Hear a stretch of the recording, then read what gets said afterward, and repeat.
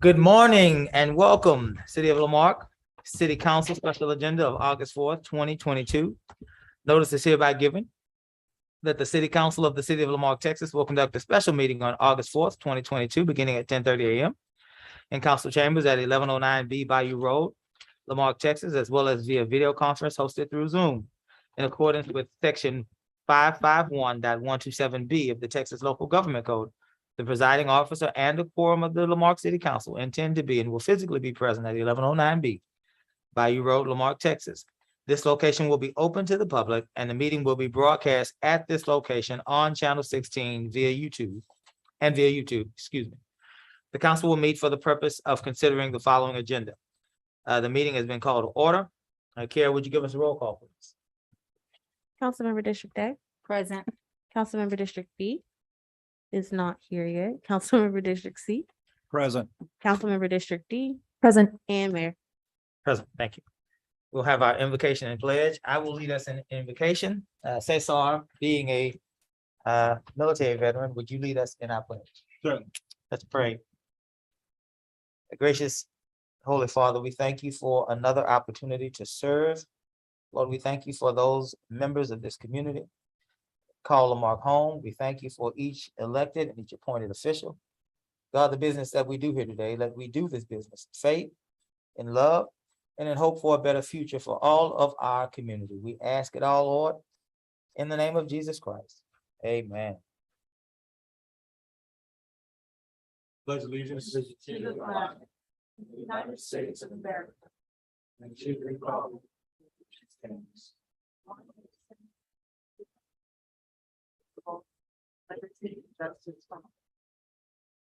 All right.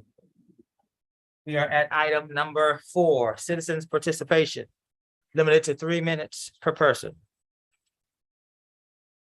Comments from the public will be heard at this time. Any person with city-related business who has signed up may speak to council. Limited to 3 minutes. If wishing to speak, give the mayor your name, the mayor or the presiding officer your full name, your address and item you wish to speak about.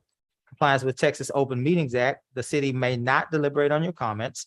Personal attacks will not be allowed, and personnel matters should be addressed to the city manager during normal business hours. If you are engaging via phone, press *6 to mute and unmute yourself that you might speak. If you are joining us via Zoom, if you have a smartphone, a tablet, or a computer, there should be a microphone icon, the lower portion of your screen, that you should press to mute and unmute yourself. If you are here in person, you may approach to my left, your right, to the podium, again, giving the mayor your name, address, so that you might have your 3 minutes to speak. How do we have any persons online wishing to speak? If you are online wishing to speak, there should be a hand mic icon that would indicate that you're raising your hand to speak. Seeing none, we'll move now to those that have come physically. Sharon Sellers. Good morning, Ms. Sellers. Remember, please state your full name and your address. Sharon Sellers, 103 Long Ridge, Lamarque. Good morning, everyone. Good morning. Tomorrow is my 70th birthday, and old people get to say what they want. So hear me out, please, because I probably won't be around too terrible much longer. I've never been one to pay attention to local politics, but the ongoing saga here has brought me into the fold. I didn't have any idea who the two major players were until the big freeze of winter before last. And I saw a man and a politician work together to feed the community and really go out of their way to do right by the people that didn't have any electricity and were in need. And it was amazing, and I was impressed. And I was very proud to cast my ballot in favor of the politician. I also watched the videos on Facebook about those two celebrating the election win. And everything looked really rosy. And then the big breakup happened. The love affair was over and nobody knew why. Everybody was left scratching their head. Since then, things have gotten really nasty. And there's been a lot of things said. Whistleblowers often get a very bad rap when they speak truth to power. They usually get beat up pretty badly. And I've seen some things that I found very disturbing, and I cannot find acceptable. The man that was standing out in his driveway for 3 days in the cold, cooking for the community, has been called a racist, a misogynist, a KKKer,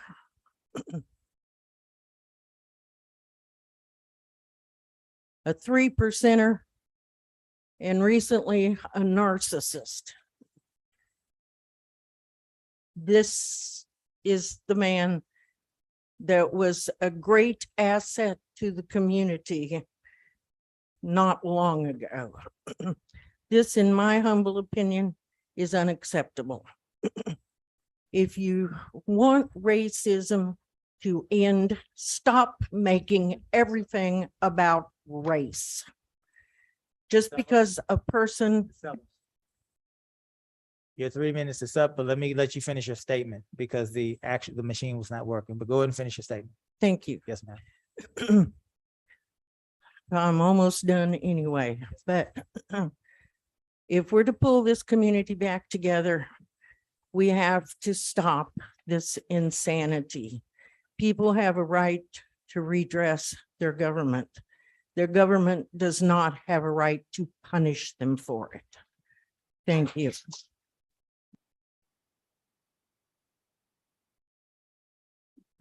Thank you, Ms. Sellers.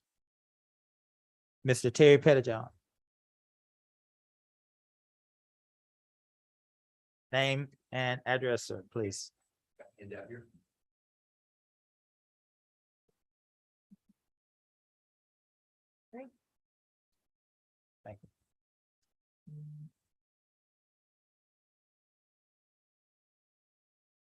And we're talking about the petition. Is that correct? Is this the appropriate time to talk about the petition? Yes, sir. Yes, sir. Okay. I've attached a 2.2 pages.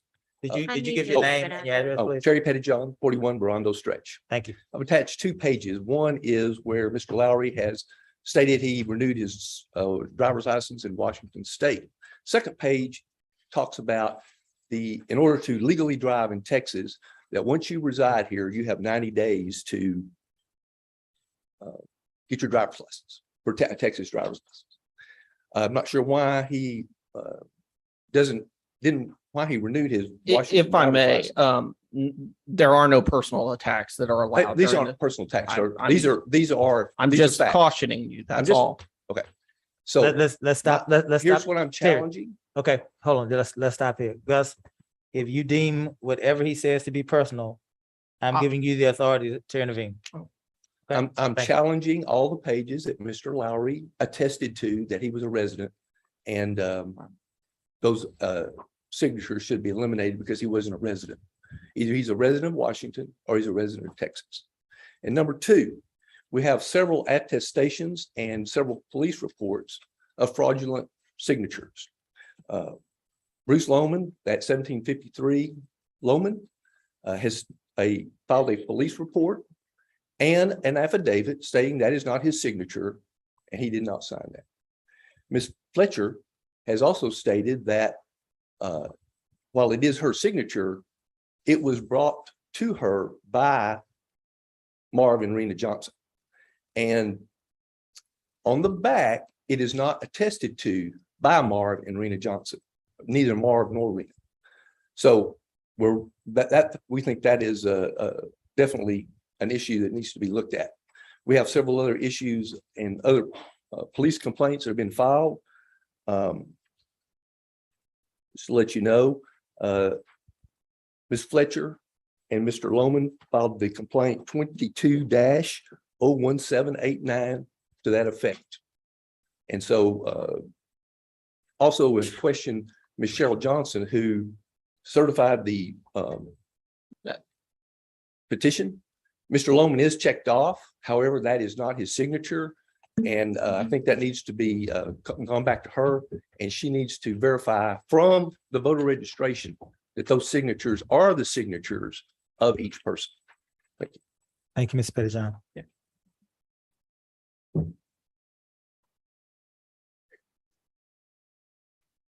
Robert Mistich.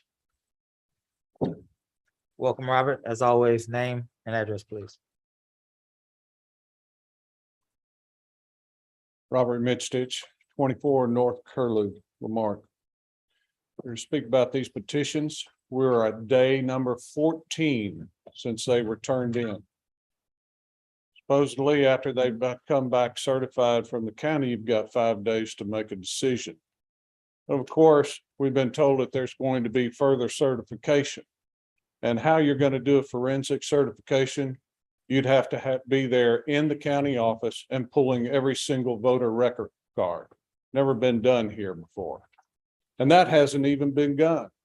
Nothing's been done. But the other problem that we've had is before these petitions were even given to council or anything, they were released to public. We have documentation from another citizen just that petitions were turned in on a Thursday. The following Monday, there was a discussion right here at this podium from an individual that said he had seen things and he couldn't even make them out. That means that the city allowed somebody outside of the city clerk to view these petitions or have access. And they also ended up being posted on the internet with dates of birth and phone numbers. You cannot pull sensitive personal information from any website of the county or the city. It's not there. And it's protected for a reason. And case law just recently in the last 2 years has extended governmental protection for employees to the public citizens. It is the city's responsibility that date of birth and phone numbers be redacted, even to be given to council. You can't share that stuff and you can't post it. And this becomes the responsibility, the first point of contact is the city clerk. So if the city clerk didn't do this, then who in this city allowed these people to see it? And we just heard from Mr. Pettyjohn. So if he's seen it, how did he get them? Which one of y'all did it? It's against the law.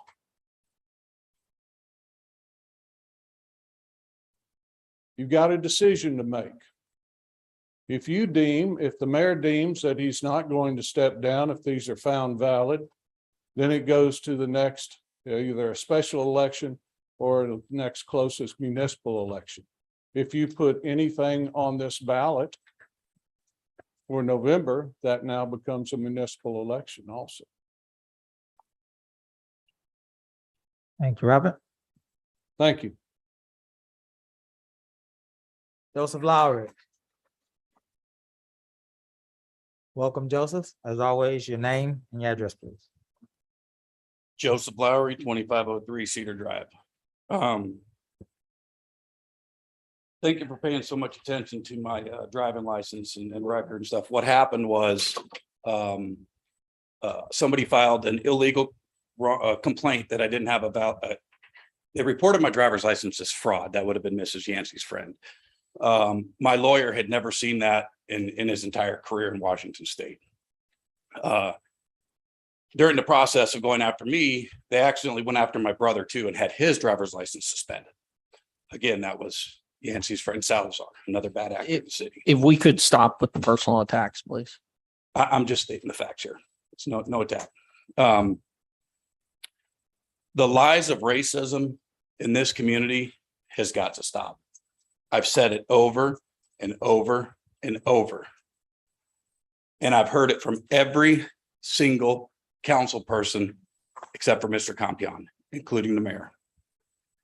Lies of a KKK, lies of a 3%er. I'm asking for the resignation of Mr. Bell and Ms. Yancey, as they are not fit to govern. I'm also asking for the termination of Kiara Nance for releasing those documents. And I also want to let the community know that when these petitions were turned in, we had to stay on our toes when you're dealing with a corrupted government. We always tried to figure out how they could try to not certify this election. And the only thing we could come up with is if they didn't turn in all of the sheets. And that is exactly what she did. She held 8 pages of documents that were signed by voters and didn't turn them in. That was illegal. You guys got to quit with it's a constant cat and mouse game trying to pull open records. You guys don't want, Loftus gets his within hours. I'm still waiting. I'm still waiting for mine. I filed at the same time. With the PD, Langford, she needs reprimanded. We need to stop personal attacks. I'm just bringing up who, it's not an attack. It's bringing up who's doing It this. is. It's bringing up who is doing these acts in the city. You're calling for their termination. The personal attacks need to Joe, stop. your time is running. Your time is running. These are the bad actors in the city. If it happens once or twice, it could be an accident or a mistake. If it happens for over a year, you're being complacent. You're helping what's going on in the city. As far as corruption, hiding documents from the citizens that belong to the citizens, it's got to stop. It's got to stop. All the games with, oh, if you want this document, it's going to be. I'm good. Finish your statement. Thank you, sir. We are moving into new business. Mayor Pro Tem, you had some things that you wanted to offer up. Are you willing to do that at this time, or is there another time that you'd like to do that? With regard to some of the issues on the budget side. Yeah. And the work that we've been doing, if you permit me. Yeah. I Go would ahead. like to. We're gonna take a step sideways. Mayor Pro Tem wanted to share some things with the council about our about the budget process, perhaps even the tax assessor collector's part in our budget process. Well, I'm looking at numbers, but first of all, let me apologize for being late. My eyes are diluted, so I see everything as one big joint group of people. I suffer for those of you that, and I know others have told me, they share this. I suffer from wet macular degeneration. I must see my doctor every 2 months, otherwise I could face blindness. So that's why important, and that's why. And I'm avoiding my shots in the eyes. So that's also always good if I keep my appointments. So I apologize for running late.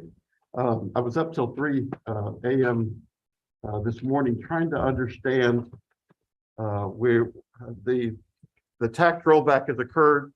It's history. We follow the law. We make our adjustments as necessary. And I think that's what we've been trying to do. The new city manager, Mr. Garcia, has been readjusting numbers, and he's cut things to the extent that we even have some situations where we can't, according to his new budget, the extreme budget, may I say, can't buy certain supplies and things of that nature. Having said that, I needed to go back and understand the numbers. The new worksheets are coming out. As a matter of fact, they were posted last night while I was working on this from the tax collectors assessor office. And they have the role, if it just follow under SB2, which is now the third year of SB2, to do a calculation of our it's our tax rate calculation, the worksheet. And that's just the tax assessor collector's responsibility to do that.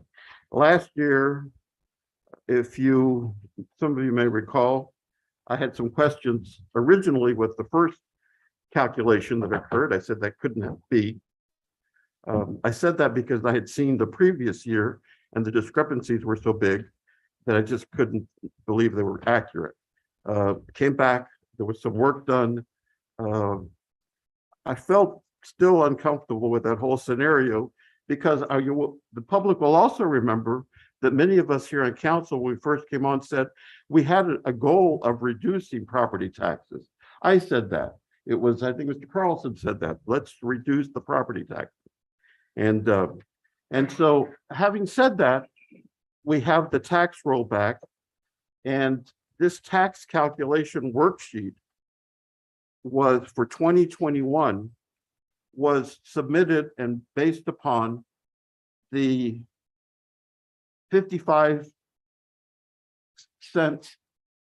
I'm not sure 55.07.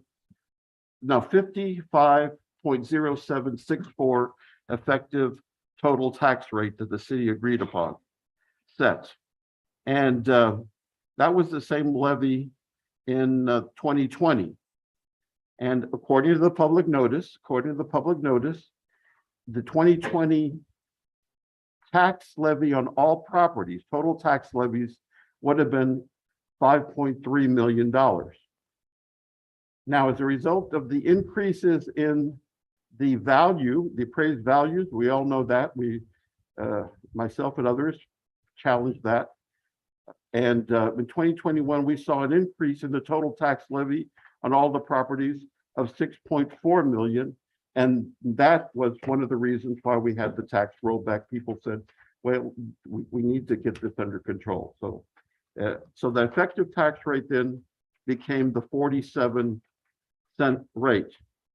Now, so this is what I'm asking, Mr. Garcia, is we have yet to see a revised 2021 tax rate calculation worksheet based upon the tax rollback. And that tax rate calculation worksheet for 2021 is necessary, I believe, because it will use the values of 2021. And we need those because that impacts those values impact the no new revenue tax rate, the voter approval tax rate, and the de minimis tax rate under SB 2. So you have to have that, annual adjustment, because if we not having that recalculated worksheet for 2021 based upon the 2021 calculations, you're going to have a worksheet that I saw last night that is based upon the 47 cents, which we have now, which our voters supported, right? But it's based upon the new appraisal rates of properties. And so we've got a gap there. We're impacting negatively, to the detriment of our residents in this city, the no new tax rate, the voter approval tax rate, and the de minimis tax rate calculations. So I would ask that we go back and ask the tax collector assessor to do the recalculation based upon the 47 cent and based upon the 2021 values for the tax rate calculation worksheet. We need that. I need that in order to understand the 2022 tax rate calculation worksheet that was just posted last night. Because as it is, and the voters are going to see it, everybody will see this. There's nothing to hide there, right? we're going to gradually start seeing further decreases. And what's I really just failed to understand, without this recalculation, last year we had a de minimis rate of the 63 cents. And I know it's Greek for a lot of people, but the 0.63 cents was the de minimis rate. This year, under the calculations that I saw online, and I think I printed them out if I brought my right stacks, but mind you, I'm blind, so I can't even see this. I apologize. It's like not even with my glasses. But if I recall from what I saw last night, the de minimis rate is actually 46 cents. So and that's because they took that 47-cent raise and they calculated using our appraised values this year. So we need that recalculated tax form in order to have an accurate understanding and accurate numbers for the tax rate calculation sheet. Now, the other thing that I saw that was interesting, and this did not happen in any of the other cities, so I don't understand why. We've got two actual worksheets posted at the tax assessor collector site. One is the one signed by the tax assessor collector, and the other one is one submitted by, allegedly submitted, but it's not signed or anything, by Susie. And I don't understand that at all. I don't understand why it's there, because no other city has a similar situation.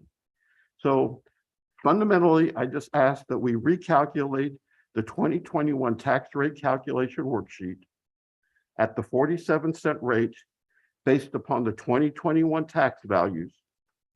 And then we make that transition then to this year, right? This current one. And that needs to therefore then be recalculated as well in order to give us, why is this important? Because it gives us then all of us an understanding of the total tax levy, property tax levy that we have to work with in this city. Make sense? Does it make sense? Complete sense. The direction that I'm paraphrasing would be, we can't get an accurate sheet this year until we make sure that last year's was accurate. And there's reason, and from what you've said, there's reason to believe that there may have been a discrepancy. I'm no math guy, right?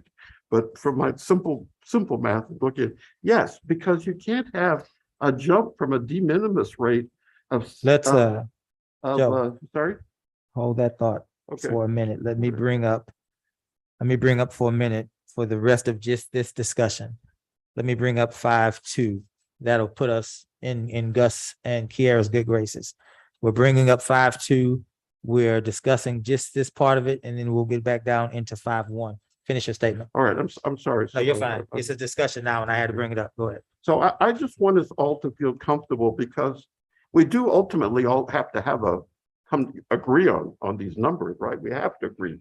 Otherwise, we're going to continue to have all these discrepancies, and I don't want that. I don't want that for anybody, right? None of us want that. So but we have to have accurate numbers. By the way, under SB2, one of the obligations imposed upon the tax assessor collector is an obligation. I look at this, but I can't even see it. There's an obligation from memory to post online the last 5 years of these tax calculation worksheets, pre-SB2 and then post-SB2. Look at Bexar County, for example, you see that. Look at Houston, Harris County. Look at smaller counties, you see those calculations there.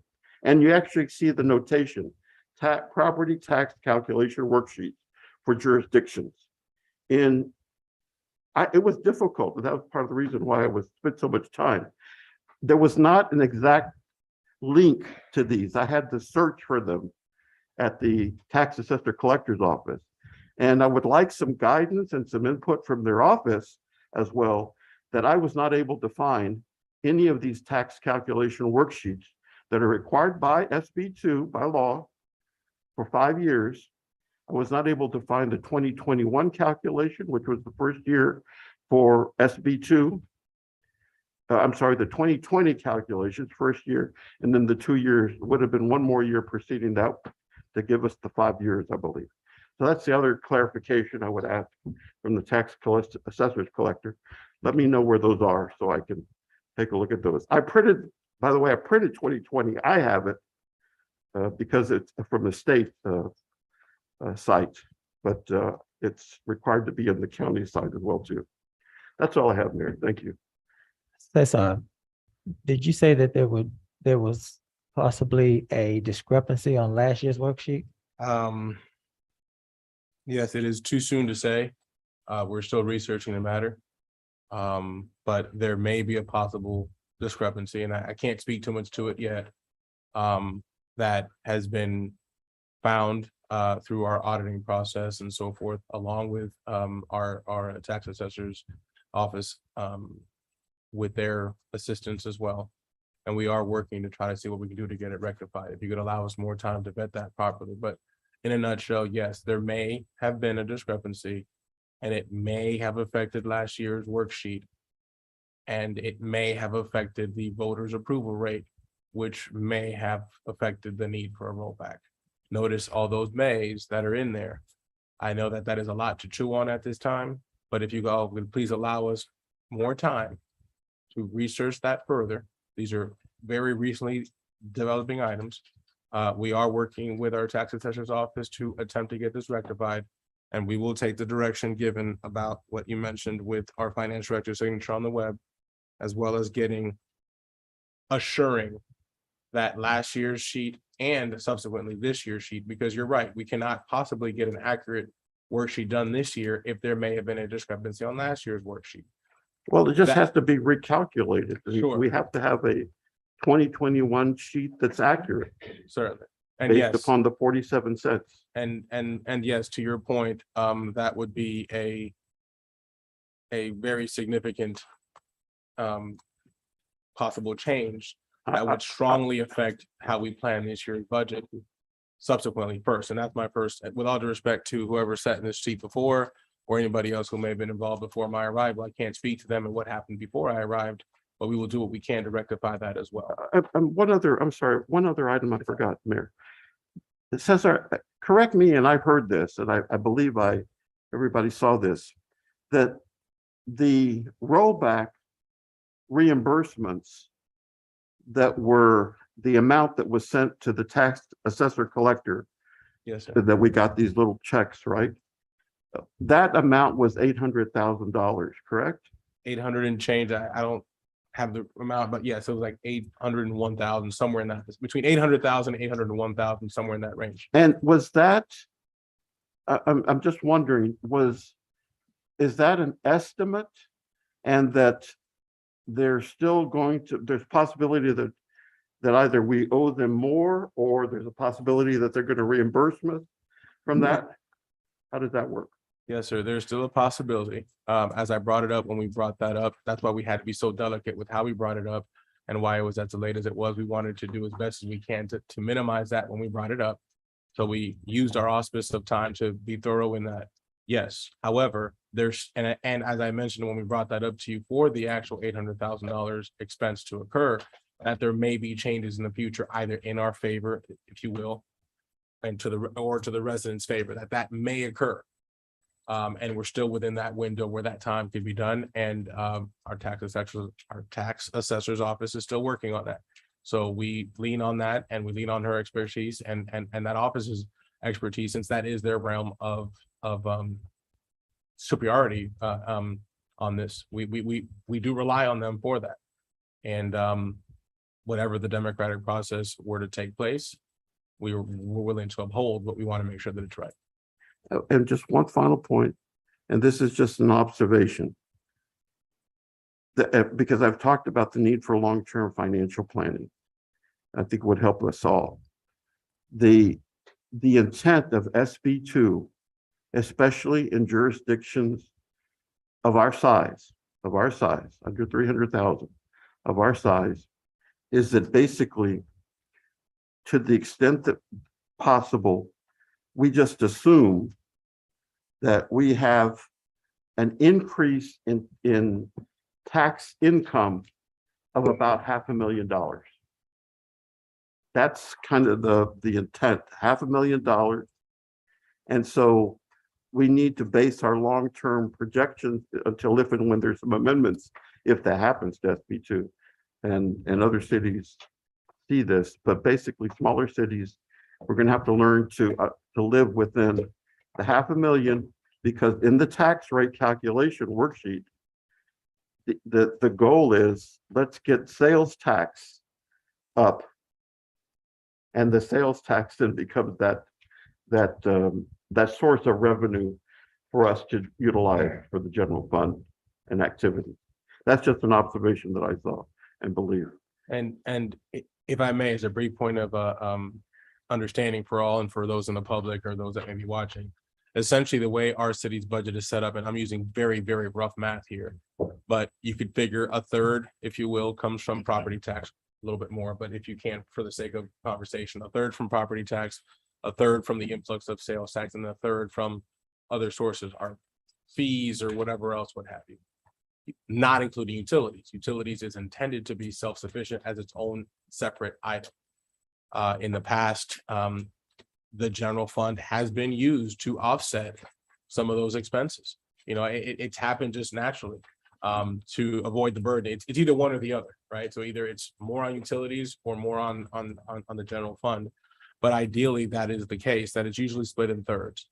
The purpose, as I understand it now, and please understand my lack of full understanding of it, but the idea for SB2 is to lighten that burden on the property taxes and increase the burden in other forms, in this case, on your user-based fees.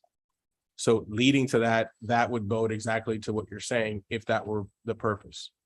And that's where we're trying to get to. We're trying to lighten the burden on the property tax for that sense. Very good. We are going to end this discussion here so that we can get back on schedule. Mr. Mistich, if you wish to speak about this item, we're going to pick the item up again later on in the day. So certainly you're welcome to return so that you can have a conversation with us at that time. Okay, let's move back up to item 5.1. Recall petition, discussion, possible action regarding petitions received by the city pursuant to the Lamarque City Charter, Article 5, and provide direction for staff. Here's what we're getting ready to do. I am getting ready to turn this over to Gus. Gus, what I need you to do.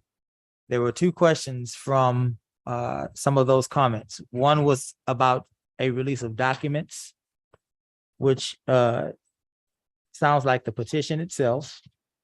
And also there is sounded like a question about the process that we are about to embark on according to the charter.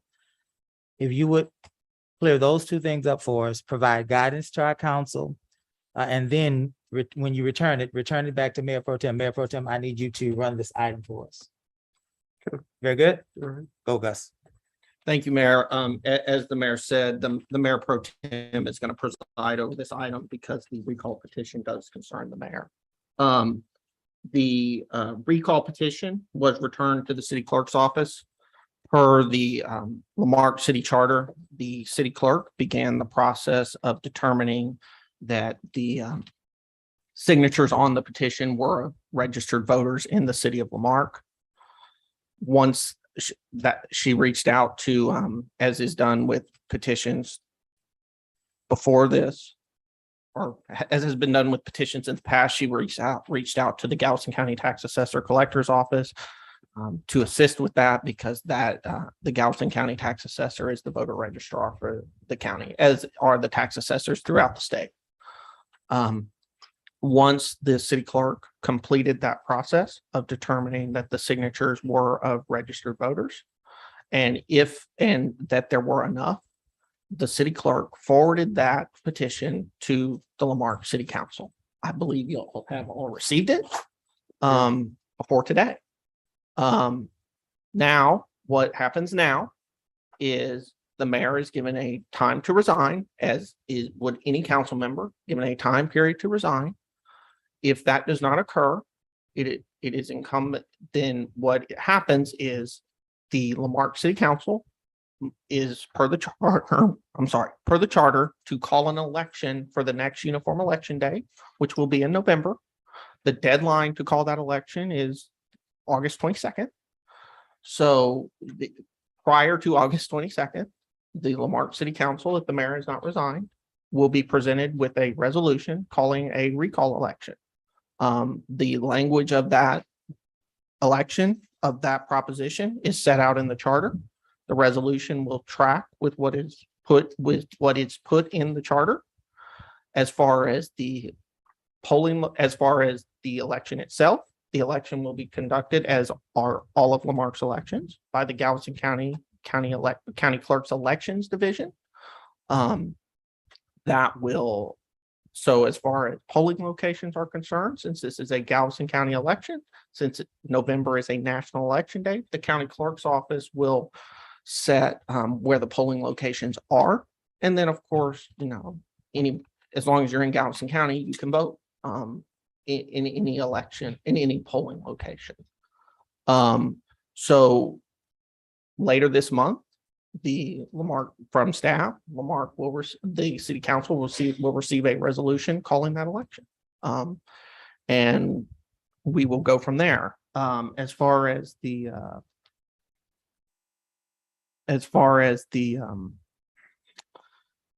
petition being released, unfortunately, we can't deliberate on comments.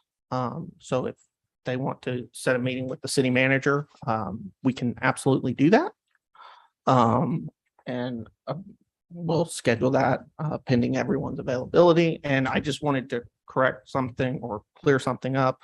What the city clerk's office is verifying is that the individuals are in fact registered voters. So, and that report, as I said, has been submitted to council, and we will proceed accordingly. If council has any questions for me, I'd be happy to answer them.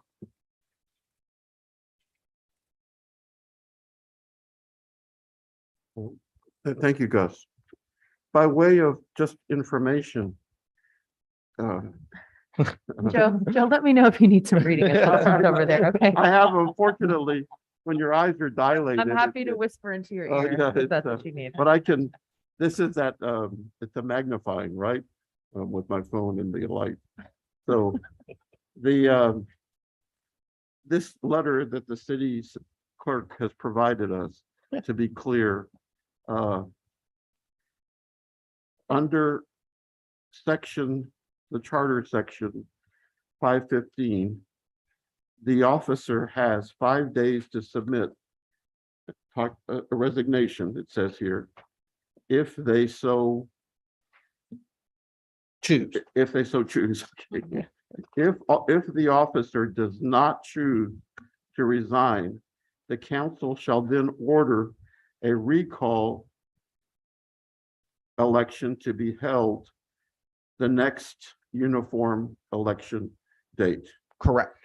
So that information is correct. Okay. Yeah. And that next uniform election date is November the 8th. And the deadline for the calling of that is August the 22nd. So pursuant to this, am I accurate in saying, and I say this to the mayor as well too, who's the subject matter of the recall. Today is August the 4th. 5 days from August the 4th. There's a 5-day period referenced here. Yeah. So he has to provide us notice by the 5th day. So I want to be clear, what is the 5th day and what time? So the 5th day is the date of the letter. It's the date that it's transmitted to the council, which is August 1st. What's on this? So I assume that's the date of the letter. Is it the first? I'm not a lawyer. It's 5 days, regardless, it's 5 days. He has 5 days to submit his resignation.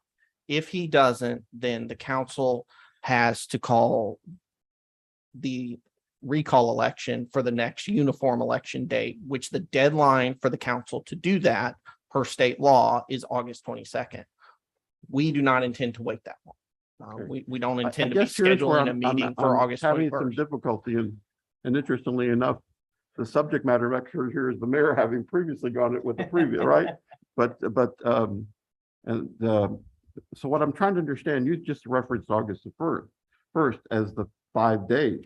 That's the date on the letter. I mean, regardless, whether it's today or Isn't- August the isn't our 1st. action item today, to be clear, is that we are accepting the city clerk's validation of the signatures associated with the recall, and that there are a sufficient amount of signatures. Isn't that the action item for us Right. today? All you are doing is accepting it. We're accepting it. The certification of the Happened. number is That the happened city clerk's previously. office. So Yes. that's our action item. We're accepting it. Right. And then from the point that we accept, that's the 5 days. That technically it's the transmittal, but I mean, regardless, we must do it before the 22nd, and we intend to Okay. get y'all the resolution to call it. And that is not the action for today. If that answers your question. Okay, that's clear. So I don't want anybody to accuse the mayor that we're trying to hide or anything. I just having just understanding the 5-day period. Today, we're going to take the action to accept the petition as having been certified by the city clerk. That's the action item. And then, to be clear, Gus, please provide us the clarity. If not today, then by the end of the meeting, as to this 5 days, I'm still. Right. So the way it works is once the city clerk determines this petition has enough signatures, she has 5 days to transmit it to the council. That has occurred. Oh, Once that's it. The one- 5 days to transmit. she has, no, Okay. and then after transmittal occurs, Mhm. the officer whose recall is sought has 5 days to resign. And if they don't, then the council has to call an election for the next uniform election date. There is not a time in the charter for the only timing in the charter is it must be for the next uniform election date. So you have to look to state law as to when the deadline is to call that election.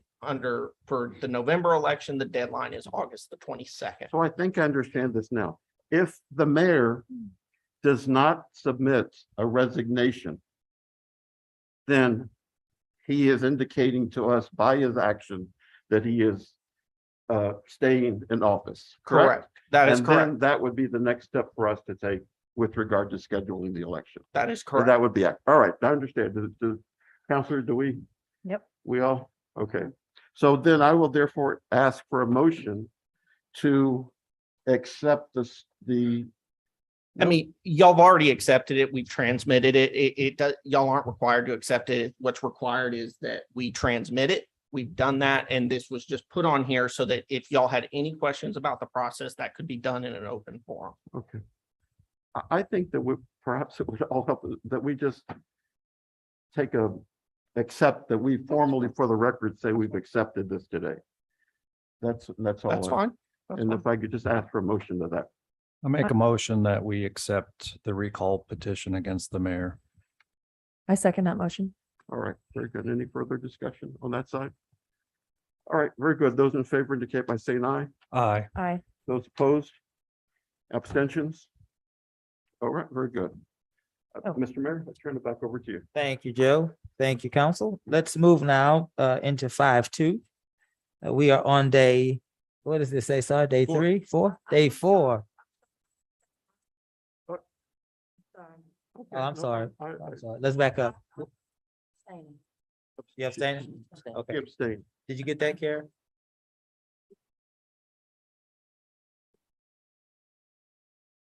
Did you get it? All right. Now, we are on item 5-2, review and discuss proposed budget. Today is day 4.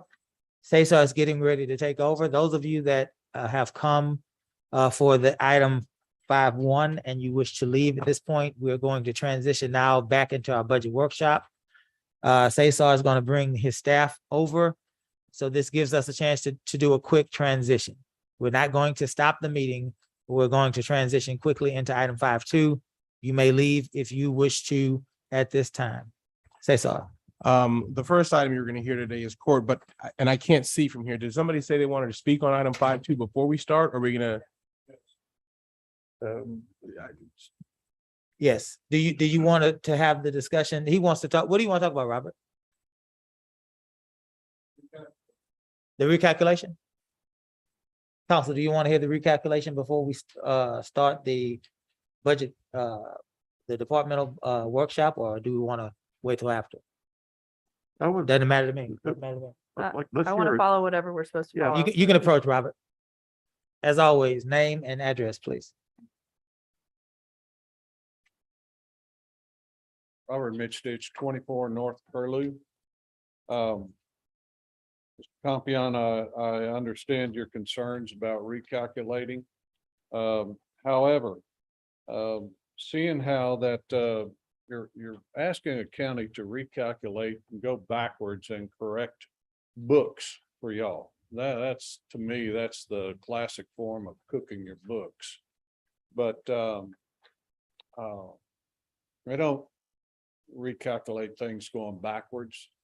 You make your changes going forward with what you've got. And that new tax rate.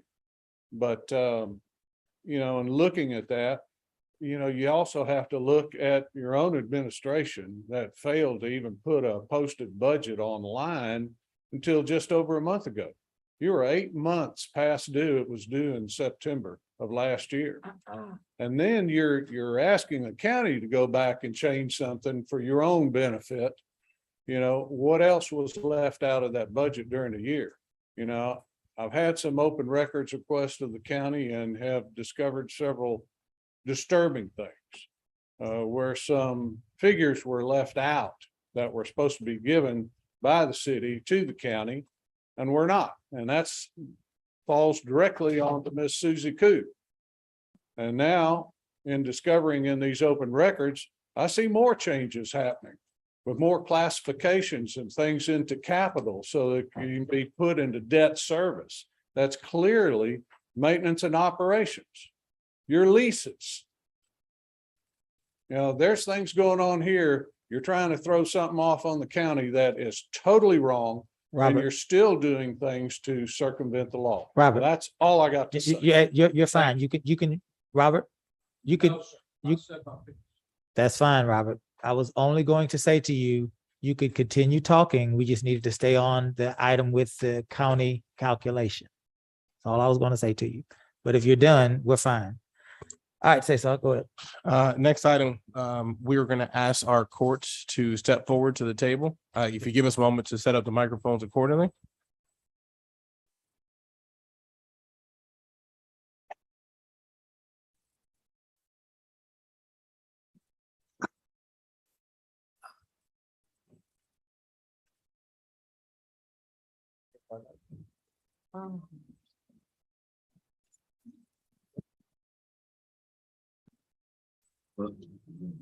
While they're preparing, we'll ask you to please go to page 62 in your budget books. Page Hello. 62 for the courts.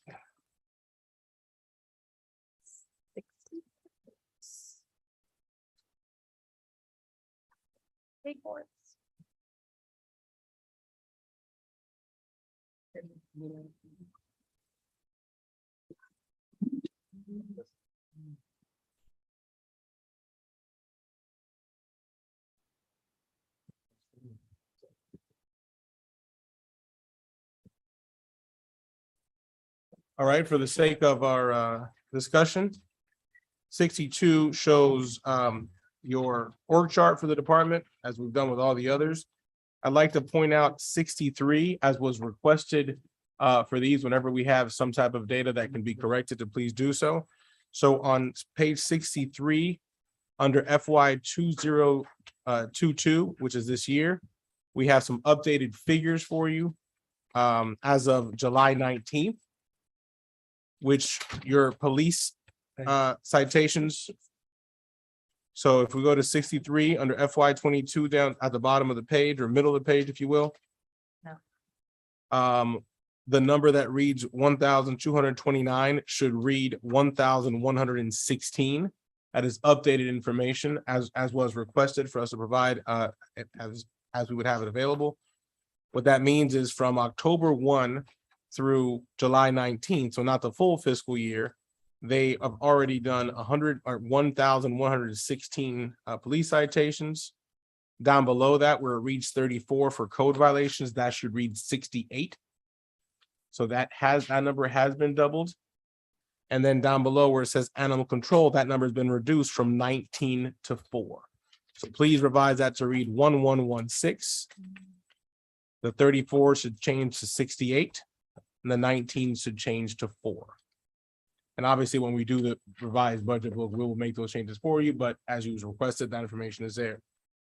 The departmental goals and objectives are listed on page 64 through page 65, as well as your performance indicators as of June of 2022 at the bottom of page 65.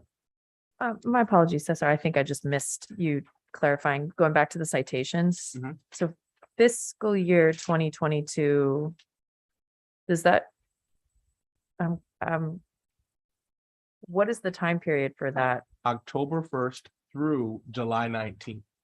So we're still currently in fiscal year 2022. So as of today, as of date, from October 1st of 2021 Am I just through being crazy? July 19. 19th. 2021 still? Well, yeah, because this, 2022. 21, 22. Right. I'm just confused about the way this is. What's the man? I'm sorry. Maybe I just was up too late last Look night. at the looking very, at very things. top, Casey. Right, but for here, fiscal year 2022, what I'm used to, this is not a huge deal. I just want to make sure I'm like got my head on straight. What I'm used to seeing is projections for 2022, 2023, because that's what we're working on now. And I'm just trying to wrap my head around what down below under citations means, because it's just saying fiscal year 2022. And I see that to mean as the one we're about to enter, 2022 to 2023. that would be 23. So we're about to enter fiscal year 2023. The way that's listed is by whatever year your budget ends. So this year, their 2022 budget will end because it started October 1st, 2021, ending September Okay, 30th. so what you're saying is that is what the totals were for 2021, 2022. Today. Today, Today, right? Because we're not at the end. From of it yet. October 1 through July Okay. 19th. It just confused me because it didn't have dash 20. Okay, I'm just trying to make sure I understand exactly what it's saying. It is what's currently happening this year from last October. Yes, ma'am. Cool. Sorry to be dense. No, no, Keep no it going, problem. please. No problem. Again, to add to the KPIs and the performance indicators on the bottom of page 65, you will notice how many of those items have been completed to date. Again, this is through this fiscal year. Your OSA reporting, they've completed 8.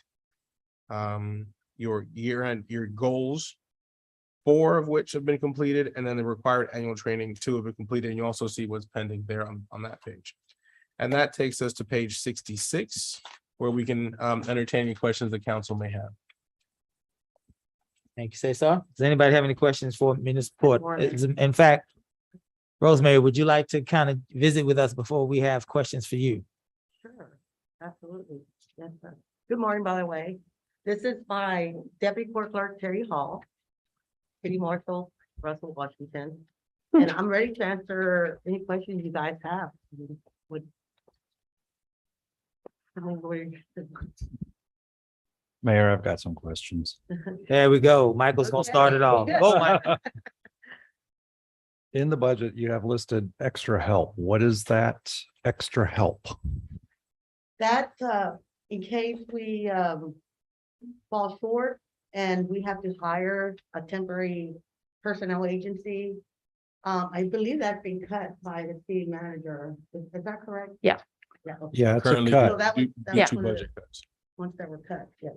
Okay, but I'm just trying to understand, wrap my head around, why do you need extra help? So, Sometimes we're loaded with citation filings or doing the warrant roundup. We might need some extra help there. so it's more admin staff Yeah. just to help out. Okay. Mhm. And then why do you have so much overtime listed? Right now, I'm short staffed. we only have one staff on one city marshal. That's what we have currently. We are short two staff, our juvenile case manager and another deputy court clerk.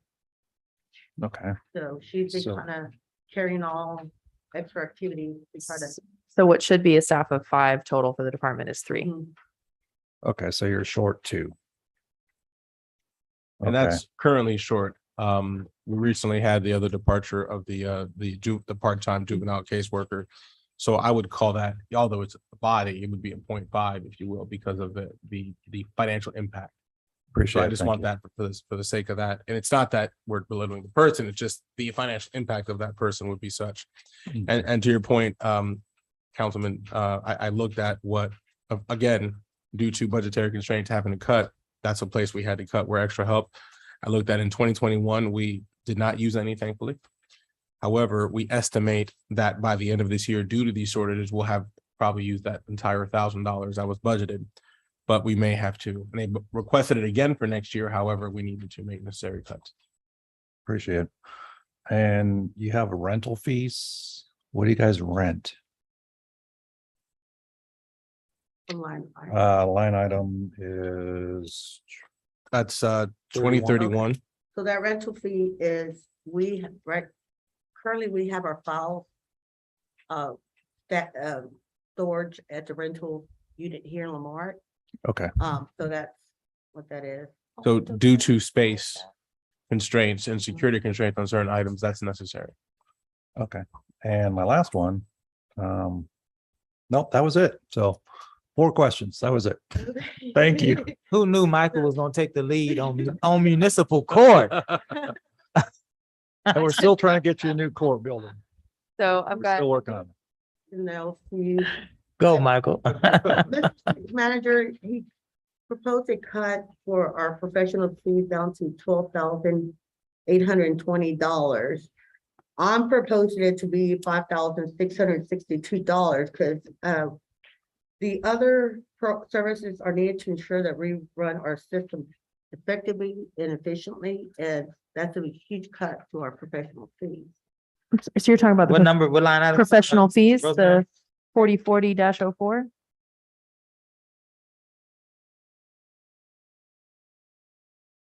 Yes, if you notice the ask Yeah. was 87,820. Mm-hmm. And due to budget cuts, we had to make that cut. And what I believe Ms. Rosemary is presenting today, that she prefers for us to consider to not cut those, but she needs them for the needs that she just. You need all 87? No, What? we can, I'm proposing to cut instead of $12,820, $5,662. So about reducing 82.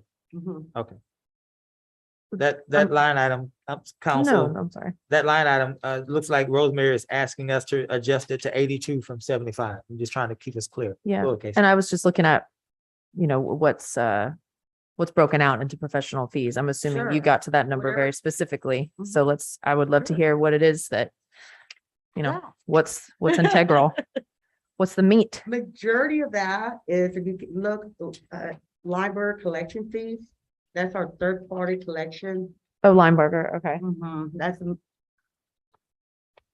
major hit we have there. But that one Essentially, we doesn't did- change. We from- did, what we did is if you look right above the second line under that area, the city manager cut, we just cut a base 12,820 from the entire request of 87. We weren't specific as to what line. Oh, gotcha. Because we just said, look, what you could do with whatever you have, can you make it work with 75? And our basis was that besides just budget, is we looked at what the actual was on the year. If you look back to page 66, the actual for the previous year was for 2021 was 103,237. And we estimate professional services to probably be closer to 122, but due to budget constraints, it was cut to the 115,850. Yeah, that's gonna be a difficult, because it looks like everything in this line item is baked in. Yes, sir. Like there isn't any room to even, like if it was fuel, you could say stop, Adjust. right? But all of this looks like it's dedicated already, like there's no wiggle room. Is that right? Well, Rosemary? That's correct. Yes, sir. I mean, is it that all of these are like flat fees for, because I'm not trying to give y'all a hard time, that's No, for no. sure. Just like everything else, understanding what does that dollar sign equate to, right? Like, and this is different. You haven't, I don't think we've seen this elsewhere where you just said, find a way to get rid of 12,820. Due to. And I mean, I get it. It's cool. I mean, I'm not questioning that, but I'm saying it does cause us to look at it a little differently. Do you, like, did y'all take a look at that cut of nearly 1,300 and decide, okay, here's what we could reduce certain things by 1,000 here, 1,000 here, 1,000 here, or how do you see that? Because I'm assuming that you got to the please only cut 5,000 or so by looking at this specifically and seeing what couldn't move, in your opinion, Gesundheit. Well. And I'm just asking, sorry, I don't know if I'm as clear as mud right now, but. No, actually, to your point, Councilwoman, I believe, to Rosemary's point, she agreed that maybe they could cut somewhere, but not all. Okay. Understanding the budgetary constraints and so forth, but also I wanted to Rosemary's point, I believe in fairness, as you see by the numbers that reflected as to what they're performing. Citations are only going up. Right. And it seems Uh, like, it looks like a lot of this stuff is the kind of thing that, I mean, I don't know, a lot of this, I don't understand what it's saying because I don't know what Tyler Encode Content Document Management Suite is, but I'm assuming that's like fee based on like paying for a service. It's not like you could cut some corners to reduce it. Like, is a lot of this stuff just flat payment for a service or for Yeah. use of something? Like Tyler U and virtual court subscription fee, that doesn't sound like something you could cut, right? Like, it sounds Actually, like that's one of the things I'm cutting. okay. That's one of the things Okay. that was agreed to. Okay. But what I mean is like that I was wondering if that's something that's like, you can't negotiate the price. It's like, it costs that or it doesn't. We decided to cut that because due to the fact we don't utilize that in. Okay. Justify the cost. What are some other things you were looking at cutting? Again, I apologize if I'm sounding like No, hawkish. I just want to be able to. What else are you going to cut, Rosemary? Who is it? Just, so virtual court subscription fee, what else were you thinking of? oh, yes, ma'am. The video magistration we're cutting. The what? Video- Oh, Net Protect. Protect. Okay. Mhm. Tyler, you were cutting. What's Tyler U? What is It's that? It's a educational program for new clerks to teach Oh. them how to use Encode. So Oh, decided to cut that. bummer. this year. Budget cuts are a bummer. Okay, keep going. And that's all I have. Okay, Mr. Washington would like to speak on. the- please. We looked at a few. Rosemary asked me about how much fuel we use as far as that one particular vehicle that we have. And we usually using about a tank of fuel every week and a half, almost 2 weeks. So Okay. we're trying to save on fuel, Mhm. being direct on that. Also, uniform purchases, things like that. I was able, I think last year to purchase a number of different uniforms that'll carry me hopefully for the next year and a half. And Okay. we might have to replace some pants or something like that. So we're looking at that. Also, as far as maintenance on the vehicle, we're trying to make sure that we get those cut down also. Okay. As far as tire replacement, trying to repair what we particularly have. The vehicle's in good working order. But we trying to be real fearful about not spending too much. Not Okay. every time you look around, it has to go to maintenance bond and maybe racking up those costs over there too. Okay. So we're trying to be real protective, especially on Alright. vehicle reimbursement and things like that. Let's see. One thing that's, I think that's hidden, and I think she looked at was postage. I do know that I'm the one who normally does the mail.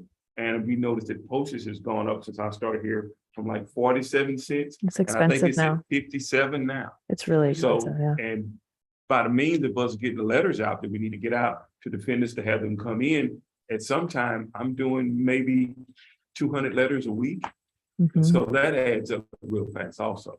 Okay. So we're looking at maybe figuring out some other kind of way, maybe some hand delivered or something like that when we don't have used so much as postage, because that has gone up quite a bit in the last number of Mhm. years that we've seen. That's a tough one, but then hand delivers means more fuel, I would assume. So, okay. Well, I'm done busting your chops about those line items. Oh, brother. All right. This is where the real work began. So, may I, Mayor? Whoever wants to go first. Just on that, to Mr. Washington's point, if you look at your postage line item, already what I would call 9.5 months through the fiscal year, we're estimating that they are going to be at 2,000 because thus far to date, they have expensed $1,312 total in postage. So it is consistent. Again, along the lines of reduction in service to keep up with what we're doing. They did estimate that they would need more because of the growing number of cases. In line with that, if you look at proportionally for what 9.5 months last year would have been with last year's citations versus this year's citations, they're technically at a plus 173 is what would have been. So technically at this point last year, they would have been 173 lower than what their total was. Just doing some rough math to that extent. So again, not to, I want to commend the courts for, taking on the challenge to make cuts wherever they needed to. They are operating as best as they can with what they have, but they are short some bodies and we do need to look at that if budget were to allow. And to that point of the, being low on staff, I'm assuming that the search is already on for those new positions. No? Are you anticipating filling them for the new fiscal year? Out of respect to the situation that we're under with our current financial constraints, until we hear otherwise, at this time, staff has taken on the challenge, unfortunately, to absorb the extra work amongst themselves until the budget allows for us to fill those positions properly. I'd like to propose that we can use that overtime with our request, due to the fact that she's our kind of work Okay. over. She's one person in the office. And Okay. also, if the budget allows, just to note that since this person's that is no longer with us, the juvenile person, it would be funded by a separate fund that we right now, due to the recommendation of our courts to maybe whenever we have the number of cases that justify that, fill that one then. But if the budget did allow to fill the other deputy clerk position, that we consider doing that if budget allows this year. Okay, well, so I have a couple more questions then, because the way this looks, it looks like we would be approving 5 positions. And what you're telling me is that, no, we are planning to go into the next fiscal year with 3, maybe going to 4. That would be correct. And Okay. also noting here that one of those 5 positions Was is funded from a separate fund. Right, but I mean, do you see what I'm saying? No, like, Yes, if we approve this as is, it says Yes. it's 5 positions, and then help me understand why then.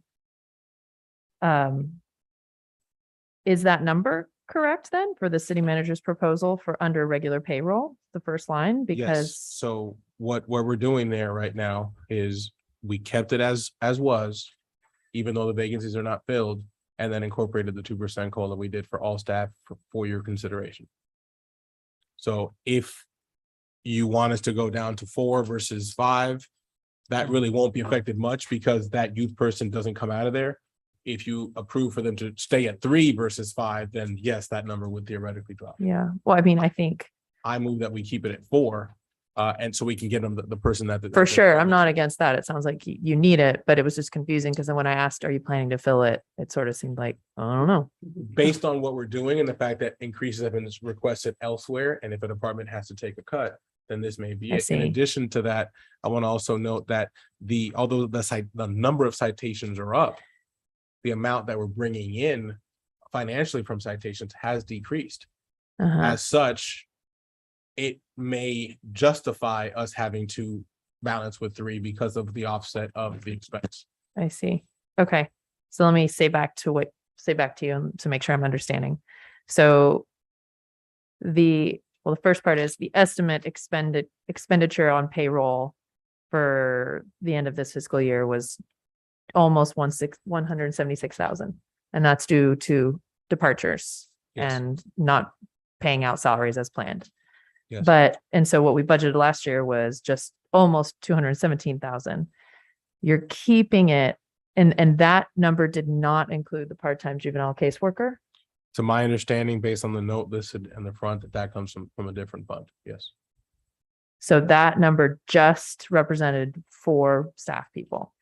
That is correct, to my understanding. I mean, Susie, I believe you, but I think we can should you- check that. Susie, 'cause- can you incorporate if you absorbed the funds there and just backed it in from the separate fund? If that number of the 225.42 absorbs all 5, and if I'm wrong, please correct me, or does it indeed offer the 4 people, not including that back fund from the separate fund that the youth juvenile Yeah. caseworker I mean, is? my making? memory, I mean, Rosemary, y'all worked hard for that part-time juvenile caseworker. And I remember, if I remember, the funds came from those like $5 payment, the fees, right? It was, I don't know where that's represented, but, and I agree. I mean, I'm not saying you're wrong. I just like, since we're nickel and diming it, if it 23%. is in there, then let's take it out. Cause maybe then that's easily your $12,000 cut or something, you know?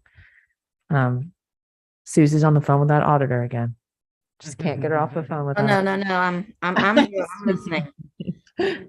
I just, yeah, so you probably heard it clearly enough, but I'm just asking, does that final city manager's proposal for payroll of this year include the juvenile caseworker or not? I'm asking, what exactly does it encompass?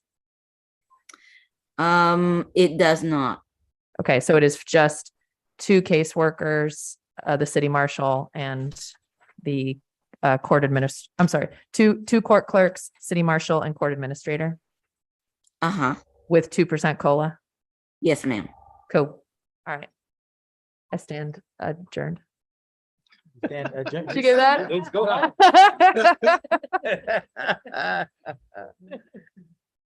All right. Council, go ahead, Joe.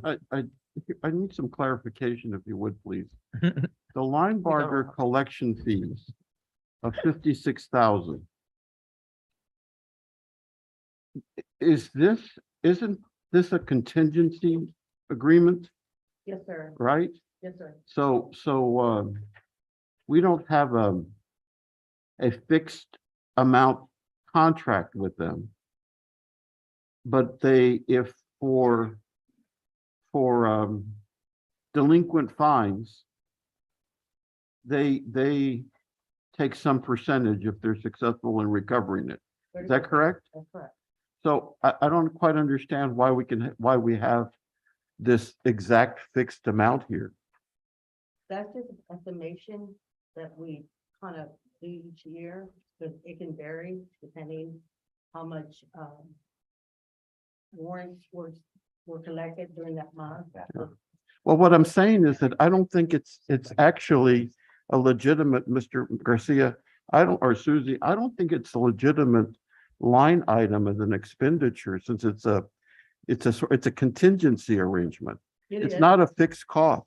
We've always had it under professional fees. Susie, can you help me on that? If I may, while Susie logs on, I believe that the reason for keeping the number the same, it's an estimate based on average collection. So no, you're right. It is contingent. However, we needed to put a forecast as to what it would be. And then the forecast would have been adjusted by keeping that number at that amount based on what they believe percentages dictate. I know, but when I see this, I feel that you are asking us to fund this line item. And that's so what is the process? So is the process that Linebarger collects all of our back taxes and back liens, and they in essence deposit them into our account, and then they bill us and it comes back out of our account? That's pretty much what. So that's what the mayor pro tem is asking. It's like, if it's contingency, it seems like if they take, let's say 20% and it's $100, then they would keep the 20 and give us the 80. But you're saying they give us the whole 100 and then they invoice us and then we have to then, okay. Did that? Well, I know, but it's Yeah. still not a fixed amount. No, it's not a fixed It's amount. Yeah. income that's generated, period, right? Yeah. It's income that we would not have otherwise received.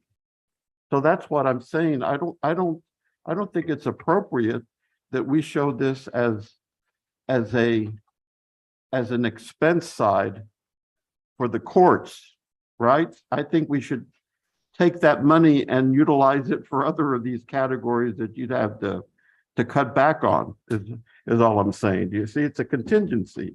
It's whatever is there. If they don't collect anything, that would be zero then, right? So, but the city's not, we're not asking, what this Yeah, looks I see like what you're is, saying. Let's get Susie. Yes, sir. Can you help Mayor Pro Tem, the way that he's Yes, thinking? about I this? see what he's saying. Okay, can you help us whether or not that's legal or what the processes are? Well, here's the situation, Mr. Compion. I think we can work it out with Linebarger in their billing department, where if they can invoice us differently, because the way they bill us, it's all lumped together. right, And if you're gonna bill us all lumped together and you're providing us a service, that is the definition of an expenditure when we pay them. So if we want to work it like the way you described it, then we can ask Linebarger to split what their collection is, whatever they're collecting. And then here is the true services that we're providing, the 20% or 30% commission fees that they are retaining for their services. But that will need cooperation from the Linebarger's firm. And then if they're willing to work with us like that, then we can change the way that we record things based on what you just described. Currently, they're lumping everything together in the bill, and there's no way that we can tell, well, which part of it is commission fees and which part of it is true collection. yeah, no, I understand that. Well, Okay. does it make sense, guys? I'm just asking. No, I get what you're saying. It's yeah.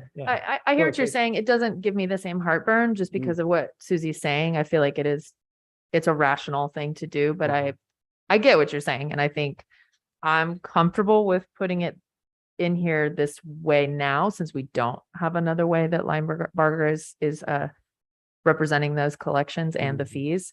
But I say if they're amenable to changing it, then yeah, I'm down for Then it that. doesn't become our obligation here on this in terms of. I think finance. it would make, I do think it might make it clear that like, this is not just a standard fee we pay. Yeah.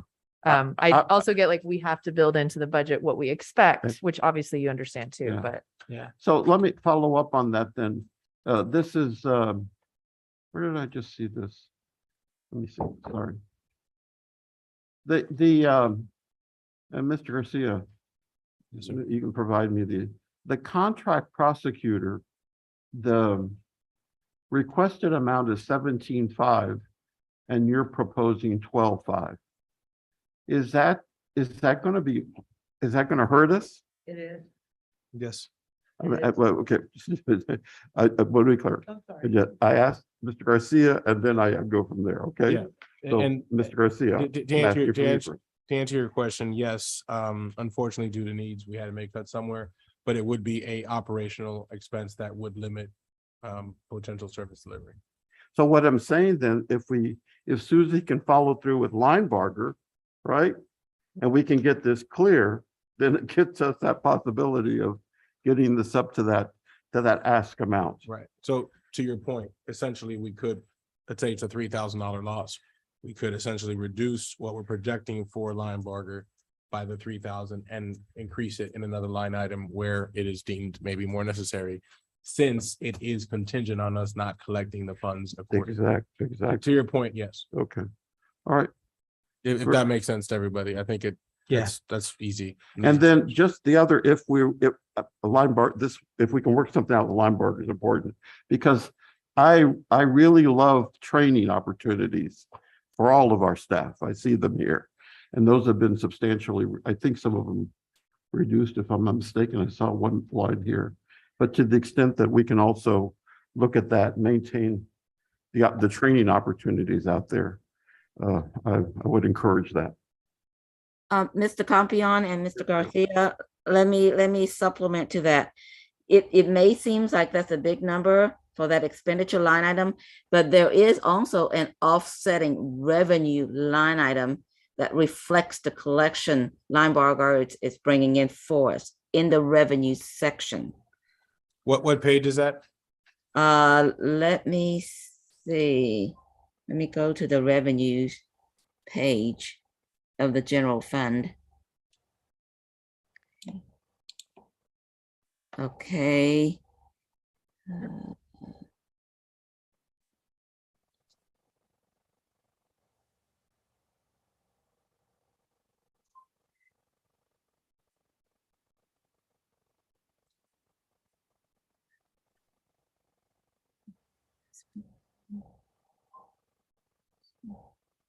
Rosemary, if you can find it faster than me, by all means.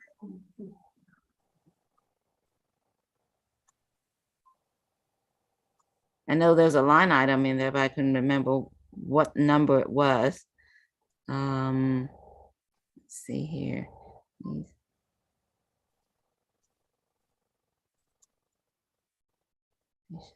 Okay, 01. Oh, let me see. The page number is 28, page number 28. And then let me see. It is 01-34-21-0000.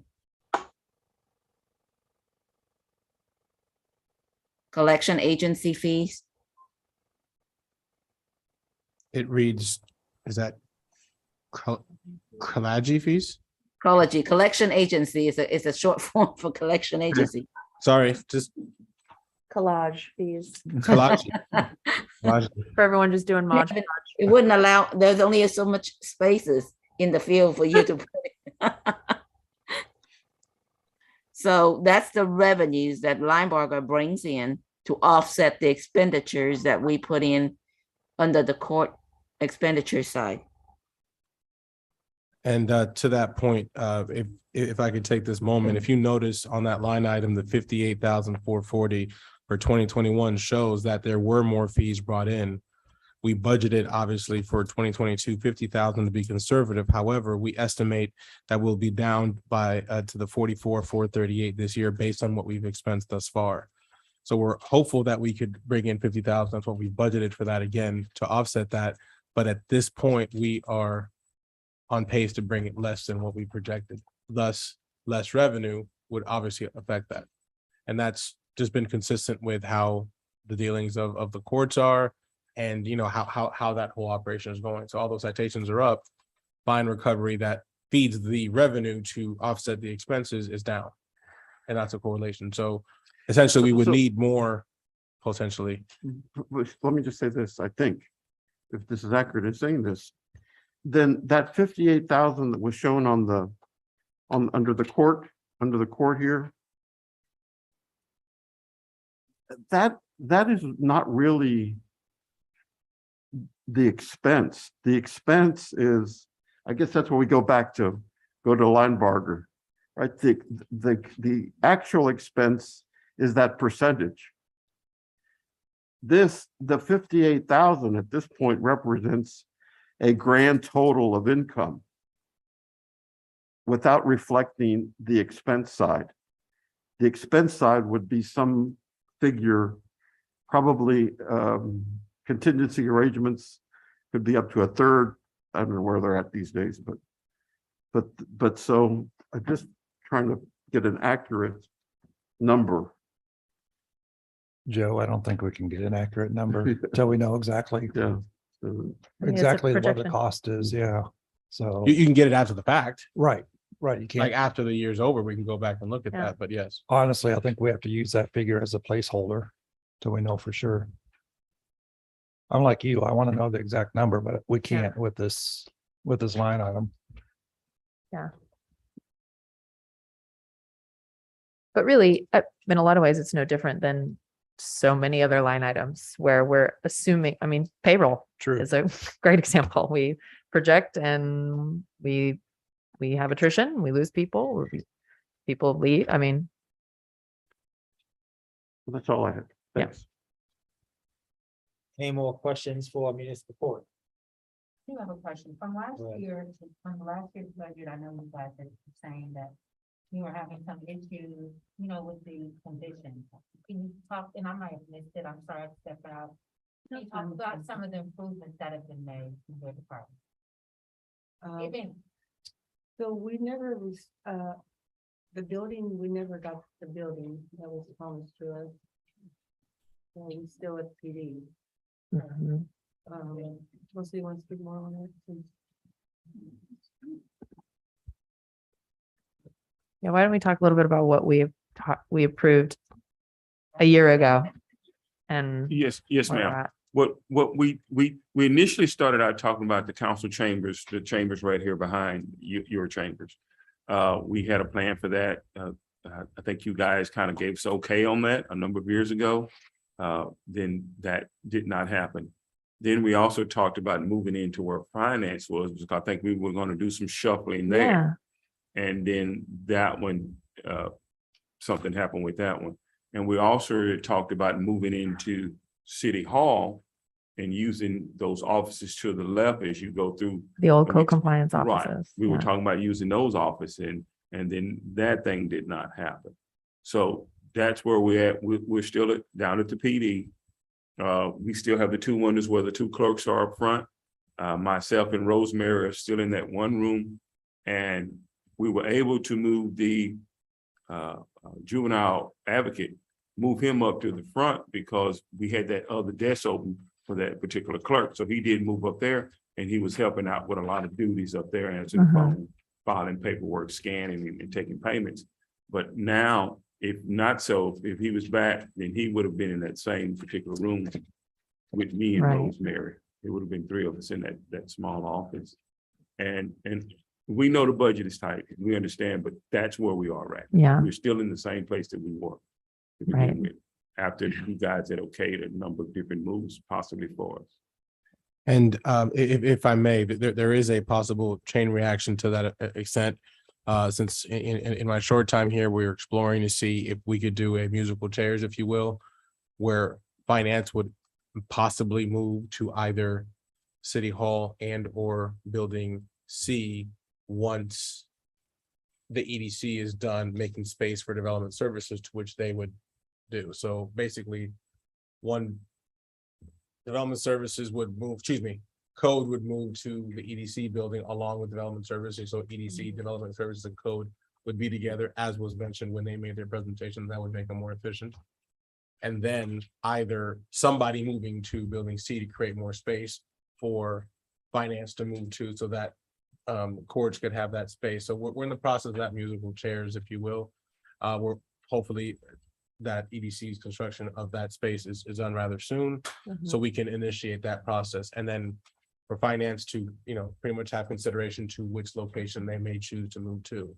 That, or the idea of moving courts to City Hall, but that creates other challenges because of the nature of we which who talked they about visit that. with and so forth. So I guess you've had that discussion before. Yeah. So having s- Unfortunately, we've had this discussion over and over again. I can only imagine how many times it's happened before I was here. I mean, I think We're hopeful to have some type of move initiated before the end of the calendar year.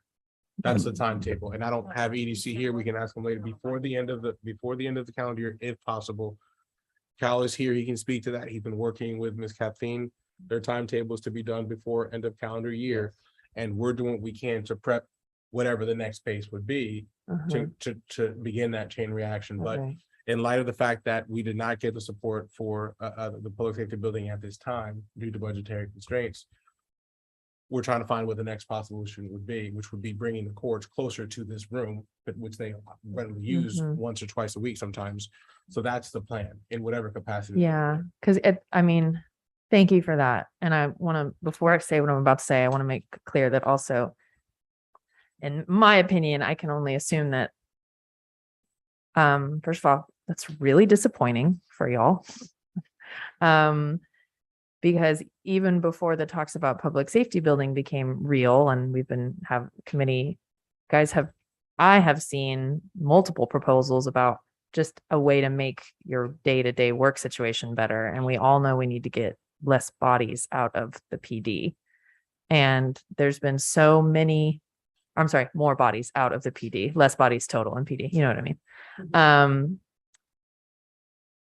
And in my memory, I mean, man, I'm sorry, y'all, because this is something we've talked about practically every year I've been on council. I know we've talked about this. And we approved it last year and the year before, making changes when we felt pretty good about our balanced budget. This is nobody's fault. Like, I also think I think it's the nature of a giant machine that is a city, and other things come in and just become the biggest priority. And we all know the turbulence of the last year and a half. This is definitely one of the things that gets shuffled to the bottom. But how can we make a real blood vow right now that we're going to come back? Like, this just can't be another year that they come back and say, we're doing the same thing. Councilwoman Yancey, I'd like to, hopefully for a sense of comfort. Hey, and I that's have Kim. not, I'm not Yancey. I mean, I'm sorry, Casey. Sorry, I apologize. To hopefully have some light of that, although we're facing the budget cuts due to SB2 and the rollback, we feel very comfortable and confident that we will at least initiate the first phase of that move before the end of calendar year.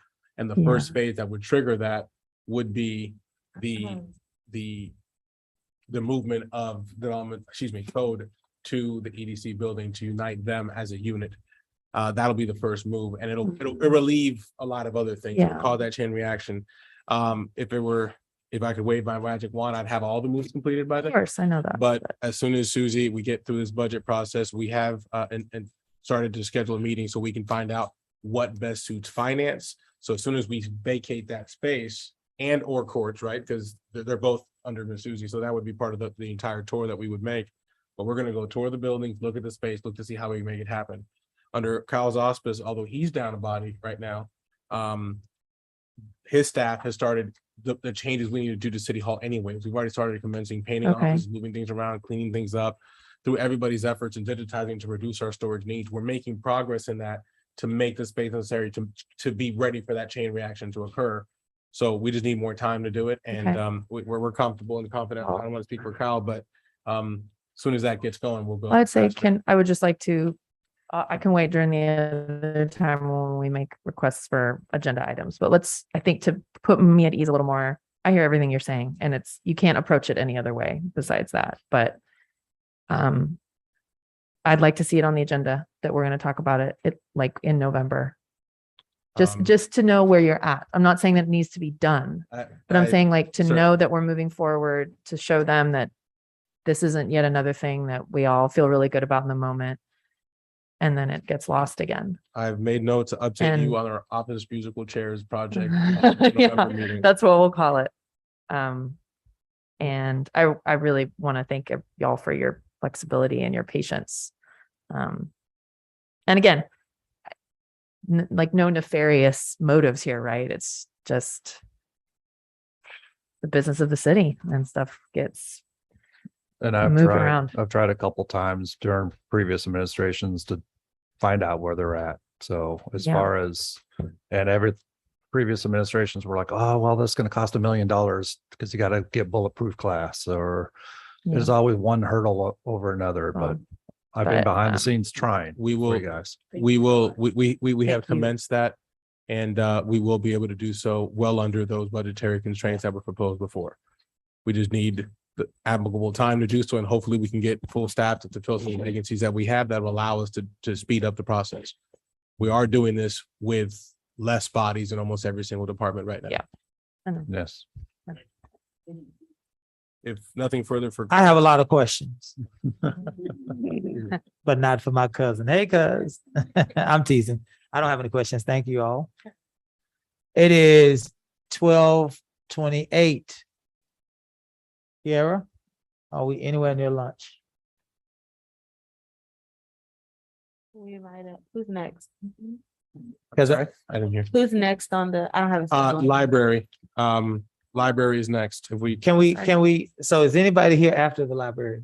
Because after the library, we have my budget, which is the easiest one of all. We could probably knock both of those out in 15 minutes. No, I just want. My issue is I have to step away for Certainly. Yeah, I want Casey to be here for the library because that's one of her it's my favorite. important departments. It's not my favorite. If you would like, for the sake of time, to catch us up on the back end, unless you want to be here for. I mean, actually, I don't want to hold everyone up. That's totally unfair. No, give me like 2 seconds. Because We in- delayed a little bit. We thought this morning. would Yeah. take A little longer than it. But If- I am gonna step away. I'm so sorry. I have. would you like us to, I mean, and again, no disrespect to Ms. Amy, who's already here, would you like us to tackle the city manager project to get caught up on time, to buy time? I don't care. You make the decision about what's Okay. best for council. We'll I'm figure it gonna out. step away. We'll figure it out. Thank you so much. My Thank you. apologies. No, you're fine. You're fine. Movement workshops this week was hard for me. Yeah, you're fine. Okie dokie pokey. I tell you what we can do. I tell you what, did Rosemary leave? We forgot James. Somebody please say so. Can you ask somebody to get Rosemary? I got JB leaving. Did you had something for Rosemary and them? Yeah. Okay, let's fill the time that way. There you go, James. Yeah. Always solving problems. I think the budget looks pretty good on the municipal court. James. If y'all go to, James Osteen, 2012 Giordano. There you go. Thank you. If you go to the municipal court on page 66, y'all might want to take a second look, city manager might want to take a second look at workers' compensation. In 2021, it was budgeted, that's what it was actual at the end of the year, it come to 1588. And in 22, it was a budget was set at 576, but it went to 2052, which is like $1,500 over. And when I look at what 2021 was 1588, and it went over $1,500, and you only have 619 there. That might be low, and that might you don't want to you want to try to hit your budget, so Certainly. y'all might want to look at that. Certainly, due to the nature of what that department handles, their workers' comp rate is higher. We're hoping to see if we can get it readjusted. But at this time, to Mr. Osteen's point, we may have to consider increasing that if we don't get that done by October 1st. Okay, cool. James, while we have the team here, did you have any questions specifically for them? Rosemary and her team? The team, Rosemary behind you. Did you have any questions for them? Okay, we just want to make sure that y'all were available for citizens. And since you just came back in, I do have a question, Ms. Rosemary. Is the court utilizing all available methods to collect fines?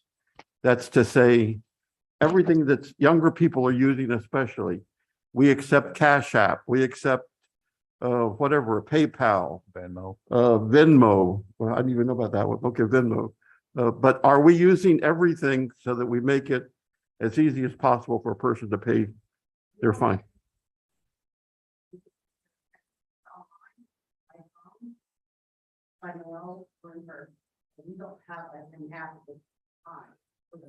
So you're actually, we're not utilizing all the current technologies. If you go to other courts and look at them, you'll see Austin, for example.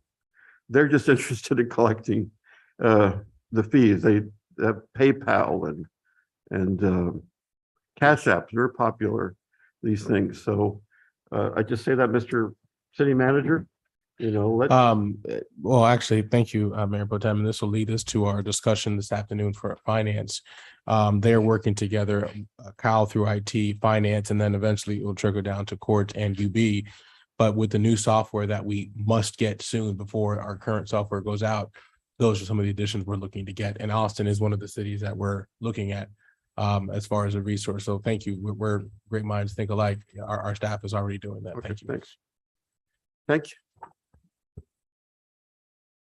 Thank you. Thank you. We are at a stopping point. Council, let's see, we want to save the library, if that's okay, Amy. I know you patiently waited for like 3 months already, it seems like. Do we want to look at CESAR's budget, council, or do we want to see what Kiara has to say about our lunch? Do we need to do one more department? Barring any questions, ours should not take more than about 5 minutes or whatever questions we have from the public. All right, Jen's gonna fix it. Come on, Jen, tell us where you got all the money, you paid all the bills. All the streets are paved now. Planted money trees. Yeah, you planted all the money trees. Yeah, I know. That's right. That was just last night, right? I did it in my yard though, so. All right, what page? Page 30, 34. All right. Technically, 34. it starts on 29. You'll see all the accomplishments there, but for the sake of time, we can go through that. We are not looking at any proposed changes due to budget. We have had the discussion of adding somebody to be either a grant writer, a project coordinator, or both, but we would do that under a separate line item. Fast forward to page 33, those are your cuts that are presented. No different from every other department. We led by example through our proposed cuts and what we propose them to be. So we wanted to share those with you and what the specific line items are. You will notice any fees that have been put in. We have made significant cuts in the area of professional fees. Is one of the main areas where we made some cuts, as well as school and travel. Due to budget cuts, we're looking at either doing more virtual trainings if possible, and or reducing those expenses. Be it we go to a cheaper hotel, or we carpool, or we don't use per diem, whatever the case is, we're willing to lead by example in that case. And that concludes the actual cuts that are proposed all the way through, as well as subscriptions cuts, as well as all the other cuts that are listed with the contingency emergency fund. Originally, we put $50,000 each year. Due to budget cuts, we were hopeful, and as much as we should put $50,000 in there, we had to cut from somewhere. And I'd like the record to reflect that we are no different from any other department. So we made those cuts accordingly, as well as the internship program of the 25,000. As you mentioned before, we took that out of youth programs directly. So hence that program. Okay, so it's still viable. It's still viable, but It's coming from a different coming from source. a different source. Yeah, say so. I have no idea what's happening with your budget. And it's disturbing. We go from actual fiscal year 2021 and $573,000 in payroll, looks like. Now you're proposing $95,000 in payroll. That's not your salary. No, it is not. And you have Jen. We So wanted help the- us. We wanted the record to reflect, since a lot of the tasks that are being conducted are utility based and charged from the utility fund. Some funds are there. Also, I wanted to reflect that back in 2021, the budget had additional personnel. And if you look at what your sheet was on page 30, at the time, you had 2 assistant city managers. I have now absorbed all those duties through myself and through staff. And although you had a receptionist at that time, that is bumped up to an executive assistant, which has been in existence since last year. So consistent with last year's budget, we did not make any suggested changes at this time. However, there are some things that I would like to bring into fruition, and I can discuss some more probably towards the IT side, because it does affect us in some way. So hold up. Just let me jump in and straighten this out. I still don't see, and maybe I was thinking and listening. I don't see Jen's salary. I'm getting to a point. So just really quickly, where's Jen's salary? It is in there. However, Susie, correct me if I'm wrong on that calculation on what we did there. Ours is similar to yours, the situation. So then what we're saying is that since a lot of my roles and her roles back to the point that was made by Mr. Misich, where he feels that we should soften the load on the general fund. And it's not just Mr. Misich, but many residents have said this. We should soften the blow on the general fund and make it more user-based, based on our responsibilities. That's an attempt to do so. Yeah. So you're suggesting, let's be clear. Because you as city manager and Jen as administrative assistant, because y'all interact with the members of our utility fund, because you supervise them, in fact. Yes, sir. And Jen supports that effort, in fact. Yes, sir. Part of your salary and part of Jen's salary can come out of the enterprise fund. Is that what you're saying? Yes, and with Susie's support on that, I can affirmatively answer yes. Okay. Is that Susie, and Susie can answer it, and then I want you to answer it.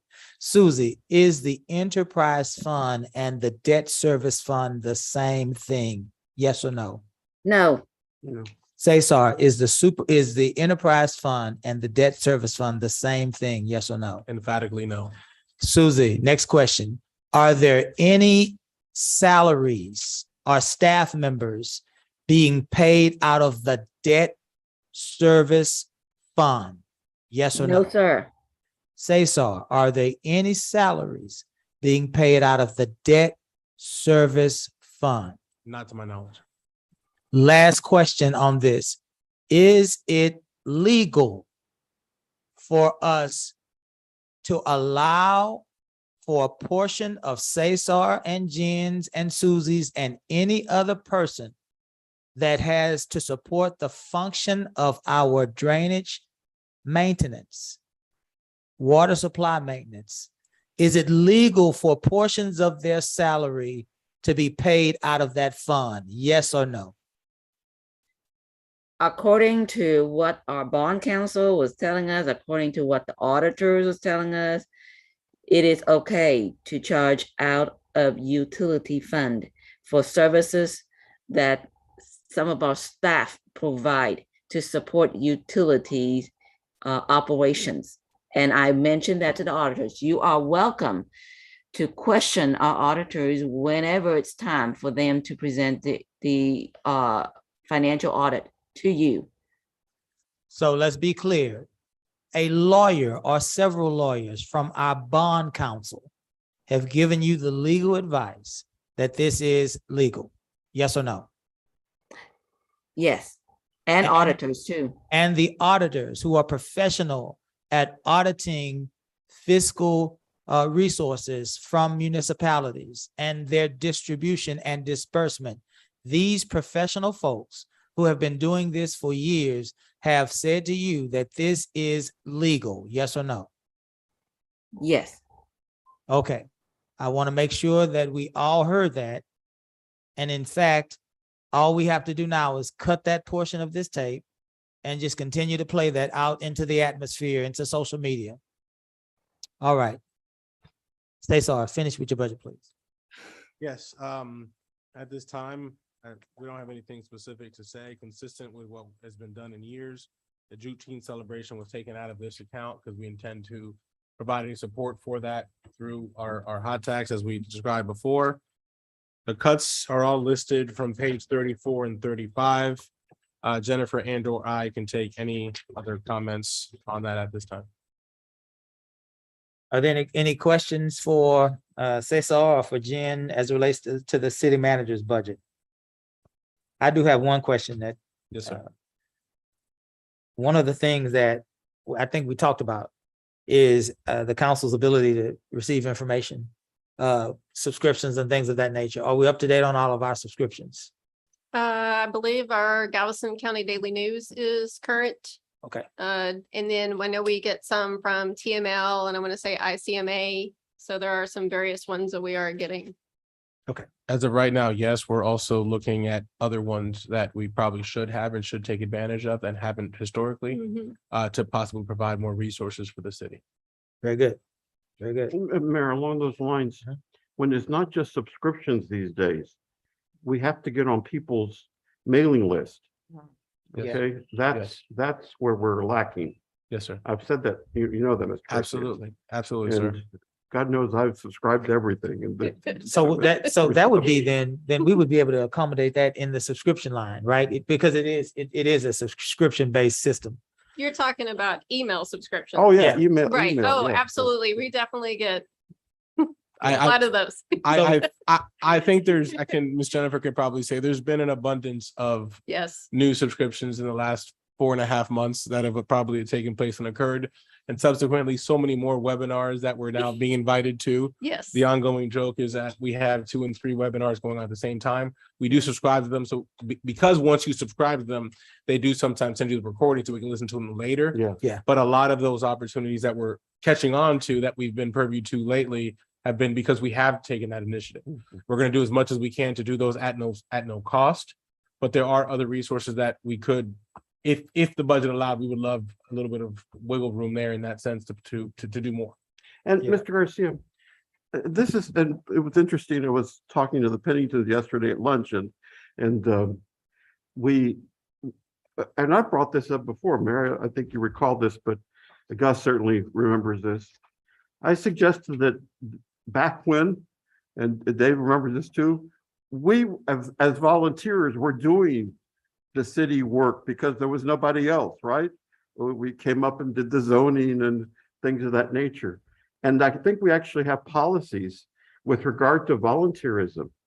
And these are some opportunities, if you put them out, Mr. Garcia, of we need somebody to spend a couple of hours catching up with the subscriptions, the HGAC newsletter or the TML, because God knows you guys are just, drowning in stuff. And there are people, I think, that are willing to give you a little summary and things of this nature. I'm just suggesting that. Yeah. To that point, Mayor Pro Tem, it was discussed during my tenure that when I arrived here, that we would look to see in the future if the budget allowed to provide some extra assistance to this office to do that, whether it be a form of assistant city manager or more admin staff to help in that capacity.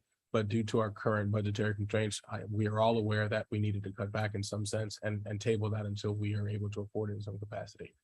So to answer your question, absolutely, that's a current task right now that both Ms. Jennifer and myself have absorbed on top of our regular duties, and will continue to do so until we have that possible relief. Well, just ask us in the community. We're all giving people. And to that point, Mayor Pro Tem, one of the projects that Ms. Jennifer is taking on is updating our volunteer policy and how we handle that citywide, and working with several departments to do so. We're still very much in our infancy on that due to other tasks that we've tried to balance, but we are working that. That's one of our projects that we hope to bring to fruition soon. Very good. Good, Ken. No, I will have some questions, but I want to go through this other one.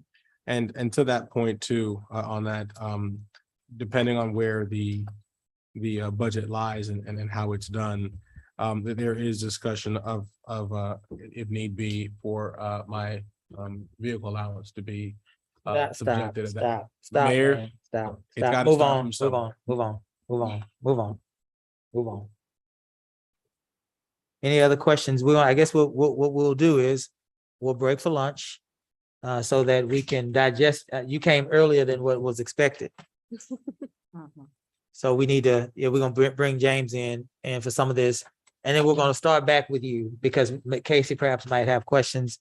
Say so. We don't want to get into a situation that we are severely gutting our ability to operate as a city. It's not right. It is not going to be beneficial for our community members. There are a few people driving or attempting to drive this into a place that we might not be able to return from. And fiscally, we have to continue to provide resources, because at the point that we're unable to provide adequate resources for our community, there is then a big problem. So we can't cut everything. At some point, we have to go to the citizenry and the people that are well thought out, people that have the ability to reason and have open minds, and we have to appeal to their understanding of what we need as a community. We can't operate by the whims of a few of our members, and they are constituents of ours. And so we certainly listen to everything they have to say, but we have to get more information. The city's bigger than 15 or so folks. The city's 19,000. And I don't know if the rest of those 18,000 plus are comfortable with the way that this budget cycle is heading. So let's make sure that we're doing our due diligence in providing those resources and those information pieces to our community. Mr. Osteen is wanting to weigh in and help us to understand some things. Come on, James. Find the microphone. Jen has one. You come sit with me. I don't bite. I'll probably beat it. Yeah, just let y'all look at these numbers here. Let's go to page 33. And let's drop down to TMRS retirement. Okay. Everybody see that number 11 under 2022, the 11,307 for the estimated end of the year 2022. Now, over there, under the city manager's proposal, he's went up to $13,594, almost $2,500 difference. And if you look what the salary was for 2022, it's 111,000, and for 2023 proposal, it's 95. Normally, when that salary goes down, all them other numbers go down, like your retirement. Okay, that's one I'm interested in right now. You said, Mr. Garcia? Yes, I do. And I believe the reason for that, and Susie, if you want to chime in here, at the time from the last budget cycle, since you had 2 interim city managers that were also allocated to different funds, it would likely be the fact that both Mr. Chase carries, some of his benefits may have been tied to public works since that's where he came from. And that subsequently Chief Aragon's benefits that may have been tied to his salary may have also come from the police department. I can't speak to that and attest to that completely, but Susie, if you can chime in on that. No, that is correct. Mhm. Okay, Susie, Yes, sir. y'all budgeted 18,000 for it. I understand that, but I'm looking at what you estimated to be at the end of the year. Y'all estimate it to be 11,000, not 18. Right. And that would be because two reasons. Well, first of all, the reason why it's lower is because technically, although you had somebody sitting in the seat, some of those benefits may not have been tied properly to this account. So that's the reason why those projections were lower. You technically had a vacancy in the seat for the entire fiscal year until I arrived. So from September 1 through, I don't know what portions, and I can't speak to that right now, but essentially that would be the reason why that was considerably lower than what was projected and what was budgeted. Okay. Further, in the other side of that, we're also looking at subsequently this next year to be lower because, as we mentioned, we are going to readjust both Ms. Jennifer's rates and my own to be split evenly amongst both funds. Okay, well, that'd be great if it works out like that. Hopeful, sir. Okay, how about the group health insurance I understand it was high for 2021 when they had four employees, I believe. Yes, but in 2022 and 2023, you're down to 2 employees, and in that group insurance is almost the same. But on your budget, you've dropped it down to, you cut And, it and Mr. cut it Osteen, in that's a half. great point. I was just looking at that number last night. That doesn't look like it's for 2 employees. So that could be an error that I need to check and see which one that was left out. This looks like it's 1 employee and it really should be 2.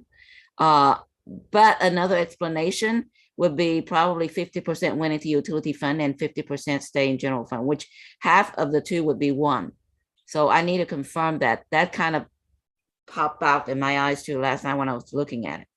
So, Mr. Osteen, my estimation for that cut is I took the estimated 13,892, divided that number by 2, assuming that if our estimate was correct, if that's what may have happened and occurred, being such, then I calculated what we expect the increase in insurance to be, because we are about to share that here in this budget process, that our health insurance is going to go up slightly. And that's how I came up with the estimated 6,984. Oh, it's something to look at. Yes, sir. Okay, and now, Mayor, did I hear you say that that intern program, they're going to be funded in some other? Yes. So in our contract with Waste Management, they have agreed to expend to us a yearly donation for youth of $25,000. So part of that may be utilized, but also we have partnered with the Texas Workforce Commission, the WorkSource even, I think the name of it is. And through that partnership, they will provide for us the salaries for our interns moving forward. So between those 2 funds, we will be able to get our interns paid for. So we can now take that burden off of the general fund. Okay. Mayor, maybe if I could just interject for Yes, those sir. that qualify. For those that qualify. Okay. So that's why we're using 2 funds, right? One fund they may not qualify for. That's a state, that's a state policy. But for those that don't qualify, they're still welcome. We have some donation funds from Waste Management to employ those persons. Good. Okay, my last one is the Contingency Emergency Fund. I don't see what the year ending is going to be estimated on that emergency contingency fund. Mr. Osteen, at time of printing of this budget book, we were hoping to be at zero, but some recent things that we have been working on will likely cause that to be higher. I don't have an estimate for you at this time, but we have not incurred those expenses nor properly procured them yet. But once we do and I have an estimate, I can update that accordingly. Now you said you're looking for it to be higher. It's going to be higher than 50,000. No, sir. I just think that right now as it shows zero, I can almost positively guarantee you it won't be zero. Okay, all right. Okay.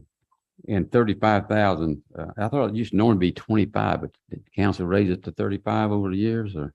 It ended up being 50. We ended up raising it to 50? 50 right around the Ms. Butler's tenure because of all of the our inability to have funds because of our budget constraints. She moved $50,000 into the city manager's budget for those emergency immediate issues.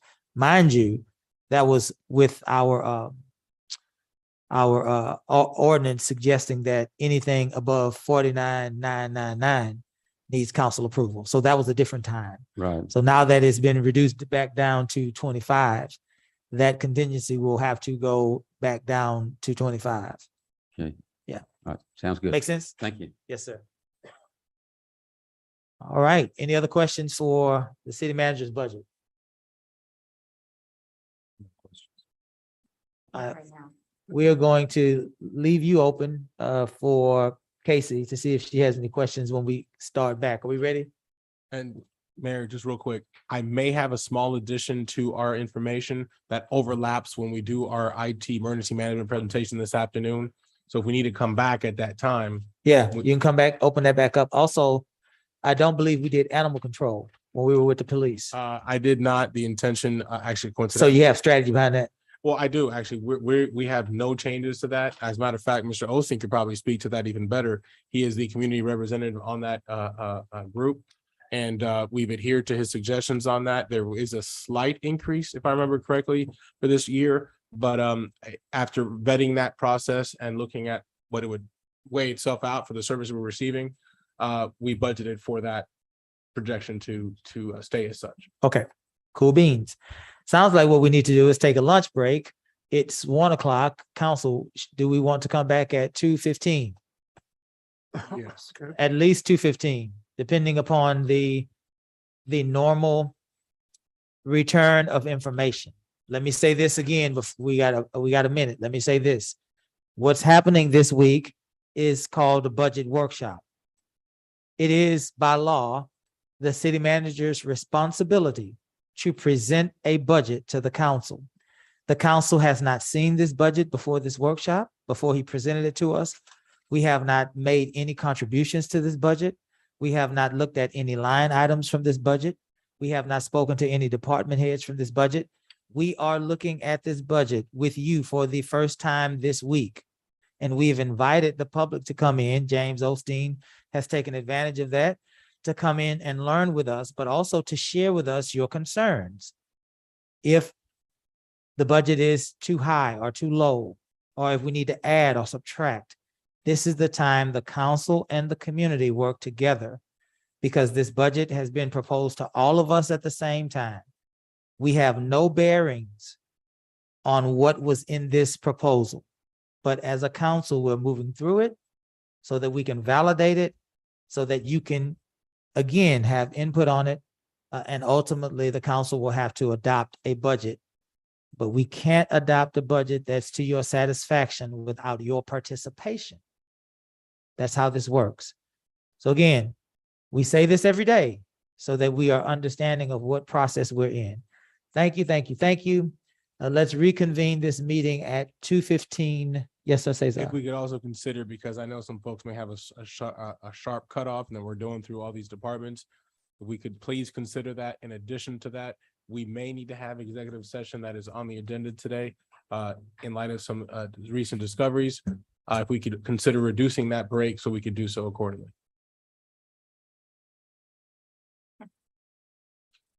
Let's try to be back here at 2:15 then. Thank Hard stop, 2:15. Because our 215s mean 2:30 based on, so now we're 2:15 hard stop. Is that good, Cesar? Yes, sir. 2:15 hard stop. Thank you.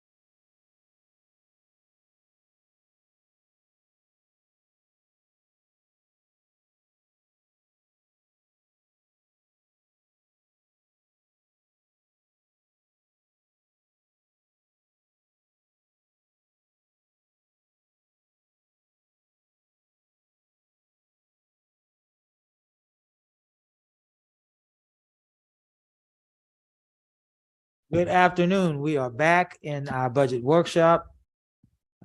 We have moved now to a special presentation from, or are we still in our city manager? Excuse me, let's back up. We are continuing our city manager's budget for the purpose of allowing Councilwoman McAuliffe to ask any questions that she might as they relate to the city manager's budget. Excuse me.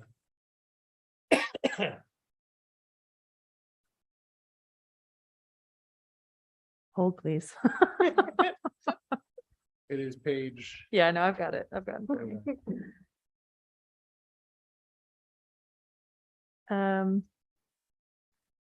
I believe I understand this, but I'll ask just for the record again, the proposed salary for you, Cesar, I'm assuming, and other folks. Yeah, you and Miss Jennifer. Yeah, sorry, I'm acting like it's a whole crowd in there. I just wanted to get clarity on why in here it's listed so much lower than the estimated true expense for 2022. I'm assuming that's because it's divvied up into a different fund as well. That is correct. That is the reason why. Okay. Being that a lot of our percentage of work, more than half or half, it's considered to come out of utility Okay. funds. That's why we've got it designated as such. Sounds good. Remind what plan 457 contribution is? That's a retirement plan. That's Why part can of- I never part remember? of the contractor. Okay. I don't believe I have any other questions at this time. Do you see the, Simmer. do you see the internship program going away? Yes, and I remember, where did we say that was gonna come out of? Youth fund? Youth Right, Fund and Yes. Texas Workforce. yes, From Tuesday's meeting. yes, I mean. I have a question really quickly while Casey's thinking, and this is for Cesar and Kyle. Why would the hurricane huddle come out of the city manager's budget and not the emergency management budget? It is in the emergency management budget. I believe it was removed. I believe when Mr. Jackson presented the budget, it was in there, and then Susie had moved it to emergency management. Okay, Oh, okay. okay, so It it's is, so, it is noted, Mayor, on page 35. Per council request, move hurricane huddles to Department 16 emergency management. good deal. Thank y'all, good catch. Can you talk to me about the contingency emergency line item, the 35,000? And it's a journey from 2021 to now. It looks like, I can't see the budgeted line, what was budgeted for 2021, but usually in every city manager, every city for the most part, there's a line for contingency in case of anything occurring. It looks like in 2021, only 5,903 of whatever was allotted, if any, was utilized. As a normal custom, again, for FY 2022, another 50,000 was budgeted, and we thus far, knock on wood, have not had to use it. Oh, okay, so it's a zero right now, zero expenditure. The estimate right For now now. is zero. However, in light of the recent things that we have found that we're working on, we may need to edge into that account to pay for some of the unexpected emergency expenses. Having said that, we budgeted again for 50 last year originally. However, due to budget cuts, we've decided that hopefully, knock on wood, we don't have the need for it and can risk that reduction to 35. Okay. That sounds reasonable to me. Thank you for those explanations. I'm done. Very good. Thank you, Jennifer. Any other questions for Jennifer? James, you good? All right. Pass dismiss. Thank you. Now we're moving to our Economic Development Corporation. We are happy to have our chairman, director, and staff here with us. While they come forward, I'd like us to move our attention to page 150. It's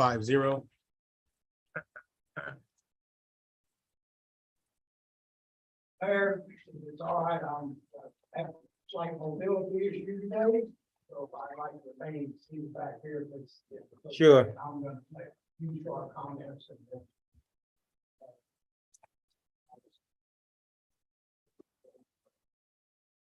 Very good. Kara, would you pay special attention to his comments in your notes? So that if there's any discrepancies in the audio, we might be able to go and refer back. Thank you. What page, were you saying? Say something? Technically, the org chart is on page 149. 149 and 150 starts your budget breakdown. There is no suggested changes at this time for staffing. Further, we looked at what the expenses were. And not including personnel at this time, we don't have an accurate reading. Why the reduction has occurred does not inclusive of what the salaries are. Ms. Susie and I are working to get you those updates, and when we have those updates, we can fill that in accordingly. Mr. Garcia, before we start on the EDC, I just want to clarify that there are some discrepancies that Mr. Getty had found and myself too, and regarding some line items, and Mr. Getty is going to bring it to your attention as they go through the budget, but they're minor and they've been corrected in Gravity, but I just need to get with the software people to able to produce that draft and post the revised version online once it's done. Okay, so am aware of that, but we do need to let you know about those discrepancies later when Mr. Getty gets to it. Okay. Thank you, Ms. Susie. The meat and potatoes of their budget lies on pages 153 and 154. Subsequently, with the revitalization section being on page 155. And that summarizes what I have to say. We'll turn the presentation over to EDC. And then subsequently for any questions the council or the public may have. Chairman, would you like to say anything? Council, Mark, back some 20 years ago, approved by a vote of people to set up a economic act back then called Industrial Development Corporation. The corporation was set up under statute from the state of Texas. State back then passed some statute that allowed cities to start Industrial Development Corporation to try and help build the economic for each city. Mark was the second city in the state to pass that election and adopt the 1 cent sales tax. Our budget or our income was generated off of a half of that 1 cent. We are a 5-member board. We meet monthly, and we are appointed by the city council. Under the statute now, we are required to be audited independently every year. That audit is available to the city council. We use the same auditor as the city and have historically used the same auditor, so that the finances and the money that is administered by the EDC board is easily reflected to the city council and city administration. The finance department handles all of our day-to-day transactions and pays all of our bills. There's no checks or any kind of disbursements made out of the EDC office. That is all done through the finance department. It's you take care of all that and gives us a monthly financial report of what the EDC is doing. When we first started, we had about a little under $300,000 that was in our budget. We are now 20 years or so into it, and I think it's about $83 this year. I'll be glad to answer any additional questions that you would have about the history or the past of what EDC has functioned, but we basically have been able to give loans, grants, and supplement different businesses to come to the market course, one of our biggest contributors to our budget is Walmart, Sam's, and of course, we were able to offer incentives, bring them down, and basically to our sales tax. But in addition to that, A&A Shoe Shop, one of our major industries, there employs a number of people, and as well as farmers, a couple of large industries that we've been able to either give grants to participate in some of their development of food during that particular time. This building that we're sitting in today, the EDC bought that years ago from the Residential Trust Corporation. And of course, the city council at the time decided they wanted to do city hall. So EDC made this city hall and this building as well as the fire station. If you have any additional questions, I'll turn it over to Mr. Getty to be glad to go over our budget. Good afternoon, Mayor and Council. Thank you all. Appreciate your time. Let you know how we got here today. In June, the EDC had a budget review committee. They met. That was made up of Cleveland Lane, who's a board member. Also, our secretary, Gene Smith, and I also served on that. And as a result of that meeting, the board approved a balanced budget. And if you have any questions about any particular line item, we'd be glad to answer that for you. It once again is a conservative budget. Historically, the EDC has been conservative about what we anticipate our sales tax revenues to be. As I've mentioned the last couple of years, and we know that sales tax can be a fickle beast, particularly when you're under a time of construction. And so our conservatism in our numbers, leaving it at 1.2 million as far as our sales tax revenue is conservative, but it does give us some room in case there is some regression in sales tax as the I-45 construction continues. So we're confident that we will meet budget. We will more than likely exceed budget, but we wanted to be conservative. So any particular question, I'll be happy to try to answer that for you.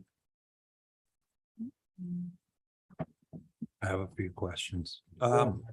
First one, for your goals, talk about restart BRE site visits. What's BRE? Business retention and expansion. We'd like to get out in the community and shake hands, let them know who we are, what we do. And that way, if they know who we are, and we try to create the rapport with folks and business owners in our community and around our community, that way they know where to come if they need some help to expand or grow their business. Okay. And your budget, you said with a conservative number as far as your sales tax. Does that include Amazon? Are we getting anything from Amazon? That would be a sales good tax? Susie question. Okay. She has to work through the comptroller's office. And as she's described to me before, basically sign her life away to get those particular numbers for each individual business. I don't know. Okay, so what that's we've more done. finance. Okay, Yes, sir. thanks, sir. One last question was, I noticed you have a travel expense. Yes. Do you guys use that? Yes. Because I've never heard of you guys traveling. I mean, I'm sorry, but Yeah, no. I just we- haven't heard you guys travel. We went to ICSC in May. There was 4 of us in our group. Mayor attended, as well as Ms. Steens and Mandy and I went to ICSC Recon to try to develop some relationships with some retailers. And it also goes in conjunction with some retail efforts that we have going on with retail strategies. Okay, thank you, sir. That's all I have.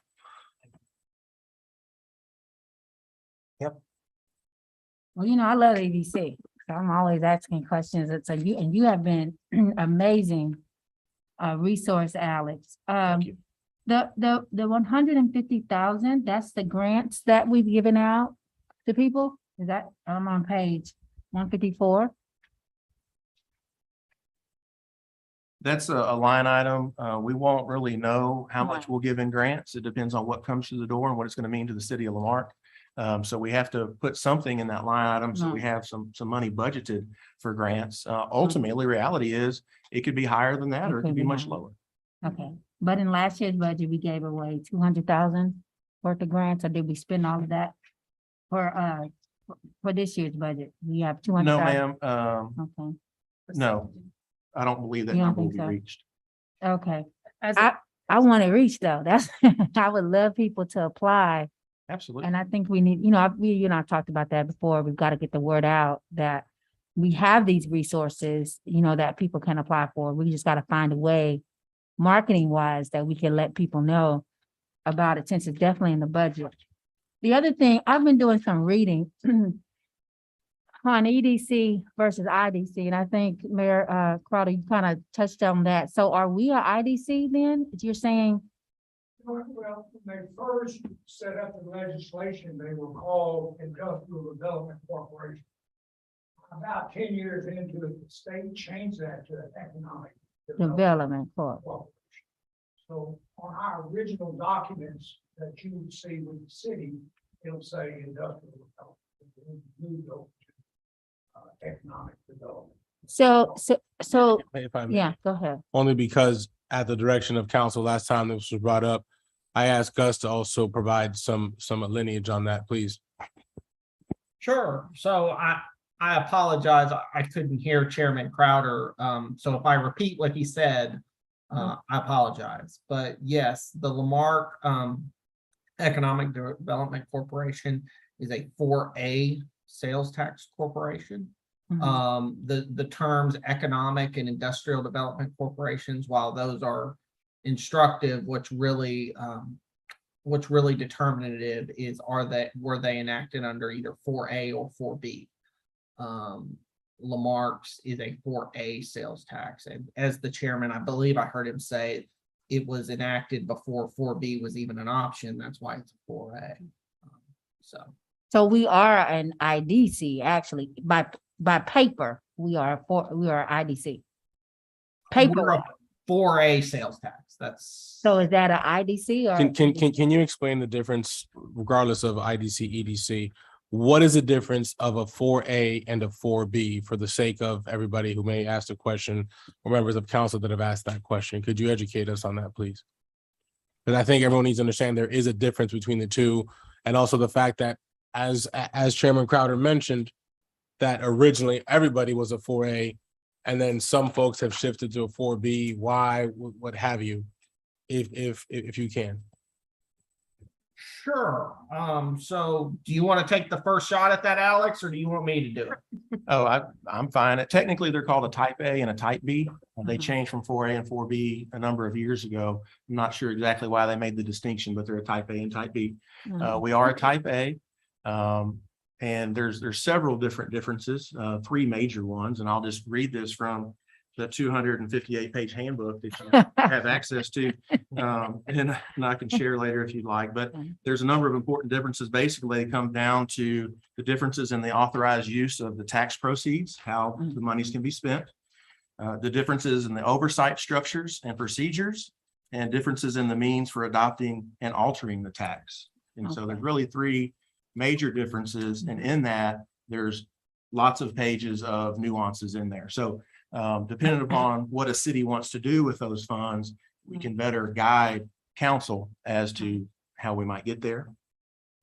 Okay, I'm just trying to, because, you know, with HGAC, you get a lot of information with the Houston Galveston Area Council, and I'm Joe's alternate.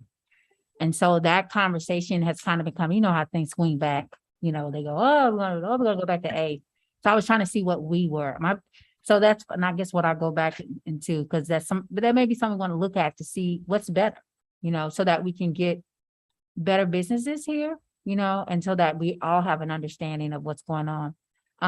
Which answers your question about Industrial Development Corporation versus an Economic Development Corporation. Yeah, I guess that's what I've been researching. But it sounds like we're 4A, which is an IDC. Am I correct, Gus? Yeah. Is that an IDC? You know, the terms IDC, industrial and economic development, that's instructive but not determinative. We are a type A sales tax, so that section of laws governs what the Lamarck Economic Development Corporation can do. Okay. I could be. Between industrial and economic, basically is the same thing. There is no It's kind of like saying, are you married or are you wed? I mean, Yeah. Right. I was like, I thought it was like a colloquialism. It's just like a label for basically the same, just changing terms. when they adopted the statute, it was all set up under A corporations, okay, or type A. As they started collecting money over a period of time, the state was requested by some of the larger cities, particularly Fort Worth, wanted to be able to expand on how they spend their half-cent sales tax. So the state drafted legislation and called it a type B.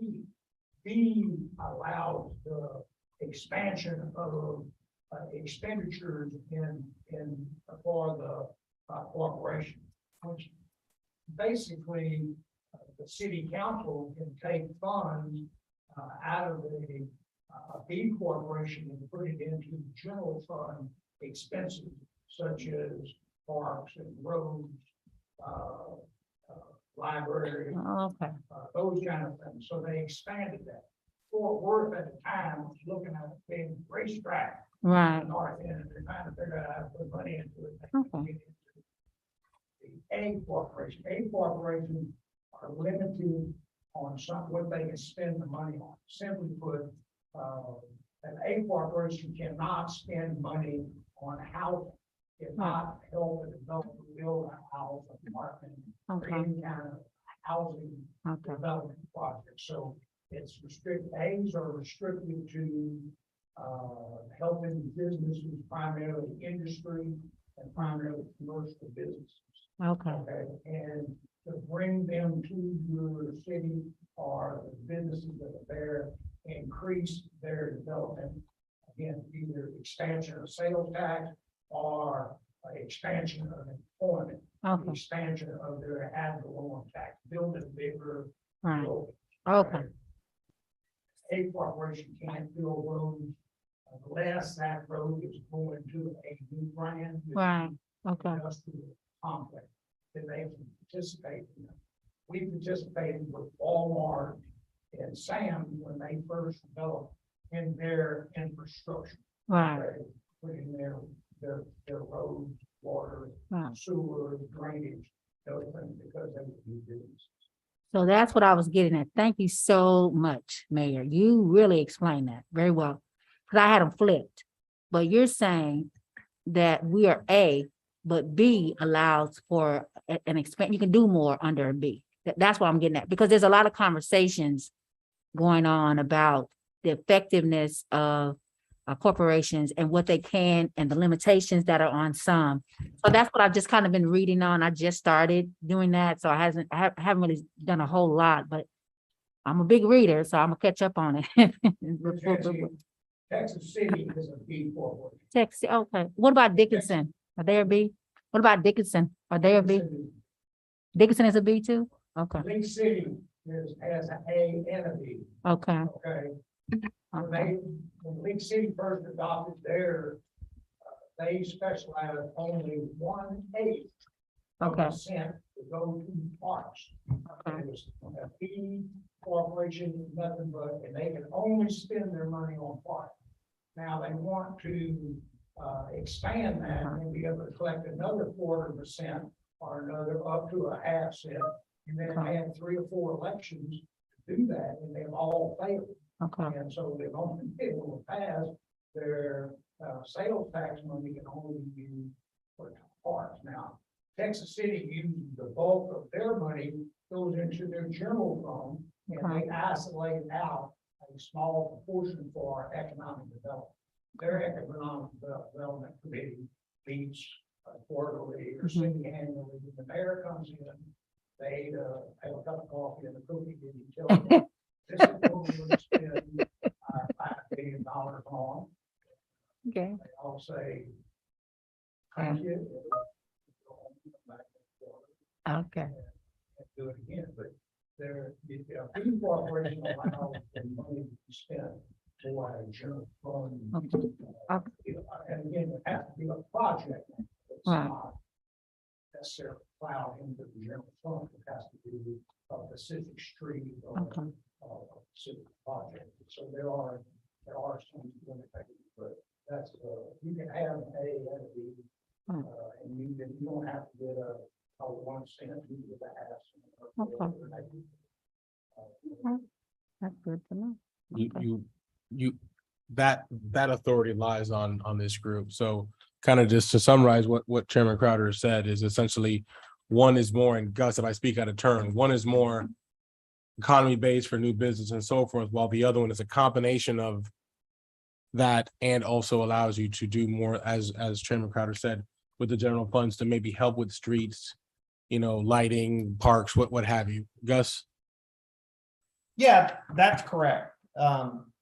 Yes, your type B sales tax corporations are generally going to be able to spend the money on more things. Okay, thank you. I got a couple questions. Okay. Mayor? Yes, ma'am. Hi, y'all. Hello. Hey, Mayor. So moving to that same section where the grants and public improvements, I just wanted to understand a little bit more about the, well, basically, do you have an estimate for about how much of the $100,000 that you guys set aside that was approved for last year's budget has been expended this year? I'd have to rely on Susie and see how that was allocated. I don't have the estimate there, as you don't either. We have been working on some projects, of course, and we've got some in the pipeline, as you know, downtown. Would you talk a little bit about what the public improvements means? Yeah, so public improvements, we've been working on downtown, of course, part of that's under the bond. Part of that we're going to be doing other than that. And we're going to be improving the intersection of downtown. Hopefully by the end of August, the county will be really close to finishing up, and then we'll do the intersection and the poles and things after that. But there's been a number of different projects. Obviously, we're about to kick off the renovation of the interior of the EDC building to better accommodate development services and code enforcement. We're excited about that. I think Kathleen touched on it very well the other day about how we work well together and why it makes sense for those departments to be together. And so those are the type of projects that would fall under there. Okay, I was wondering if that exact project, the building one, would fall under public improvements or the buildings, furniture and fixtures. Well, yeah, well, obviously a desk is going to be under furnitures and fixtures, and that's part of that project too. So we've got the renovation of the space, carpet, whatever IT needs are, et cetera. Then we're going to be buying some desks and that kind of things, and that'll come out of the furnitures and fixtures, of course. Right on. And then the last question I just had was about the blight reduction pilot program. And I was noticing that the $25,000 that was approved for the last budget, it looks as, according to this, nothing was expended out of that. And was just wanted you to Susie, talk about it. Spend that money. No, it's there. I mean, it's there to support the city and that. Well, but I mean, it looks like nothing's been expended out of it for this fiscal year yet. Actually, we're estimating we're going to end at using the entire amount. If you look at the estimated column, 2022 was budgeted 25,000. We estimate that we're going to use the full 25,000, and then that we're requesting the same $25,000. Oh my gosh, you're right. Forgive me. Approved Had a total 25,000. brain Okay. hiccup. Thank you. So you're welcome. So Trying to trick you, Alex. I'm sorry. Participates and helps fund certain positions, right? Right, And now it's totally. at $112,000 a year. And so those are services that we use, and we think that things that help the city are a benefit. So that is one of those 4 line items of where the EDC participates. And my apologies. I was just reading it incorrectly. No problem. Yes, ma'am. Great, exciting, awesome stuff. So Cesar, I like to talk about deliverables. So people when they say, what are y'all doing in Lamarck? Could you let us know how many companies have been given the grants from EDC? And so we can kind of highlight that to let people know this is what we've done. This is what our EDC, because my church is in Dickinson, right? So we go to a lot of the things that they do there in Dickinson, and they love bragging about what the grants they give out. And getting ready for that $150 million river walk they're about to start on in Dickinson. So I like to come back and say, well, this is what we're doing at Marque. So I want to be able to have those those things so I can let people know the positive things that we're doing here. So, and then if people are not coming to the money that we budgeted, we need to find out why. Because I've never known people not to want free money. So we want to try to see what we can do to make sure that we can sell our residents. Guess what? All the grant money's gone. You got to get here between a certain time. So we want to make sure. Tell me a little bit about the farmers market. How's that going for us? Not as well as I'd like it to. Okay. We knew going in, there'd be some challenges, and it's a tough nut to crack. It takes consistency, and it takes a big effort early on. Obviously, Councilwoman McAuliffe knows all about that. There's challenges. It's not easy. It's not easy once you're established. Right. It's always a grind. Yeah. I was hoping personally that we'd be further along where we are. I was hoping we'd be coming to council now, asking for permission to use the right of way at Laurel and First once we're done with the intersection, for pop-up events, et cetera. In relation to Market on 3, we're just not there yet. Okay. But we're gonna get there though, right? We're going to keep plugging along. Where does the financial support for that come out of here? Like what line item is that? That would be under a grant. Under a Yes, grant. What Okay, that's we what I ended up thought. doing with Ms. Beatty was a monthly grant for a certain period of time to help spur that so she could advertise and pay for her time to market that and try to get vendors and food trucks, et cetera. Wow. Okay. And it's been very nice. The time that I've gone, it's just, you're right. If the ambiance is there, people just aren't there. So so whatever I can do to help with that, let us know so we can that's something we can put on our books, our inside Certainly. mark, and kind of let our residents know, because people want, people like the outdoorsy kind of events. Yeah, it has really good potential. And what we've done in the last few months, you'll notice on the weather page on Fridays in the Galveston Daily News, we've taken out a 6-month ad. Oh. We can rotate that. So for the next couple of weeks, it has to do with the ARPA survey. Oh, But then good. after that, it'll go back to Market on 3. And then if we have something else that we need to advertise, we'll do that along the way. But we've secured that spot for 6 months to do advertising for those type of things. Also to that point, to what you mentioned, so through the EDC, and to kind of go back to your question about IDC versus EDC. So the city's at a crossroads in this sense, because you argue, do you want your sales tax driven growth to drive down your property tax? Thus, that's what SB2 is pretty much wanting you to do.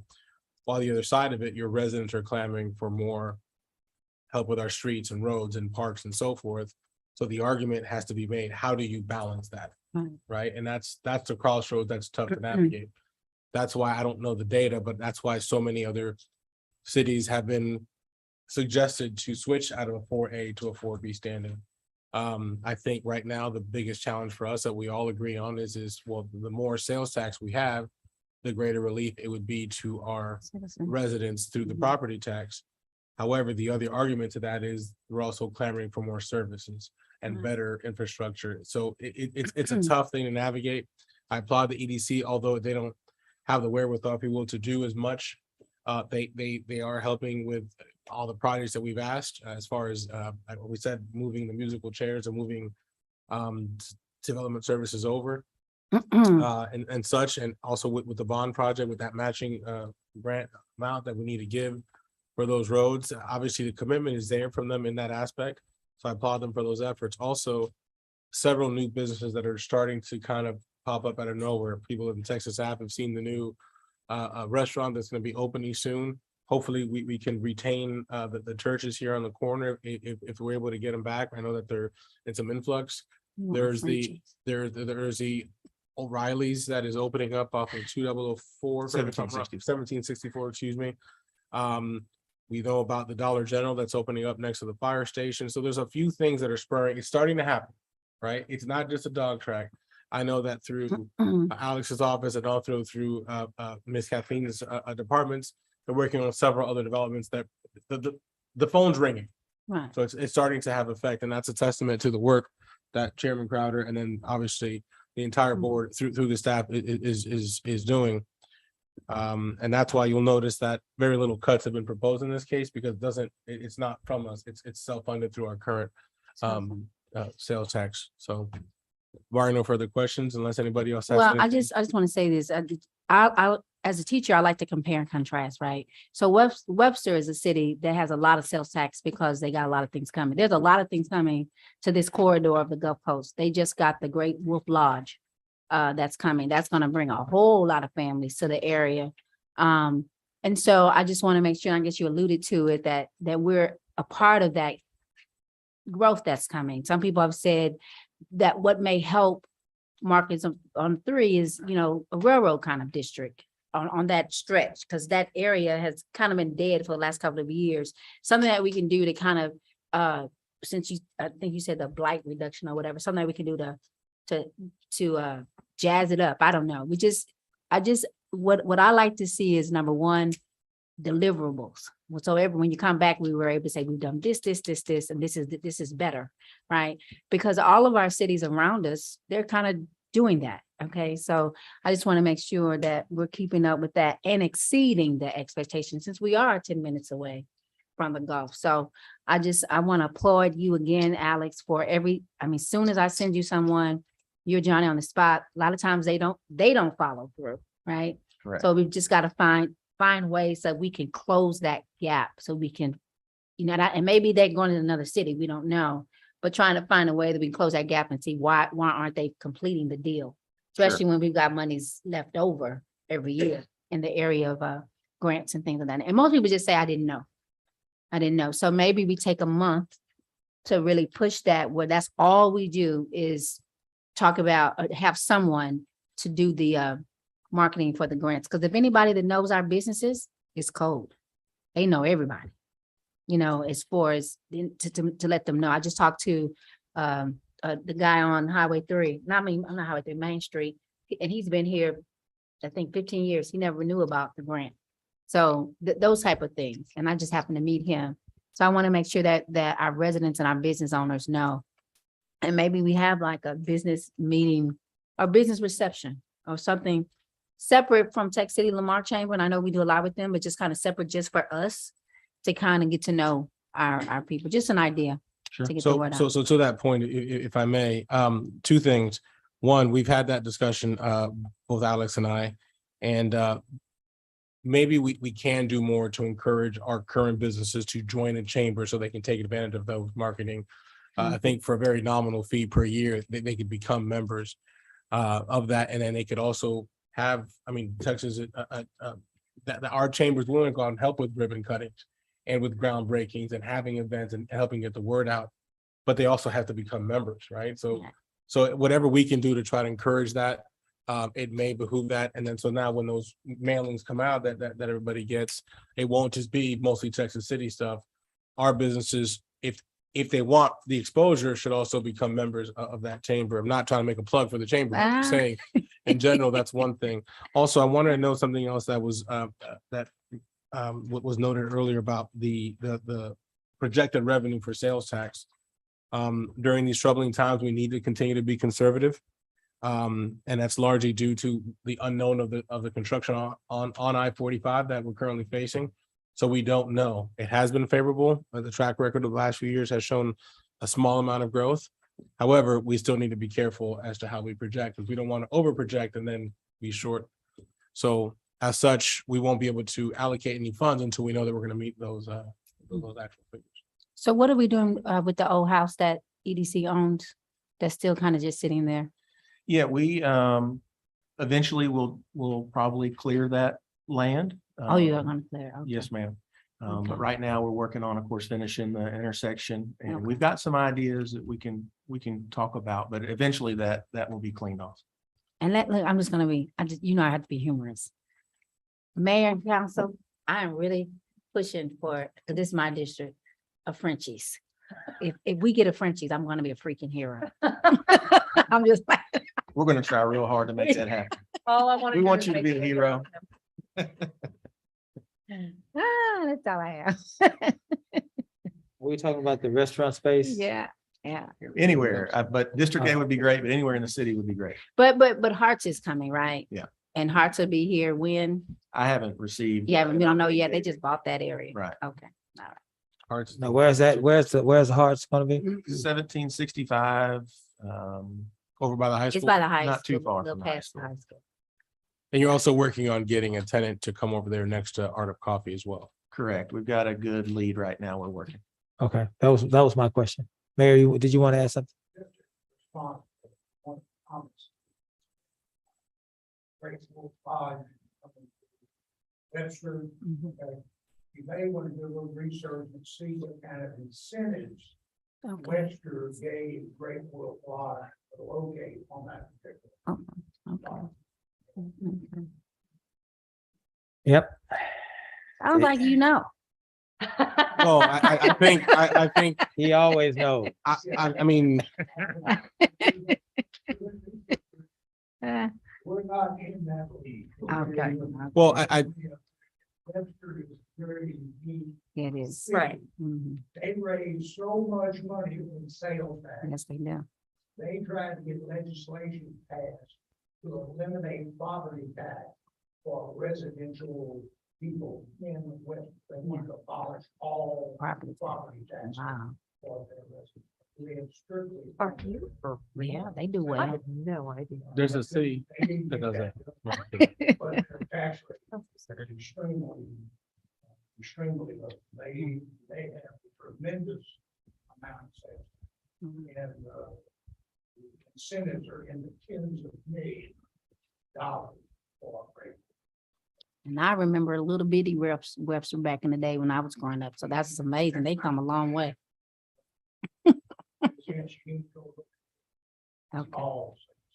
Wow. One other comment, city manager made about tax. The legislation that was originally passed now allowed for a 1 cent tax increase, okay? Half of that tax is to go to economic development. The other half of that tax was to go to reduce the property taxes and the property tax rate scheme of that particular city. There's an actual, was actually a formula. And when it was first adopted now, the city's tax rate was about 54 cents. And it went down to 47 cents by applying that half-cent sales tax. Okay. Also, lastly, only because it came up during when we were doing the PD budget, you asked us to look into the matter of potentially having some form of part of our sales tax to be put towards public safety in some capacity. You did bring that up. Gus is doing the research on that. I will say that will affect us in some capacity, right? Because we're already at our max of 8.25. So whether it affects us directly through the EDC, through the city, whatever. Gus, you want to chime on that? Yeah, the city, the max sales tax is 6.25 is the states. The municipalities have the ability to adopt up to 2% more.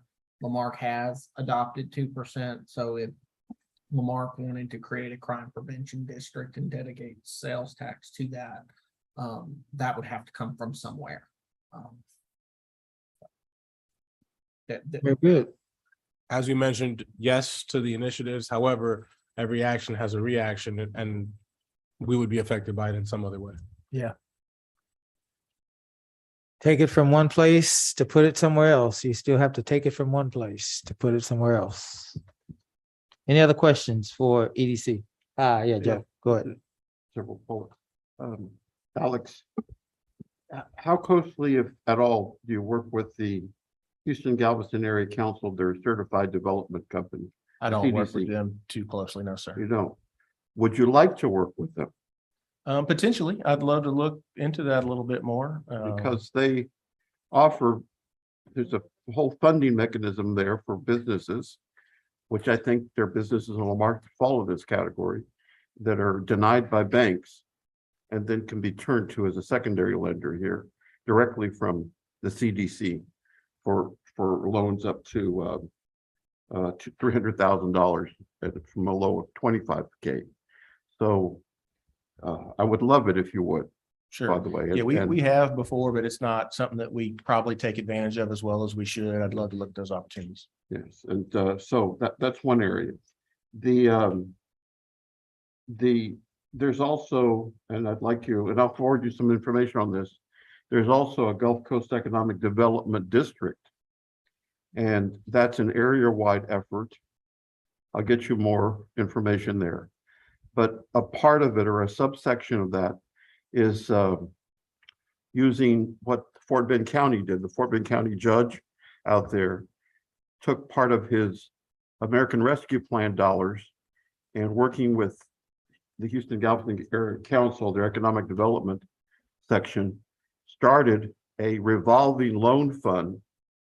It's completely administered by HGAC at no cost to Fort Bend County.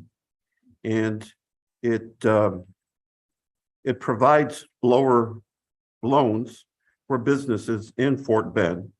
It has been something that has been very popular for the Fort Bend business community as a whole. And that's something that I'm going to be presenting to council here to look at in terms of helping directing some of our dollars for that to implement that, right? That possibility of working so that it's a revolving fund. It's there, it stays in perpetuity. And we build that up on that side. So the other thing is, and this is an ongoing discussion, we discussed it last year, we're a smaller city. And to the extent that perhaps the city and economic development, which is a department of the city, if we can identify, once again, I'm urging an independent contractor, but jointly, let's identify an effective grant writer. And I'm not talking about just your local smaller grants now. It's a whole body of grants out there that are available now. I'm going to give you an idea. There is the U.S. Economic Development Administration right now that's providing lots of grant money to economically distressed areas. And I hate to break the news, but Lamar qualifies for that. We are in an economically depressed area, right? And our census tracts show that as well too. So let's take advantage, and they provide support for job growth and private investment as well too, bringing to our community. So that's one area, and I'm going to follow up with these things with you, Alex, please. Sure. Okay, there's the U.S. Department of Agriculture. I think I mentioned this to Mayor. The Rural Development Fund. We have areas of Lamarck that are in the farm area, the USDA Rural Development area. And to that extent, they provide additional funds for public facilities as well too. And then we've got, and I keep looking every time I go to Galveston, I pass by it because I guess it's part of my history. We all remember it, the EPA site there, which is ultimately covered up. What was that? Was that the Matco? Matco, the Matco site, right? And it was ultimately covered up. But there's through the EPA, there are also grants available for communities, right. And let's take advantage of those things. Let's try anyway. And that's why I think if we can collaborate on identifying someone that has that willingness to do that, I just love to keep applying, and it's kind of like door knocking as a salesman, right? If you're door knocking, you're going to get a response with 10% of the time, right? You'll make a sale. No is one closer to the yes. That's right. Huh? And so that's what we have to do. It's those numbers on that side. Now, two last things. Okay. The downtown area over here. Two things I really envision, and I'm running around with friends now that are love to show me off their new Teslas and things of that nature, things I would never buy, right? But they love it. And when I'm with them, the thing with my cousin, oh my God, where's the nearest charging station? And I started looking here in Galveston County. There really are not charging stations here. And I would love it if the economic development would take the project they're working on in the downtown area, on those beautiful parking spaces that you have there, and develop some charging stations there. Let's draw people with money there. And that crowd they know that they see it, right? We've got charging stations in Lamarck. We're going to stop there to gas up before gas up. That's not what you say, but charge up before, you go to Galveston to the beach and maybe you spend the time and then on the way back, you charge up and maybe you stop at Art of Coffee, Benito's, whatever is there by that time as well too. So please, if we could explore that possibility. Sure. I've talked And to one of then- those groups already, but we'll pursue it. And then the other thing is, to the extent possible, I know they're going to be repaving Highway 3. But I would love to see some signs along Highway 3 at the very least, maybe to some extent, maybe off of Texas Avenue as well, that point people to the downtown area. Food, coffee, Benito's, Art of Coffee, the list grows, right? Or churches, whatever the case may be, and things of that nature. But let's show people our map. And people that are interested in just going around, and looking, spending some time and visiting our community.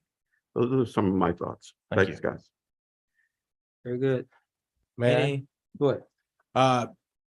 To that, we are looking at some possible funding for EV charging stations throughout the city, as well as potentially at our parks. That, as well as maybe some free Wi-Fi at our parks. As far as things that are doing, there is some funding that's out there for that. We are looking to apply to that.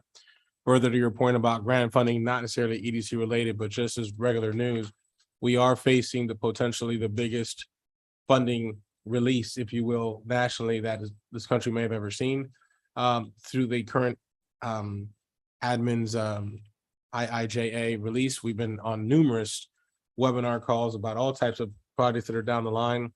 We're doing whatever we can to prepare, but we could use more assistance in that. So whether it's through EDC or through city manager's office or through utilities, because some of those projects are related to that, I strongly consider for those additions if budget were to allow us to do so. But yes, duly noted on the wayfinding and on the EV charging stations. We will make note of that and work with EDC to see what we can do to provide those things. The other thing that I wanted to mention too, so I'm an alumni of the of the Goldman Sachs Small Business Fellowship. And for the first time since the initiation of that program with Houston Community College, we did a City of Lamarck presentation, and Alex came and did that for us pretty much at the last minute. They wanted to know more about Lamarck and what that is. He got a chance to show the City of Lamarck in front of business owners and in front of people that develop entrepreneurs. So now we have that connection to council with the Goldman Sachs Small Business Development, which is only like 11 years old. I was in the first cohort. And because of that, now they're talking to me, Alex. I haven't got a chance to tell you about actually participating with their summit in DC next year. So that'll be another way that we can showcase Lamarck on a federal level, because it'll be like it's in DC. And then basically let people know, what we're doing. So kudos to you that relationship has now been established as well. I know you get tired of me calling, but you always Call me anytime. And that was really a good event, and I appreciate that, and I hope it benefits Lamar. Yeah, I hope so too. Thank you. Cesar, one question or one thing I would like to see if we could every quarter, just have a briefing with EDC as far as what's coming in town, what businesses are coming, because today's the first day I found out that Hearts is coming. So it's hard for me to relate to my constituents. Hey, your rumor is true, but I understand there's certain things that can't be put out until. Correct. We've got to be careful. Yes. But if we could get a briefing every quarter that way. I just saw the sign because the sign was up. Oh, see, I must have been asleep. I missed the sign. But yeah, if we could, I would appreciate just having council be briefed on that. Would also like to point out the efforts being made to get some information out there through the TV, internet. Want to point out that EDC has been working with Kyle on getting some data points to hopefully get some tangible results to add to your KPIs as to the visibility of their advertising efforts. And we've had the inside of the Marque, obviously, and as well as your video series that you're doing to highlight the area businesses. We've geared those up and are hoping to continue to keep those going here to highlight all the businesses in the city. Very good. Any other questions? None from me. Thank you. All right, guys, thank you all. Thank you, Mayor, Council. Thank good to see you again. Welcome. Thank y'all. Thank you. Don't forget. Oh, about- wait. We got, James, I didn't see you back there. James, Alex was blocking you. Our sixth man. The 12th man. Come on, 12th man. Same vote, team, it's just the time. Alex, put a page. 154, on page 154, Yes, sir. at the bottom, it shows we're gonna have more expenses than we do revenue, $73,000, is that right? No, sir, that's not correct. I think that's what Susie was alluding to at the very beginning, is that there's some adjustments that need to be made. What the board approved was a balanced budget. Okay, so that'll be balanced, right? The budget, that's the board's desire, is for it to be a balanced Yeah. budget, yes. Yes. Yes, yeah, she said yes. Your revenues. Projected. $1,698,000. I was trying to figure out where y'all can balance the budget. Y'all sound like y'all own it. I wouldn't be afraid of making that 73,000 off that money right there. I mean, you got a trend here where you're making over 1.6 billion last 2 years. Yes, sir. The sales tax numbers have been strong and they're strong again this year. There's an increase over last year's record year. But again, the unknowns, you're right, we probably could. And you know, the board just chose to continue to be conservative in case there is some regression. We do have some fund balance too that we can use to make it up. But the main thing is not a balanced budget if you got more expenditures than you do revenue. No, I agree. That wouldn't be that would not be a balanced budget. Yes, sir. Okay, now let's go to, now what's the total expenditure gonna be? This year? Well, as it is right now, what the board approved and what's in this packet are two different things. Correct. So what the board approved, I have right here. And so working with Susie, before the final, budget goes to council, I mean, it should look more like what the board approved. Right now, I'm looking at 2,286,979, sound right? If you add the validation, the 10 million there, see on page, I want to take 150. Yes, sir. That include in your operating budget there. The bottom right there. See? On Got what? 198, 1,982,118. Right. You don't have the personnel in there, 304,858. When I add them two together, I come up with 200 or 2,286,000. Yes, sir. All I can say to that is, that's not necessarily what the board approved. I've got what the board approved right here. Okay. Do you have those as handouts, Alex? Yeah, I do have some extra copies, yes. I'd love to see that. And citizens would too. Yeah. Yeah. I'll share. That's fine. I'm the only one who wants extra paper, probably. Sure. Thank you, Alex. When it comes to 3-year summary, Alex, you familiar with that? Yes. Page 16. I don't have that. 15, sorry. I don't have that in front of me. I see on there that they, I don't know who's the author of this? Susie, are you? I'm sorry, what were you asking? Who's the author of the 3-year summary of all funds? That would be me. Okay, I see you projected, or you're proposing $2,286,976 expenses. Well, you gotta keep in mind, we're not quite done with we were not quite done with the audit at the time. So I didn't have the real numbers. That was just the best estimate that I could have to do the projections for current year meaning fiscal year 2022. Okay, until I have the audit numbers. And at the time when we were preparing this, the audit was not done yet. Alex, I'm gonna pay. Which line item are you talking about? On page 15, Mr. Osteen? On the column there under EPC, Yes, sir. column comes down under for the year proposed 2023 proposed expenses. Mm-hmm.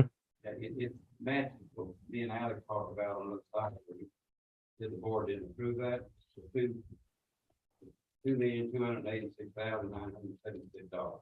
If I could turn your attention to page 155, where we have an additional 1,110,000 in projected expenses from the revitalization. Susie, is that tied to that? Yes, So that difference brings you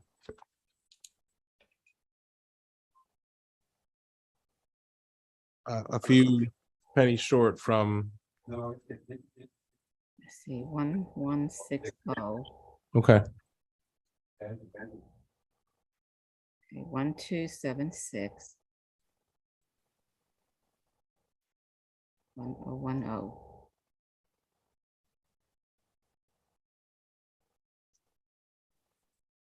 1276.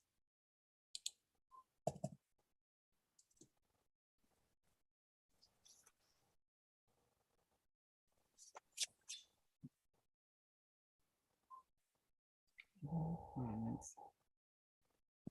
And let me see, economic development services.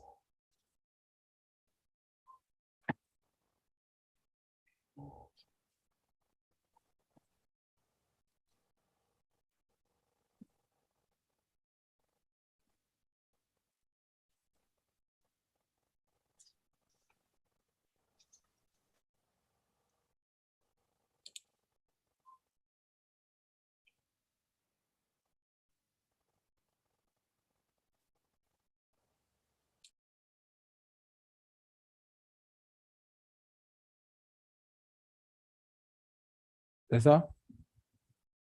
I'm still looking at here. Susie, do you have anything else that you'd like to add on that so we can get back to you on that, Mr. Osteen? I'm still tabulating. I'm sorry, I lost the sound earlier. There was no sound that I could hear. What was being said? Okay, did you want to repeat? The sound just finally came back on. What part, James, did you leave off on? You good? Okay, okay, okay. Now, while the sound was missing and I was browsing through, I did catch an error that I want to bring to your attention.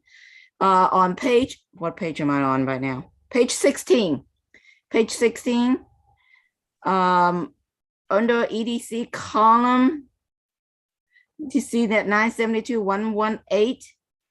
That's not debt, so that is an error. So we'll have to fix that. I do apologize. And of course, I just caught that because I couldn't hear any sound from the internet. So I was browsing through, and the 1,010,000 is correct. It's just a 972,118 is incorrect. And on the left-hand side, there should be something says economic development, and I'm not seeing that. So I'll have to call the software company to correct that. Okay.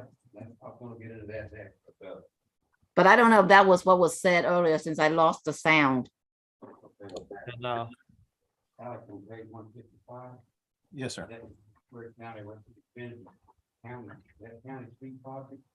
Is that something the county paying for with a bond, that bond? Yes, sir. That was, that goes back to the match. So the city was initially allocated $1.73 million. And at the time of the bond, there became an opportunity afterwards that if Lamarque could come up with $1 million, then the county would match an additional $1 million. And so the EDC pledged $1 million. That's what you see on page 155. The hope was that would be expended out of this fiscal year's budget. But talking recently to Susie, it doesn't look like we'll quite make that potentially. And so that's why you see it rolling over. You'll see a big difference in the one that the board passed, because we just had $160,000 budget allocated because we weren't anticipating the $1 million rolling over. We thought it would already be expended, which we're not 100% sure, as I know right now, but it may or may not be. So it's just being captured there. But yes, sir, that's for the 2017 various road bonds fund. And as far as I know, we have not received any invoices from the county regarding the road project. And because of that, we couldn't really use that money to reimburse the city from EDC. So that's the reason why, and I don't know what the holdup is. Alex, you said that the board approved $1,160,000. No, sir. No, sir, 160,000. Oh, 160. Yes, sir. We have a balance in there currently of almost 1.6 million in the revitalization fund. Of course, $1 million is earmarked already and pledged to the bond. And then in the budget that was approved by the board, we just had $10,000 for any land and then $150,000 for downtown beautification.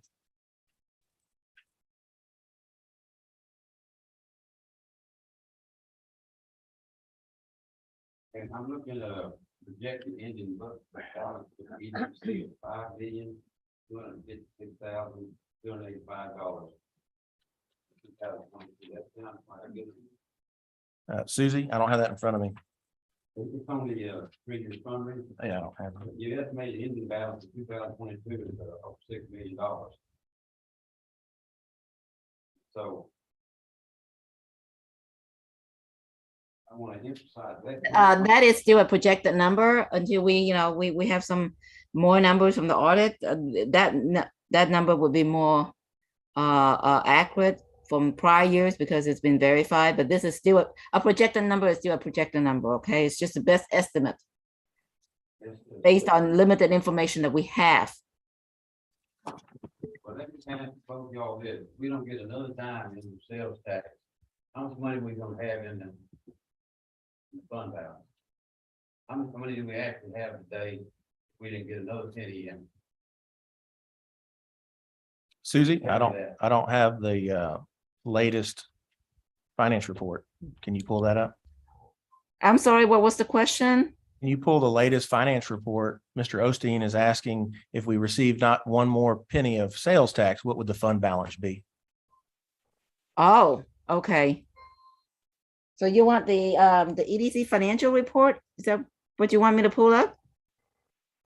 If that answers this question, yes, ma'am. Okay, give me a few minutes. Susie, if me and the council want to know how much money we Yes, sir. We need it. How much is it? Pardon me? If me or the council needed to know how much money is in the EDC fund balance.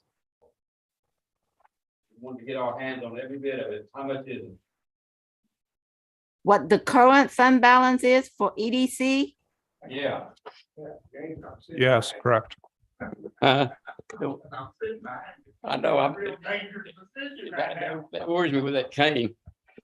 No, we don't want it, but I want to know how much we have. Because everything's projected, but that ought to not be projected. You ought to be able to tell me. And the council.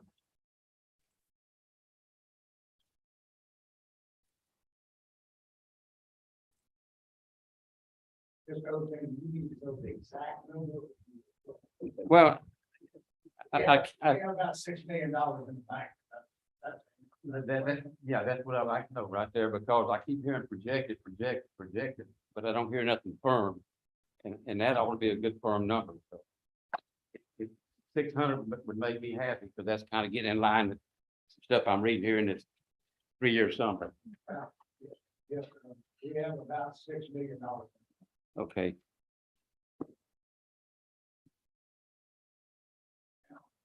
Add one other thing to you. We have about $7.5 million committed project. Okay.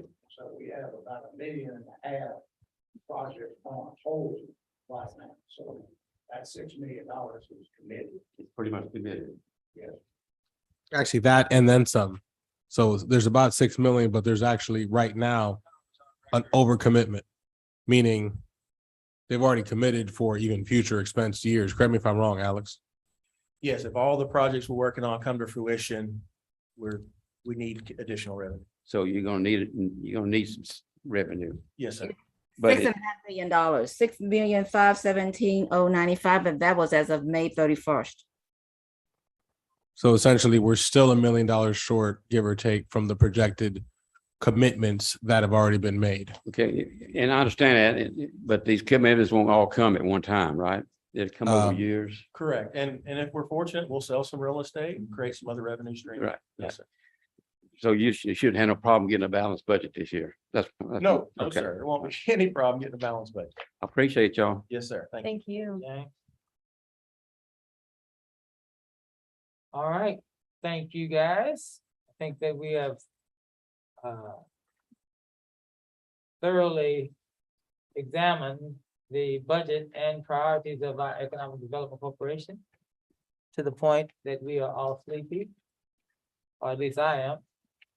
So we'll move on from those wonderful people to Amy. Thank y'all. Thank you so much. Thank you. Thank y'all.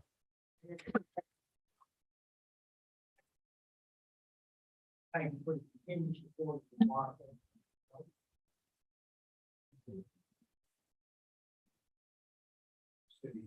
Yes. Thank y'all. Thank you. And welcome to you. Welcome, welcome. We'll get you a report on Thanks, y'all. Thank you, sir. Thank you, thank you, thank you. Amy Miller and Tom Hanson, the dynamic duo from the library. Exciting, exciting, exciting times. If I could ask Welcome. everybody to move to page 95 for discussion on the library.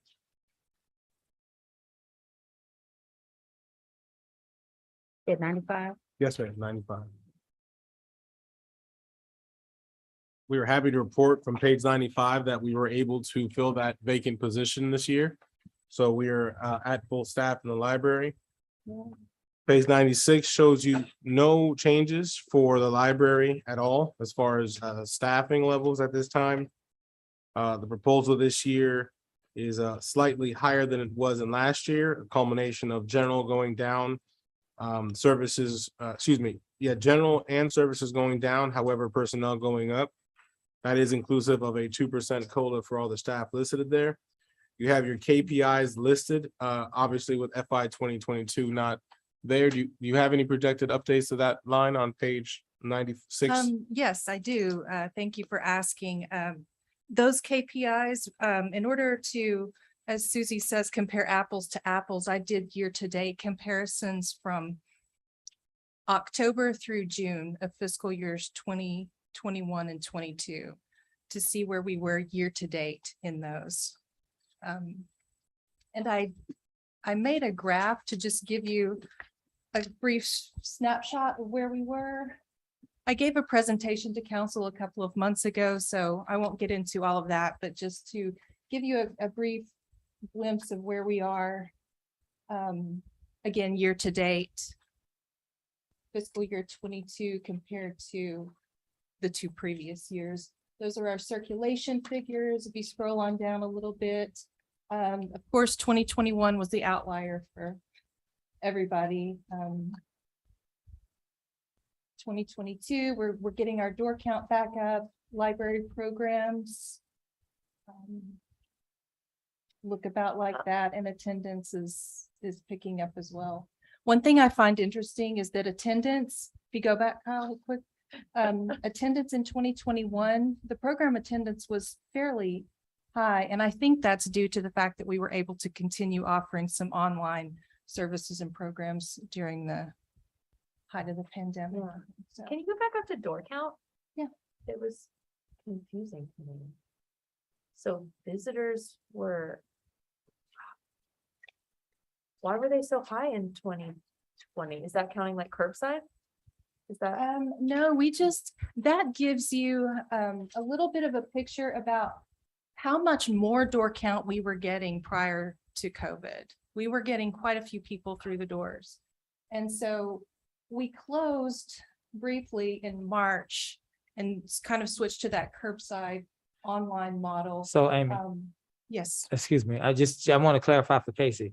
So is that fiscal year 2020 a projection? Did you end it in March when COVID hit and then projected it out? How did you get that high for 2020? Are you just saying that like in basically the 3.5-ish months before everything went That was sideways? October I'm sorry, through not March. 3.5-ish, right? You're right, October. you're right. There you go. There you go. Oh, you're right. October Sorry, I wasn't 19th. thinking fiscal sticky It calendar. goes for like 9 months. Oh, I see what you mean though. That is like Yeah. a huge, I see. No, not 9 Just months. that It's- many it's more 6 months, people 6 months, yeah. just in those six-ish Six-ish months. Yeah. Correct. Yeah. Wow, okay.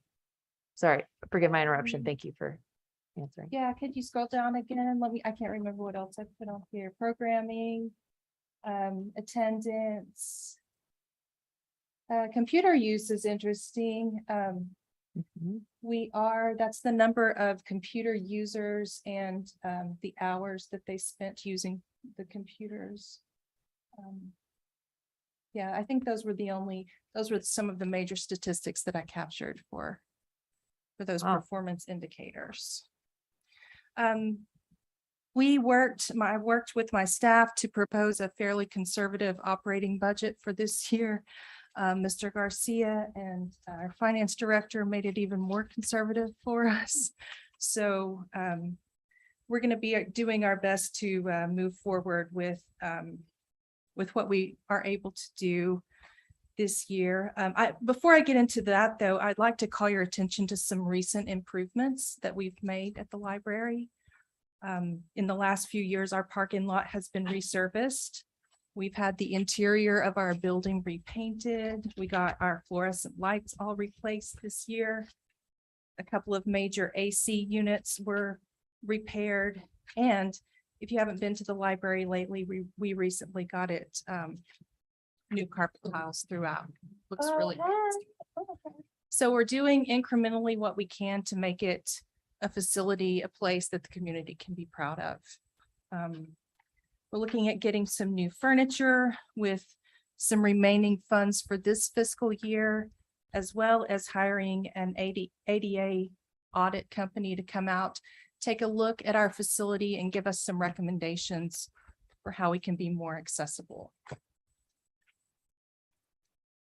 If I may, I want to point out that Ms. Amy has taken the lead on that ADA project. I want to commend her. Again, separation of duties and everybody pulling more than their average weight, something that normally would not have to occur from our librarian. But I want to commend her and her team for taking on that task. I want to note also that we did allocate $15,000 in our ARPA survey to be considered for public evaluation to help offset that burden on the general fund of these furnitures. And if the general fund does allow by the end of the fiscal year to absorb some of those costs, then it would lighten the load on that ARPA request. Lastly, I want to point to what the glaring difference that you'll notice between what the estimate was for the budget or what was budgeted compared to last year than what the estimate was to what is to end this fiscal year.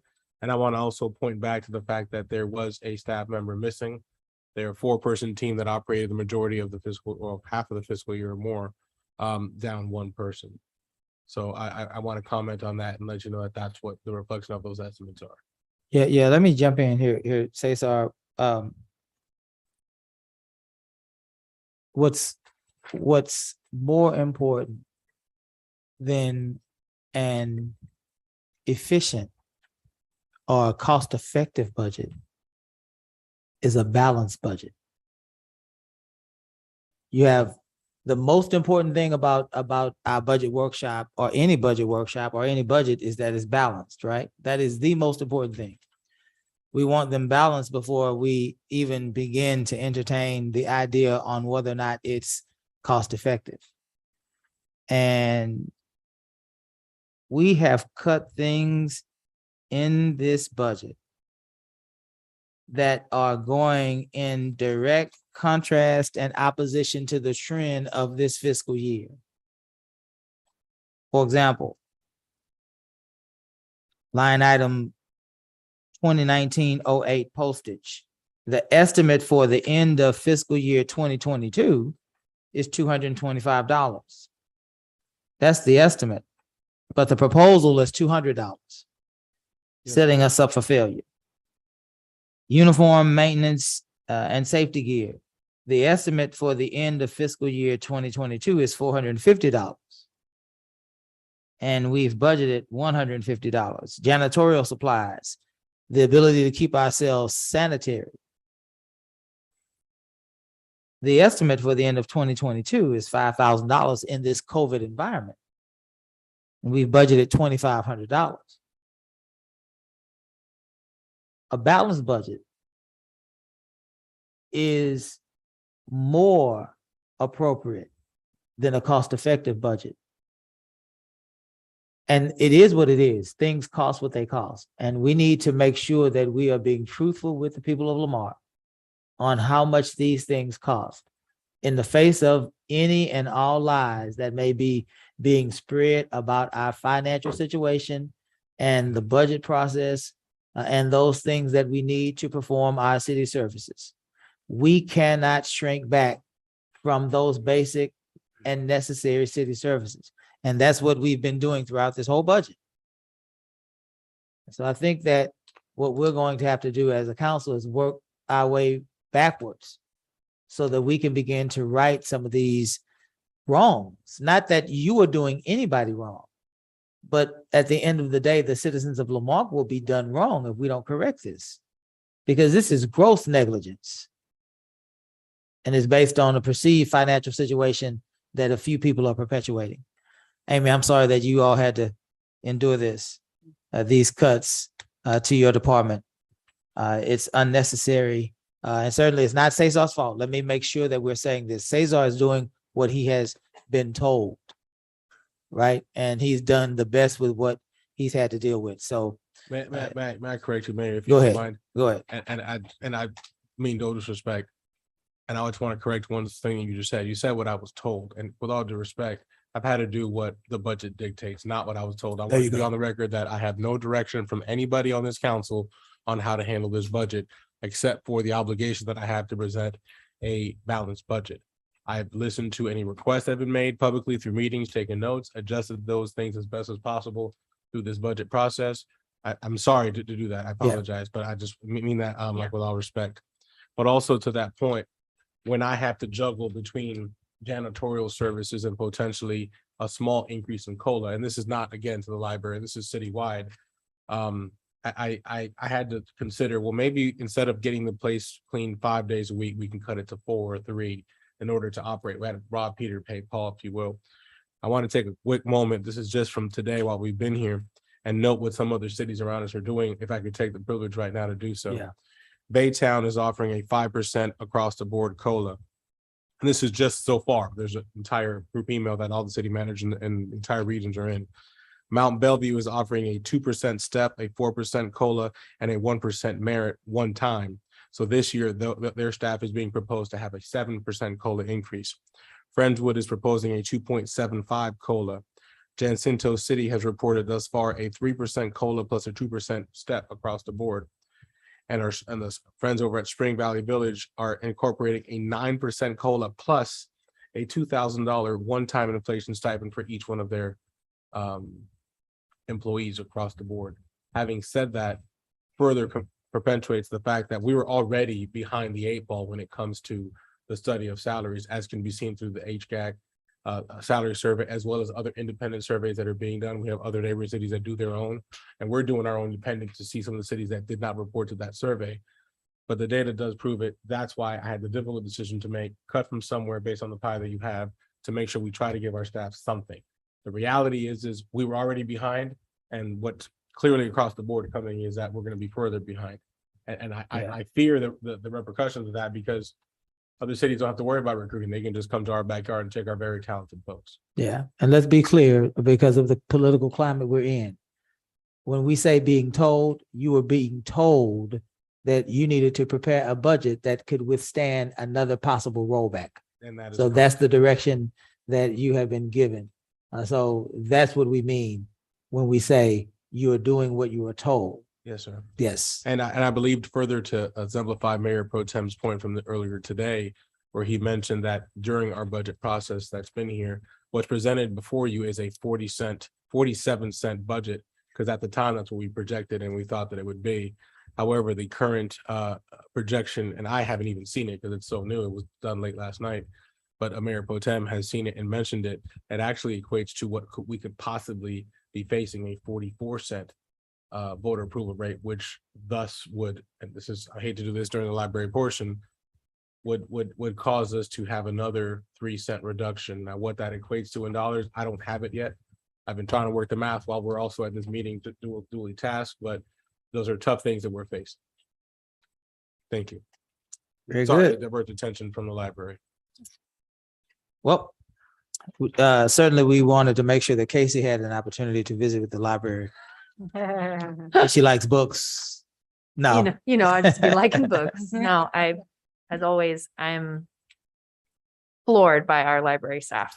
And I believe that the library staff knows a lot more about the city of Lamarque than I do. Y'all have been here longer and you have face-to-face interaction with our citizens every day.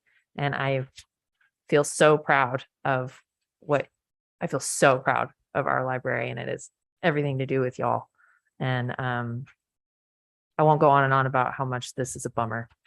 It's just a bummer. Okay, yeah, I could go on about the other stuff, but it is truly, I think that our library staff, the programs you guys put on, the customer service, the sense of community that is so vibrant in that library space is something really special, and something that I believe is the most important thing that someone who represents a municipality can bring to their job. It's everything. And you create an inclusive space with so little. And it's a talent. And I hope that doesn't ring hollow, because I'm saying that at the same time as we're dealing with this, in some ways, catastrophic news, right? But I also feel somewhat assured, because like I said, y'all have been here longer than me. You've seen harder times. You've seen weird times. You've weathered weird, troubling municipal storms before. So I know y'all have the grit, and I just promise you that we're going to do everything that we can to do our due diligence and follow the integrity. All that said, I do have a couple of specific money questions. Sure. And then this might have been mentioned at another part, has nothing to do with library budget, but it's been ringing in my head. I'm going to assume that the monies that have been set aside for the last several years as like council district budgets, like the $5,000 that we each had for our district, I'm assuming that's been cut. Well, that's actually the next. Is that the next item? Okay. It's the next item on your agenda. 'Cause we'll- The library. Come back. Can you just say if it's been cut or not? Yes? Yes. Okay, I was gonna say, The cuts were No. equal and across the board. I'm Everybody- assuming so. I mean, I was gonna say, if it's not, like immediately that money needs to go somewhere else, but I was gonna assume it was some of the fat. It was a very tough decision, but for both Susie and I to look at y'all's budget and say, we're gonna cut our boss's budgets. But Please. I Yeah. just, I mean. It just was in my head, because when we're nickel and diming janitorial supplies, right? It's like, I was gonna say, we hadn't talked about it yet, but if that line item is still there, it's gotta go. And yet there's more. I know. Okay, so on that janitorial supplies and maintenance, is that primarily, like you said, that's just cutting the custodial service down to the number of days? Yes, ma'am. We are in the, as we do, as is custom for the city in every August of the year. And you'll be hearing some of these items on the 8th for your agenda. There will be some new RFPs out that we do as per its annual custom. And we look at that, and one of the changes we have made is potential reduction of services in order to accommodate to our budgetary constraints. So where a location may have been cleaned twice a week, we may cut it to once a week. If it was cleaned 5 Okay. days, we might cut it to 2 or 3, and so forth. Okay. The professional fees. I was hoping that, Amy, can you shed light on what the 4,200 is? And maybe it's right in front of me and I just missed it. Remember, I think the only thing that we're paying out of those professional fees is a database called tutor.com. We implemented that Yeah. at the beginning of the pandemic to kind of, Right. help with people who found themselves homeschooling for the first Right, time. right. It is quite expensive, and I don't know that we'll be able to move forward with that continued subscription. Right. So 4,200 was just the subscription cost. And so cutting it to half is probably not, it's not how it We'll works. just have to let It'll it just have go. to go away for now. Okay. Maybe if that goes away completely, they can get their toilets cleaned more often. Or we would just move that up to repair and maintenance, the line right above it on page 98. Substantially, that would bring that up to 8,900. Okay. 8,850, which would be close $300 above their ask. Okay. And then the next.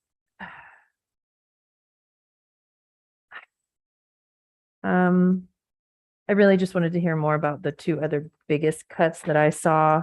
And then after that, I'd like to know if there's anything else you would particularly like your attention drawn to. Because like you said, the library is a lean budget. It always is. So cutting it is tricky. And I will say what we've said a bunch of times. It was a hard task to have. And so it's painful for everybody. But that's not Mr. Garcia's fault. Would you talk about that reduction from the 24,000 to 18,000 in the repair and maintenance fund? Is that the one you were just saying we could scoot some money over to? Yes, ma'am. That one Okay. and the one right below it. Okay. What's the big things you guys had in mind for that in particular? It's line item 3020-08. It's in that last grouping on page 98. The idea with that is we would be hopeful that if ARPA allows us to buy some of those furnitures, Yeah. and if this year's fiscal year allows us to maybe buy some of that furniture and Yeah. the rest of ARPA that we request, or half of ARPA for this line item that we could absorb through ARPA, that we could substantially then reduce that accordingly. Okay. Okay. And then the library summer program. Yeah. Let's talk about it. Yeah. Summer program was a line item we added a few years back to, and we should probably name it something else. We do pull our program funds from this line, but it also encompasses the programming materials and supplies for programs that we use throughout the year, the craft supplies, the refreshments for the anime club, and things like that. The majority of it is summer reading because that's kind of That's our your big thing. showcase Yeah. thing every summer. That's where my daughter practiced like bulldozing a giant tortoise across the petting Yes. zoo. Yeah, I At remember. last year's Uh-huh. zoo, yeah. So looking at cutting that in half, my staff and I have already started the conversation about what this year's summer program looked like, what went well, and what we can adjust for next year to still have a successful program on a much, much smaller budget. Yeah. It's probably going to mean not as many summer reading incentives along Mhm. the way. We Mhm. might not have the cool octopus t-shirts like we Right. had this year. We might not be able to hire the petting zoo like we've Uh-huh. done for the last couple of years. We're just going to have to take a close look at that. But as far as summer programs go, just to call your attention to some of the things that went really well this summer was our partnership with the Galveston County Food Bank. Yeah. They had those the kids Kids packs. Packs program. I think we've given away over 200 packs for the entire summer, and about 50 of those were just in the last month. We're serving about 15 children a month. So that doesn't cost anything, and that is a wonderful partnership and something that we can help Yeah. fulfill that need. Definitely want to continue that. And another thing that went well, people just really liked our grab and go craft, do it yourself kits. So we'll look at that Okay. a little Well, closer too. But yeah, I want to say that just because what what I'm about to say is not just because I like books, like Mayor Bell very astutely pointed out, I do love books, but I wouldn't say I love books more than I love, public works. But I was going to say that due to the nature of the like cuts you guys are looking at in your super lean budget, and that they are directly program related, like giveaways, incentives, that does overlap with a lot of things I do all the time. And I am really looking forward to helping you, like, to it won't even matter that your budget was cut there, because I know that where because you do have a good reputation, and your partnership with Galveston County Food Bank there's so many other free partnerships to make to help those kinds of things. And I would really love to help with that as much as you would allow and is appropriate. Because I do think it is a appropriate place to cut, and considering we might have to cut more.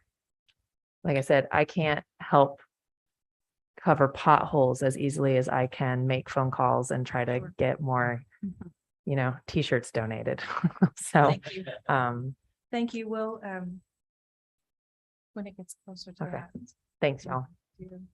To that comment, I want to comment on the petting zoo that just occurred this past Saturday. I want to commend the staff for their hard work. I was not aware that the library had closed early. I lost track of time. They actually stayed several hours after to complete the petting zoo. It was the biggest, I heard the biggest one that you guys have had, the most attended. That's the only time we could get them. So, yeah. But it was very well attended. I had the pleasure of being there for a while. And just walking the library grounds. I also want to comment on the fact that the library team is working in conjunction possibly with Keep Marque Beautiful, as well as the Parks Board, to try to make some enhancements to not only the current library facility outside as part of the next year's goals, but they're also working on a project with the little libraries. Our goal is hopefully probably it'll take us 3 years, but to add a little library, what is called a free little library, to each one of our parks. In an effort to hopefully enhance early childhood literacy in our city. As we know, that's a very big component as to what future factors could lead to. So those are small projects that we're working on. We will be leaning on sponsorships for those, obviously working through those 2 other groups to bring those items to fruition. I just want to commend Amy too as well. You did a very, very good job this year, I think, of reconnecting with the schools. And we saw that the events got much larger once you partnered with Haley and with Sims. And I like to say that we had some part of that, and those schools going from Fs to Bs. I know Sims went from an F to a B score. Awesome. And that should be coming out soon, those numbers. But the district overall will have one of their best ratings from the last 10 years. And I know that's in the partnerships with the library that you and I talked about, and just kind of hooking you up with that, and you kept those relationships going. I appreciate that. They're like, yeah, we talked to Amy. I was like, yay, Yeah. So you really, because I know we talked about that last summer here at the budget meeting about we got to reconnect. We've got to, and that is a manifestation of that partnership, because that's unbelievable that a school can go from an F to a B during COVID, but that's exactly what happened at Sims. So kudos to you and your team, even with, your limited staff and all that. You guys really did a good job reaching those kids that had those COVID gaps and didn't have online access, but they can come to the library. And I saw parents told me that if I can't pay my bill, I go, there's 2 places I go, McDonald's and the Marque Library. So, because it's free internet access, and they can get their work done. So thank you for reaching that lower income population that sometimes have those internet gaps and they can't do their work. Thank you, Ms. Santi, for those words.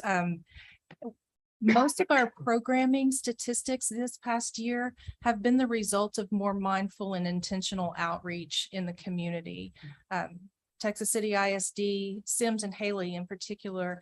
And we're also kind of bringing in and trying to do some more partnerships with other public libraries in Galveston County. We've done that a time or 2 this year. I would like to continue that. I think we can just be stronger when we join our strengths like that. But yeah, just meeting people where they are. The Boys and Girls Club, we've been doing the Salvation Army after their summer school program. We are going out once a week and doing early literacy with them. And I expect that will continue in some form or fashion in the fall when school starts back with their after school program. We'll see what that looks like. We did we were readers at the United Way summer literacy camp. So just, if they're not coming through our door, we want to serve that need by going out in the community and just meeting them where they are. And we're happy to I know a time or two, you and I got to work together on your town hall meetings, and I'm yeah. always happy. I want to say yes anytime I can to coming out to things like that to promote our programs and services. Right. And thanks for coming. It made a difference. Yeah. Thank you. Any other questions for the library? Number one, thanks for being a welcoming place. Yeah. I might get calls from, I don't know, this department or that department, which I just turn over to the city manager, but I have never gotten a call about the library. So thank you, and thank you. Yeah. And just last thing, just for my information, who has the longer service record here in the city, Kyle or Tim? Tom. The top 22. Holy moly. 22. Yeah. Well, congratulations. That is. Yeah. And he hides most of them in his beard. Well, Yeah, congratulations. that's a long time. That's really being a trooper. Yeah. Thank you. Thank you. My staff is wonderful. They're smart, they're kind. They're a delight to work with. Yeah. Very, Yeah. very- And also like, I feel like I talk about this all the time because of my work mainly all being in Galveston and Galveston Island, but okay, I'll give myself 5 seconds. Libraries are like, they should be like the nexus of everything in your community, right? There's nothing as amazing and as exciting and as galvanizing as a library, and they should be places that are equitable for everybody and a place where everybody is welcome. And you guys take that seriously and you do it so well. And the fact that I wish more libraries in our vicinity took as seriously as y'all do that ability to leverage this wonderful place that's designed for people to walk in and learn and make their lives better, and leverage that into things like free food for people who need it and all that. And I really appreciate it. Thank I you so appreciate much. your Support, thank you. Okay. You're good, Michael. I'm good. You good? Mhm. All righty. That's all right. Guess we can move on. Yes, sir. Thank you to the library. Well, actually, is there any questions from? the Oh, public? James. You good? Miss Jackie. You have to come up and give your name and address. This is your first time speaking today. Yeah. Jackie, 10924 Cypress. I just want to take a moment and thank you as well, because I see what y'all do all the time. I've never been to one of your events, but my heart just swells every time I see y'all posting it, because the people are there just, I mean, you change lives with what you do, and that's important stuff. So Thank you. I just wanted to give y'all kudos, because Thank you. although I've never utilized it, I get excited every time I see y'all post something, because I know it's gonna be fabulous. I know there's gonna be kids, and it's awesome. Well, come It's see us. awesome. Jackie, you can come to I our don't trunk know if next you year. will. Come to our trunk for Halloween next year. Well, you know. Come to my trunk. Fall festival will be the next kind of big library thing. Oh yeah, I don't mean that we're- next year. I mean in a couple months. Yeah, Oh in a my gosh. So I've just always been fascinated with what y'all do. So before you leave, thank you. I just wanted to tell you, thank you. I appreciate those words. And Thank I don't you. know, find the money. Yeah. We're working on it, Miss Jackie. Hey, Mayor, I do have one thing. All If right, you guys go read Cat in the Hat or Dr. Seuss, let me know. I'll read it. We just did that at the Oh. United Way. Oh. But yeah, we'll put you down. That's the thing about books. You can always read it again. I know. I love Dr. Seuss. So, Noted. Thank you, guys. Thank you. All right, Cesar. All right, everybody. I will call your attention. Thank you to the library team. And thanks for being patient with the adjustment in schedules today. I'd like to call your attention to page 36. And subsequently, as of page 37, this is where I will probably step away, so I'm not a target. As you can see, there's some significant cuts to what was requested versus what was proposed, what's in the final proposal, if you will. And it was just along the lines of what we expected to have for the year. Your attention to page 38, most significant cuts come in the area of where your operating supplies are, how they are budgeted, how they've been expended, and along that course, how we intend to move forward.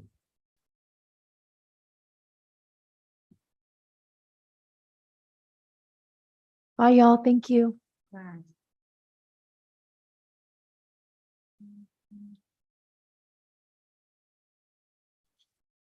Are there any questions on 38 or 39 specifically?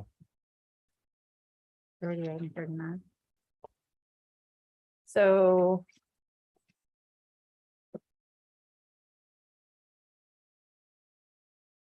district, the operating supplies, that's that previously, what we considered our with support.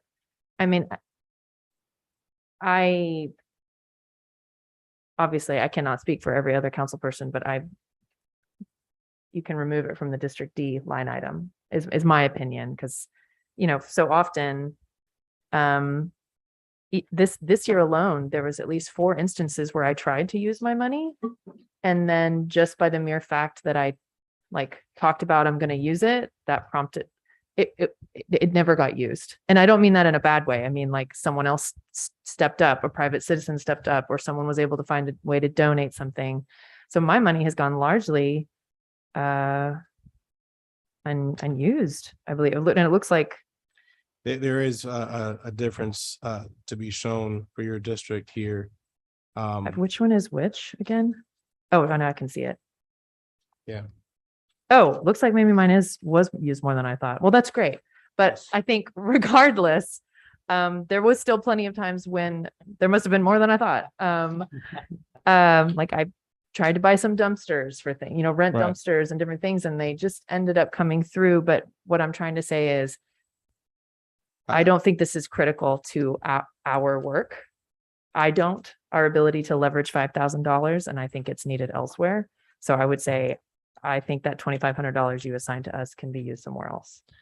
Further to that point, I'd like the record to reflect that right now where your line for District D under operating supplies reads at 55, it should read 555 Okay. after the contribution was made towards. Oh, after this the Saturday's- LULAC the backpack LULAC. thing. So Yay. right now, yes, so that just to accurately reflect that balance should be adjusted accordingly. Okay.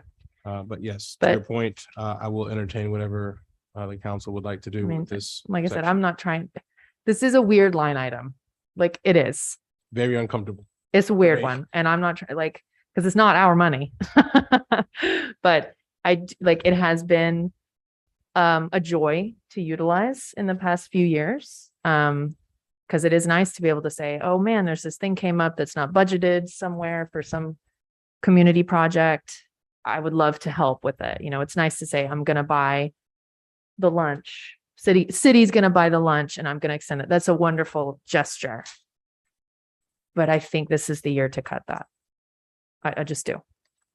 To that point, there was no nitpicking or anything how this was done. We literally took whatever's the requested budget was from what the requests that were made as far as miscellaneous expenses and so forth. Took that number, cut it exactly in half, and that's how we derived this number for the proposal based on our current situation. So How much does it typically, so this year TML will be in San Antonio? Yes, sir. Do we have an estimated cost? Not yet, sir. I mean, we could probably look up what the conference costs and so on and so forth, but Yeah. I mean, we get that to you. Okay. Absolutely. We can mail that out to everybody. So is that 1,500 in the travel portion enough to cover TML, you think? It kind of varies, I guess. It probably will be the only thing you guys could do. Mhm. And I mean, for some of us who know, like, I know I can't attend. I didn't register. The dates don't work. I can't go. So let's take it out. The on my- balance of that could help if there was a shortage elsewhere. Yeah. Right. Yeah, yeah. What's council expenses? Is that shirts and stuff? Line item 4065-0103 towards the bottom. Yeah, that's shirts, pins, cards, those paraphernalias that Yeah, Mhm. we it's- would need. Miscellaneous expenses. a lot of that is like business cards and things like Mm. that. Cool. And the other Wow. auxiliary expenses tied to the council. Oh, it also includes, sorry, it also includes lunches for like this week and Mhm. retreats Mhm. and stuff like if we have Okay. to reserve a location for a retreat or something. Okay. Which we have, we were gracious this year, chamber allowed us their space. But we're finding ways to try to eliminate costs, but still Get keep things for you. our experience similar and moving forward. Yeah. Well, I mean, again, well, I'm not going to talk. I'll let someone else talk. I don't think eliminating the operating expense completely is the answer. I mean, just even if we knock it down to 1,000, just to have something in case something comes up throughout the year. I mean, if we don't spend it, if we don't use it, we don't use it. It goes back to the fund. I mean, I would rather play it safe and just have 1,000 there in case something happened. I would encourage every council member to have enough in that line item to communicate with your constituency. If it were me, I would make sure that my line item had enough that I could put letters out to tell my constituents the truth about what's happening in our community, if nothing else. If that looks like $1,000, then, that's what that looks like. I don't know what that looks like, but I think that's a vital part of our politics in this community moving forward. Getting information to the people. So I just want to give you a clue. I would consider that to be a vital practice coming from this council moving forward. Mayor, like if I may also, a point that was just made while the library was up here presenting. Should they have a need for something that may arise that you all may want to say, okay, look, the library, someone's approached the library, for example, this year, LULAC approached the library about doing this event and they need some financial support. Well, maybe it's, in this case, they need $500. Well, maybe it might be $100 for each one of you, or one person champions it or not. So allowing that to be, if some of these folks are trying to have an event or a program, for example, we talked about the petting zoo, that may not be able to occur next year. If you wanted to take that and say, look, we would like to each contribute $100 towards that event to continue, that's where it would come from. Now, if it can get sponsored, back to your point, Councilman Carlson, if it gets sponsored, then great. Don't have to do anything with it. But it could be as a just in case to try to help some of those things out as well. Yeah. Just a suggestion. I mean, I like your idea, Casey, but I think we should leave something. I think in things there. like this, okay, so things like, for a different example. One of the things that we've been talking about is how our police costs, law enforcement costs are increased in a way that we haven't actually accounted for. Special events and things like that. So what if the petting zoo needed a law enforcement officer, right? That might be something we could shift our monies into to try to, kind of keep the budget balanced. And I things get like that, but I feel like the gravity of our budget situation to me says the time for that measure is gone, because what we're facing is they're not even going to have the petting zoo because they can't afford it.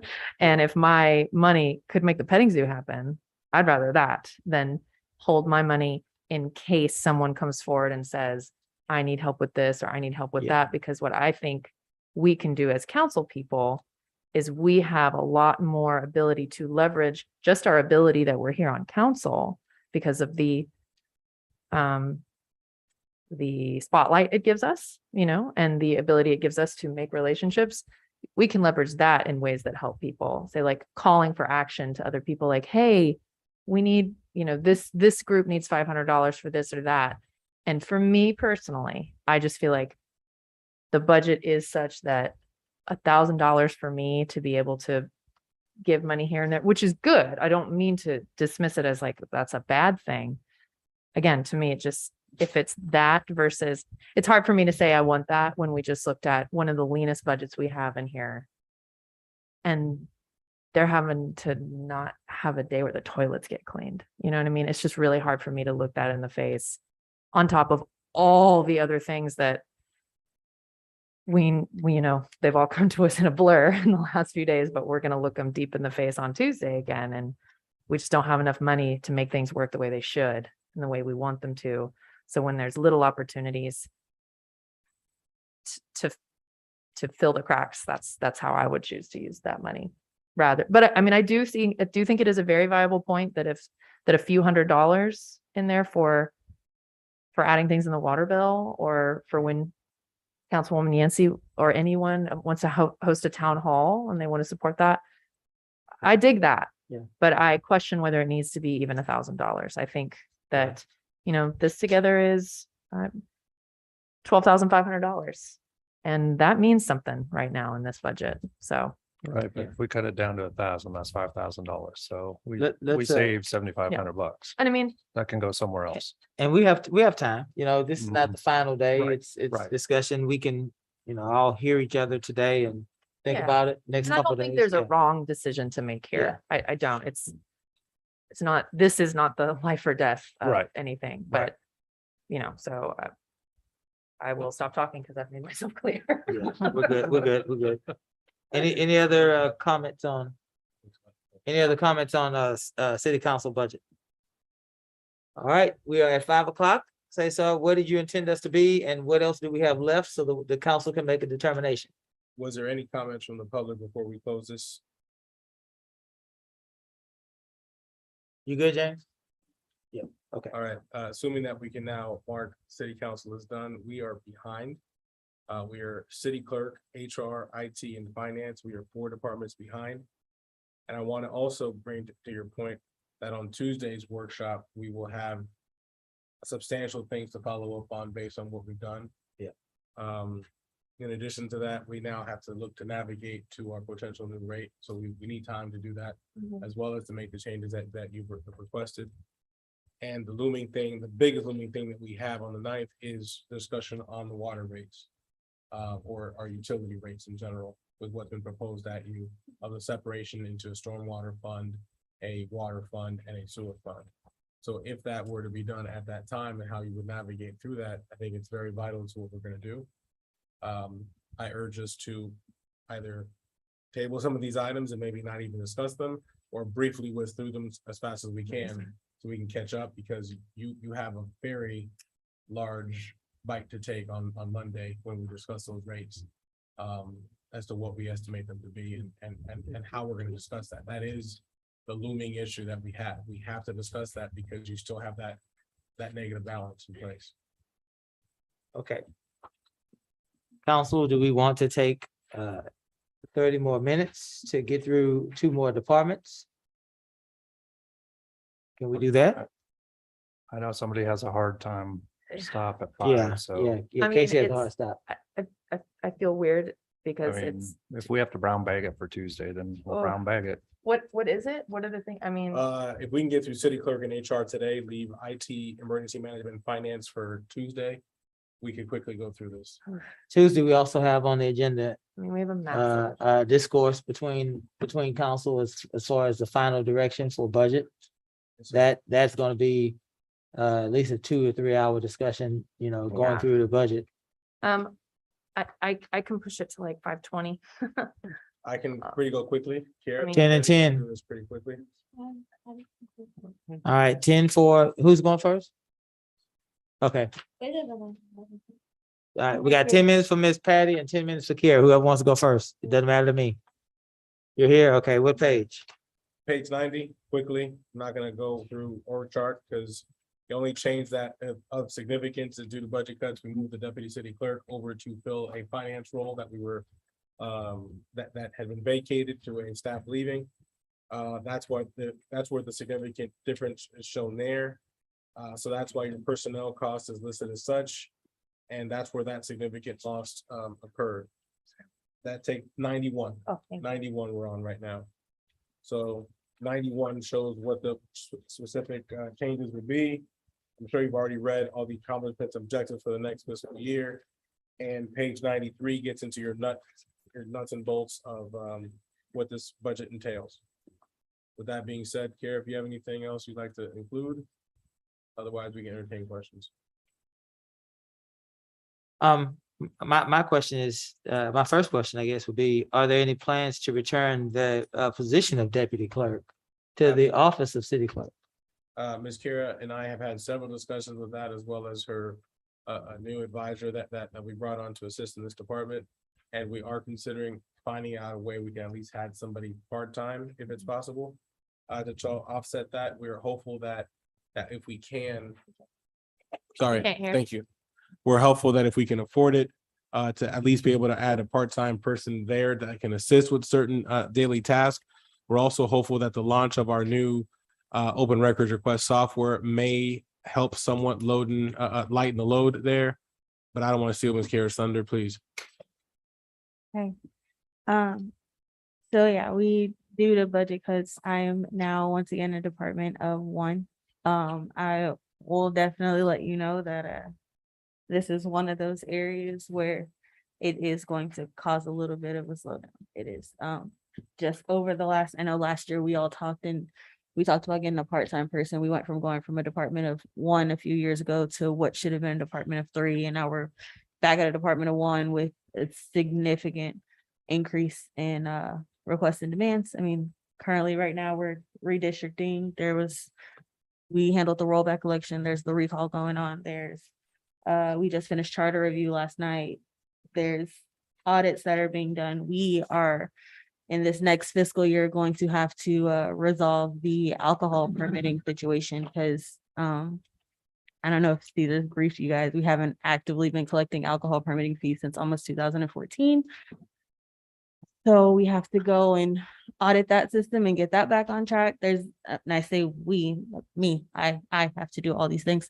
There's a lot. To date, I've oversaw or personally filled almost 800 public information requests this fiscal year so far, and we still got a couple more months to go. So Do you have a comparison as what that is compared to previous years? yes, I do. This year we are at 776 as of this morning. Last year there were 381. Fiscal year 20 there were 55, and fiscal year 19 there were 56. So we have a 800, almost on pace to be over an 800% increase in open records request, and we have reduced this department due to budgetary constraints. Let's get this straight in a few short minutes so the public can hear what's happening. In 2019, those 365 or 66 days, depending upon leap year, there were 56 open records, public information requests. In 2020, there were 55. The entire year, 55 public information requests. In 2021, the entire year, there were 381. This year, is that right? And we're still in August. We have 776 public information requests with 2.5 months left. Say that again. How many? 776. 776. And I will say that there are a few different factors into those increases. Not only is just, public interest is a key factor also, but now I also oversee in some capacity the police records division. So that, I'm handling those as well too in some sense. So there's that as well. So I do want to kind of put that caveat out there. It's not all doom and gloom in the department though. We were able to transition you guys to fully digital agendas this year. Yay. I plan on getting all of our boards and commissions to be in the same format over the next fiscal year. We are launching our new public information software that should be happening. Our launch date is August 15th. Yay. That'll And also to that point, we're going to go through some time to work out the kinks. So please We weren't trying to launch until October 1st, but we're doing everything based on need and demand to get there faster. And I was like, so we got that going. Getting a new ceremonial documents process going that should be coming to you guys in the next month or two. So we're trying to use what we have to push the city forward and be as efficient and effective as possible. But also, I am one person. So And we're also, to streamline processes, creating a SOP for the actual department that has not exceeded, and a lot of our departments has not exceeded. We've begun working on that, hope to have that done before the end of the fiscal year. And I want to just say the math. I took 776, divided that number by 19 because there's been 19 halves of the year. If I take 12 months, multiply by 2, give me 24. We went through 19 half months so far. Everybody follow so far?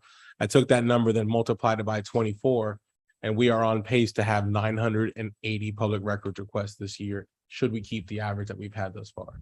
And remind us what what that timeline means when you receive one. What is it? What's the ticker that starts? State says I need to have some form of communication with the requester within 10 days. So I have honestly less than 2 weeks, especially if there's something that the state has to be involved in. There's a whole nother process that has to be done by that 10th business day. So it takes, depending on the volume, it takes quite a bit of time. Yeah. In addition to all the new responsibilities, new tasks, new projects, new challenges, your city clerk's office is on pace to be significantly higher when it comes to the amount of requests as it has been over the past 3 years. I was trying to figure out exactly the percentage increase that is from just 2020 to now, and Well, I can help you. is it 1,300% increase? That sounds about right, because it's definitely several hundreds increase. Yeah, I would. I mean, I'm gonna assume this computer's not lying to me. 55 public information requests to 776. That was on from 2 track, years ago. on track to, yeah, just from 2 years ago. Correct. And on track to be a nearly 1,000. But so just from 55 to 776, that's a 1,300% increase in workload. To date. To date, Not including- that's what I mean, just to date. I know that, I mean, I don't know, I know that we don't have any money, like we have so little money, but the mayor used the terms gross negligence earlier. And I firmly believe that if we don't find a way to put another staff person in that department, that is gross negligence on our part. And if we do not find a way to actually compensate this person to the more de facto industry standard, that is gross negligence on behalf of this council. A 1,300% increase in workload in just one area of what she does, and just one area of what that staff person does. If we do not do anything about that, if we do not give them the support that not even 3 years ago, 2 years ago, that same year in 2020, we had approved for this to be a 3-person department. And due to myriad reasons, we're down to 1. I can't believe that this council won't find a way. There's a way. We have to find a way. If I may, I also want to add to the fact that in addition to these duties, we're trying to digitize dozens of years of files that are still in paper form, because we have a liability should something occur, some type of natural disaster occur. We may lose some of our records that have been stored for years. So we have that as a very big project that Kira's had taken on.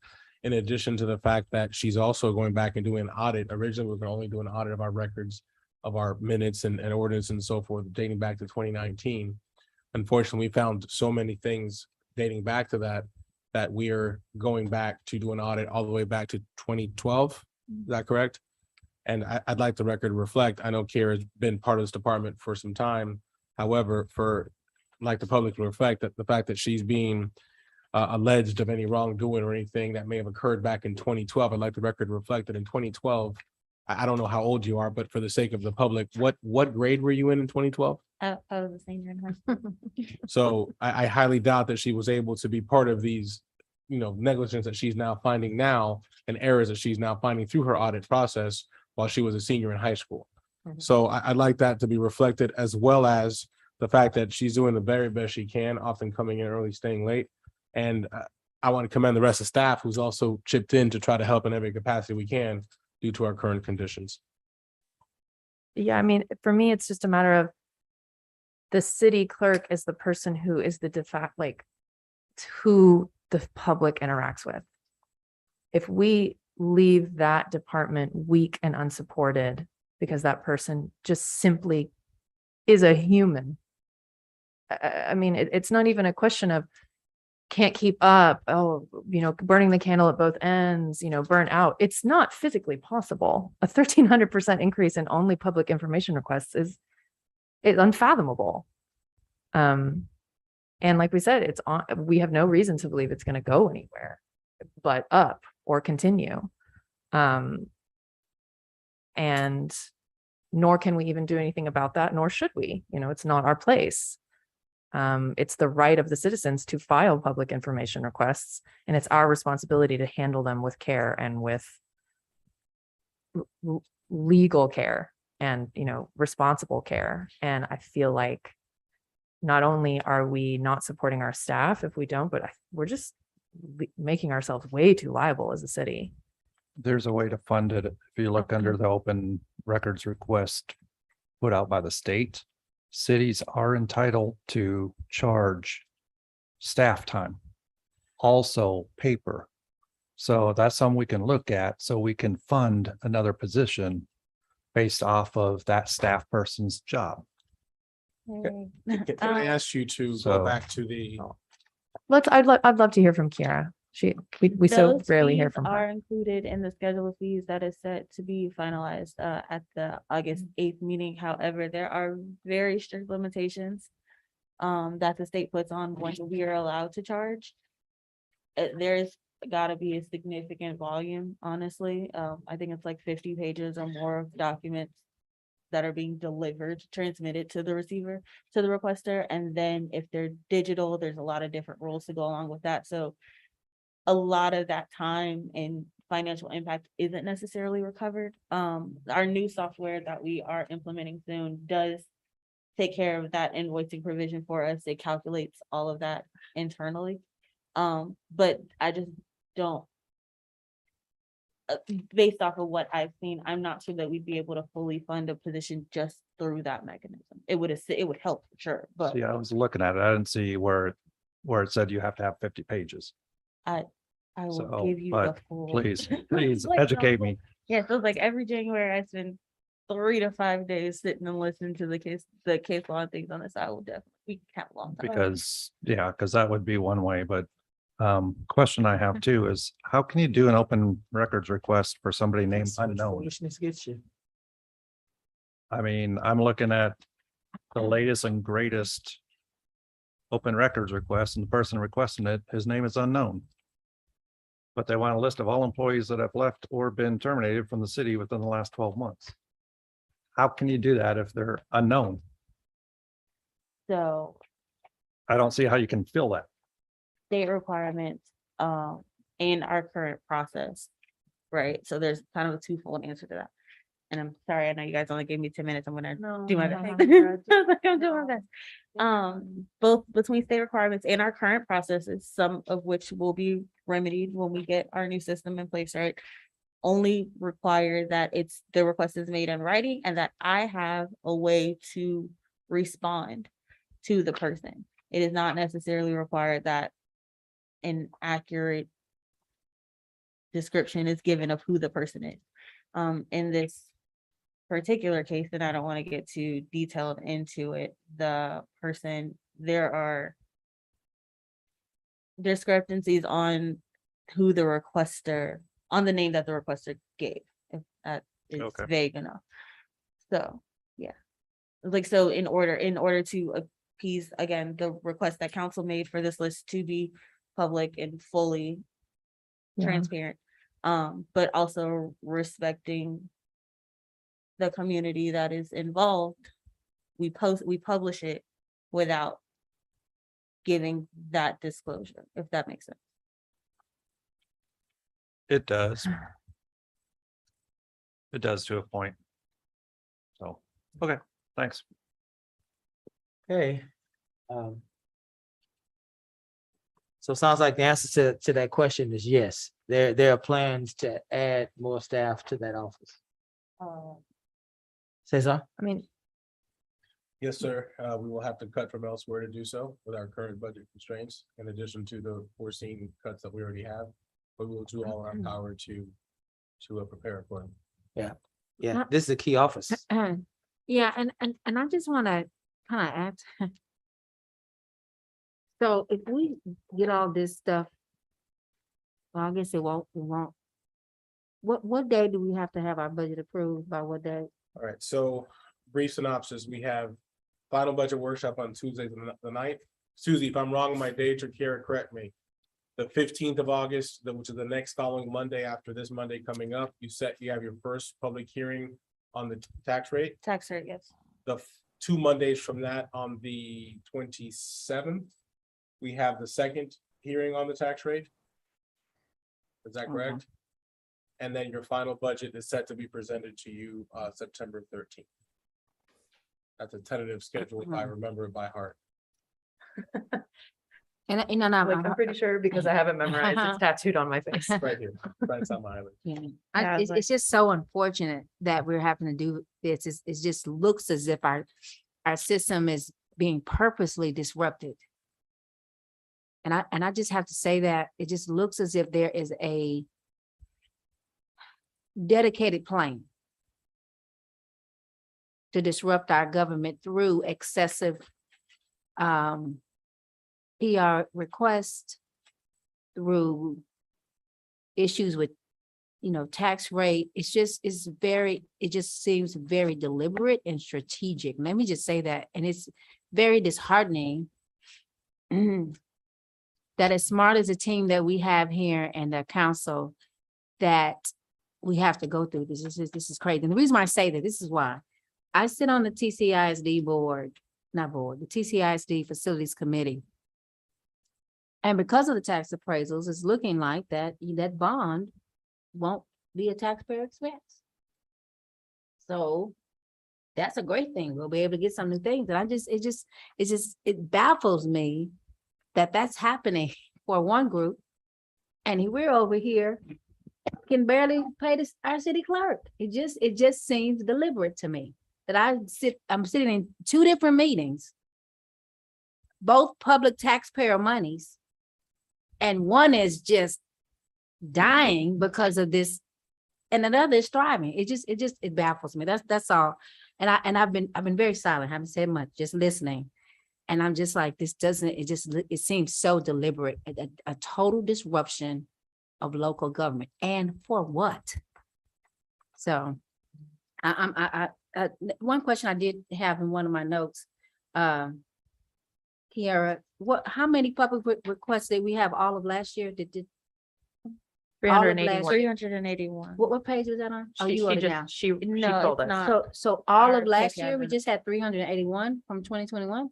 which was still a massive increase from 2020. It was And the 55. previous year was 55, and I think the year before 55. that was 56. Yes, So that's almost 100, it's well over. We 100. calculated why you walked out. It's Yes. about- They're on pace to hit 980 requests this year, and at their current rate, we're looking at over 13. So that's an example of persons trying to disrupt your local government.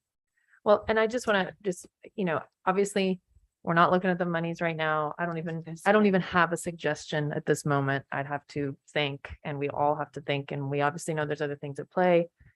But I know that unfortunately, Kara likely doesn't have time to have put together a presentation for us about like the average amount of time it takes per PR. And I know that that's why it ranges wildly, right? Because if you get a request written on a napkin that doesn't have any of the contact info, or if you're obligated to respond, but sometimes you spend an inordinate amount of time just trying to track down the person to get clarification on what it is they're looking for, right? Like that's one example of how it can go. So let's say, just thinking about the amount of hours that that takes, it's similar to not funding more help, more people to take on the hours to make this happen. To me, is just as equivalent as saying, we're not going to buy. Say that again. Fuel. Yeah, we're not going to buy gas to put in the PD's vehicles. It's like, it's a non-negotiable. Like, that's what it takes to get from point A to point B. These, like, people power is what it takes to get these requests done. Not even to mention all the other things that the clerk does, but just these, it's the gas, like, we got to pay for it. And we all have feelings about it, but those don't really matter, honestly, because it's what's on the table. It's the reality. So I'm so sorry for lecturing everybody. It must be the end of the day. And I'm sorry, I've got to go. It's her birthday. Happy Happy birthday. birthday, Casey. Happy birthday. Happy birthday, Casey. It's her birthday. Happy That birthday. is why I'm leaving. I'm sorry. I have lots of family waiting for me and sitting on their hands going, I'm sorry. Thank you.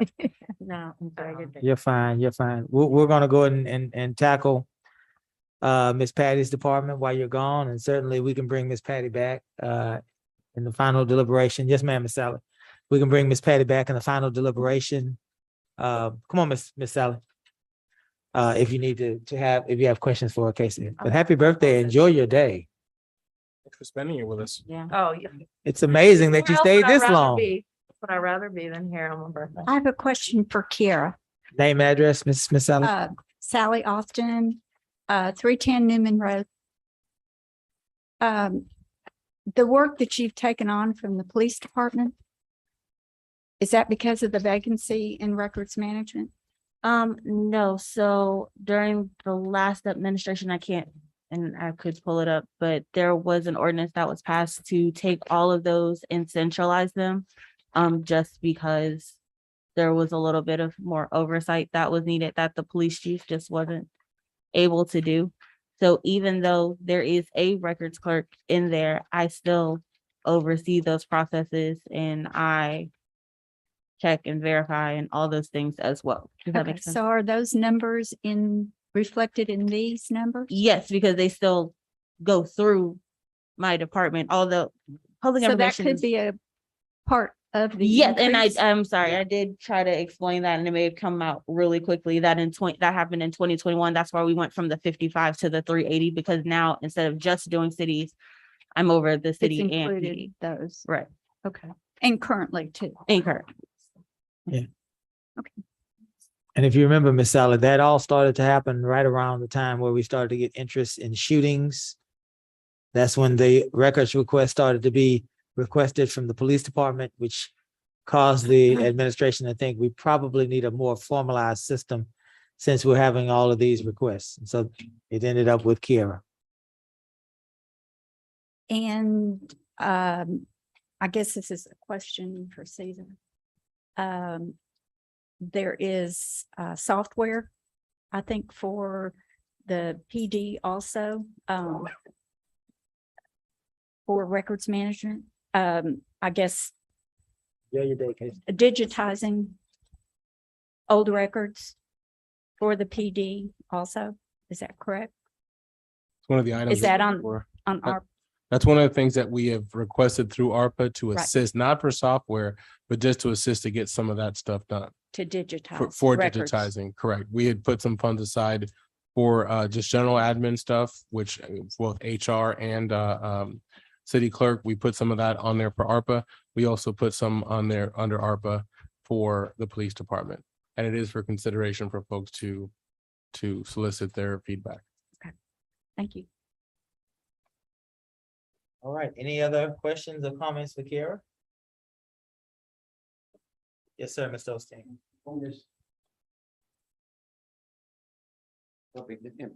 Information request for information. I think Texas law is 10 days. Is that right? But if you're not able to do it, I think the way it reads, you can let whoever's requesting information, let them know an approximate date that you can get it to them. It's reasonable. So you can buy time that way. And if you got a certain group that's flooding us with these letters, I'd keep a running record, and the date you told that particular person, you'll get them the information if possible. And if you got 400 in line, tell that 401 it's going to be 3 months, because it's reasonable to look at that list that you can show if you have to, if you get your hand called on it. You know, the state can't expect us to hire 15 people to take care of 700 people or 300 requests a week. So, yeah, we got some leeway there if you know how to work the system. Ah, good deal. Thank you. All right. I guess we'll move on to Miss Patty, Human Resources. Hello, Miss Patty. Good afternoon, everyone. Did you solve the world's problems already? Trying, working at it. Working, give you till 5 o'clock. Oh, it's past 5. All right, say something. I'd like to call everyone's attention to page 40.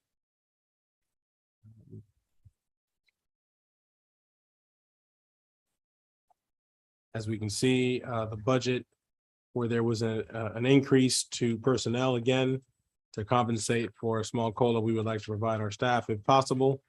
There was also a reduction in general and service lines in order to accommodate that and still bring the overall budget to about $3,000 under where it was last year. Call your attention to page 41, obviously for all the department's goals and objectives for the year. And then the meat and potatoes of the budget begins on page 42. And at this point, we'll turn it over to Patty if she has anything to present.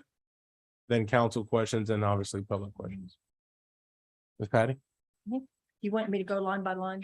Oh, if you have anything to present specifically, any highlights of No, your I year? pretty much have a flat budget. I don't I don't have anything extras except maybe the Christmas party.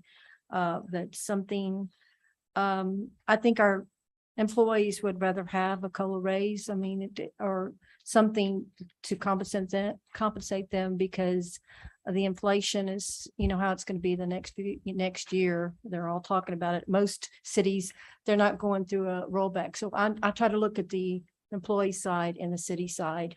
And most cities are giving like 7 to 8% because of inflation. I know we can't. I just think, in every department, we're low staffed. I mean, we don't have extras, and I would like anyone that would like to visit the departments, check it out, because we're not overstaffed. That's why some of our vacation and sick is high, because some of them have a hard time taking off because they're going to leave somebody else with their work too, and that means overtime. So I'm just hoping, I know you'll have a hard job, but please consider our employees as a little bit of a COLA raise that we can. I know you have a hard time with the rollback, but I'm hoping that we can help them in any way we can. So eliminating, I don't know about the Christmas party. Most of my budget has been cut in half. And some of it is when just like physicals, drug testings and stuff we have to do with new hires.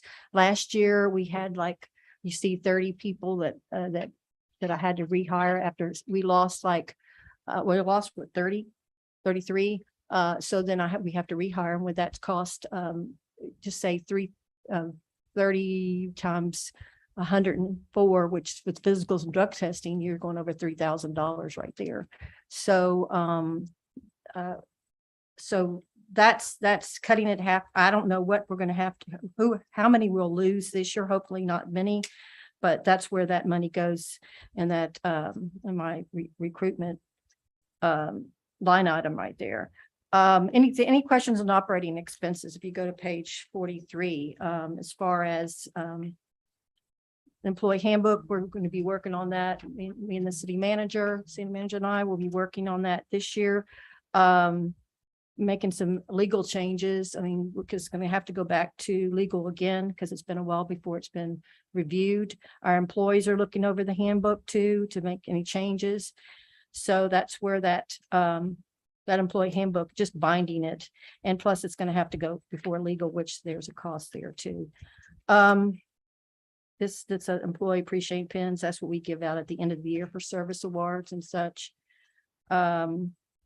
An employee recognition program. That's just, we have like 10 employees, 10 awards we give per year of where the employees get to vote on their person that's the employee of the year, employee with the best attendance, things like that. So we usually do that at our Christmas party. The Christmas party itself, like I said, it's cut in half, and we may not have it because of the rollback. I understand that. And like I said, the employees, they would appreciate anything they can get this year. Office supplies and retirement gifts. The retirement gifts, if anybody retires, we usually budget $300 gift from the city. 20 years experience. That's what we usually if someone retires, that's what we give them. Office supplies is just printer supplies. This is for not only me, but my the city reception that works with me, helps me with HR. That's all her supplies too. Recruitment, you see there, background checks, drug testing. Like I said, that's drug testing. Physicals is like about $104 per person. Fit for duty, that's for fire. So that's 104 for drug testing, physicals, and then another 175 for fit for duty. They have to go through a physical therapist. So professional fees. If anybody has any questions on any of those items, after our drug testing, anybody that's been in an accident after hours, we have someone come to the site to be drug tested. And if they've had a vehicle accident or that kind of thing. Eliminating citywide customer service. We just had it this year. It was very successful for all our employees. So we can do that. Drug testing for on-the-job injury. We do that in case there's a workers' comp incident of any kind. We have to send them for, especially vehicle accident. We send them for drug testing. Hep series immunizations is anybody that works on the street is exposed to contaminated water. We have them get a Hep series test. They have like a series of 3, which is like $90 per immunization. HR Performance Pro, that's our evaluation software program that we use for all our employees. And that's a yearly fee that they charge us. Random drug testing. We can only random drug test public safety employees, which is fire and police. We do that quarterly. And CDL drivers. We can't random test anybody else. It's illegal to do that. So it's just public safety and CDL drivers. Civil service exams, we give maybe 3 a year, which is like $350. And every year we usually have a corporal, police, corporal, sergeant, and lieutenant exam to have an eligibility list in case someone of them leave. And then we advertise through the Galveston News. For each test. So not promotional because that's within. That's for the entrance exams. Social media costs for job posting. JB, our public relations specialist, usually does that on some media sites where they charge. So to get the word out there for any of our job postings. These are the training that I go through. The commissioners training is all our commissioners go to training every year. So because a lot of things go before the commission for us police and civil service. If they have to make any kind of, if somebody comes before, maybe they've had some kind of grievance and they want to come before the commissioners, they have to help make decisions. And so I usually have, either they can travel to my civil service convention or because it's convenient for them, I brought an attorney in here to go over civil service rules and regulations because those change almost yearly. So, okay. TMRH annual conference I have once a year. All the HR professionals go to this each year, and it's like a 2-day training for all of us. We all have to attend the classes, and It's very informative and very good, so. And that was cut, yeah. Anybody have any questions on this convention, school and travel, or any questions so far? I don't know that I have any questions, Ms. Patty. Certainly, again, we're looking at a scenario in your department that now our services potentially are going to be cut and limited. I know that you're going to have more than $50 worth of postage. You're the human resources department. You mail stuff, yet there's $50 there.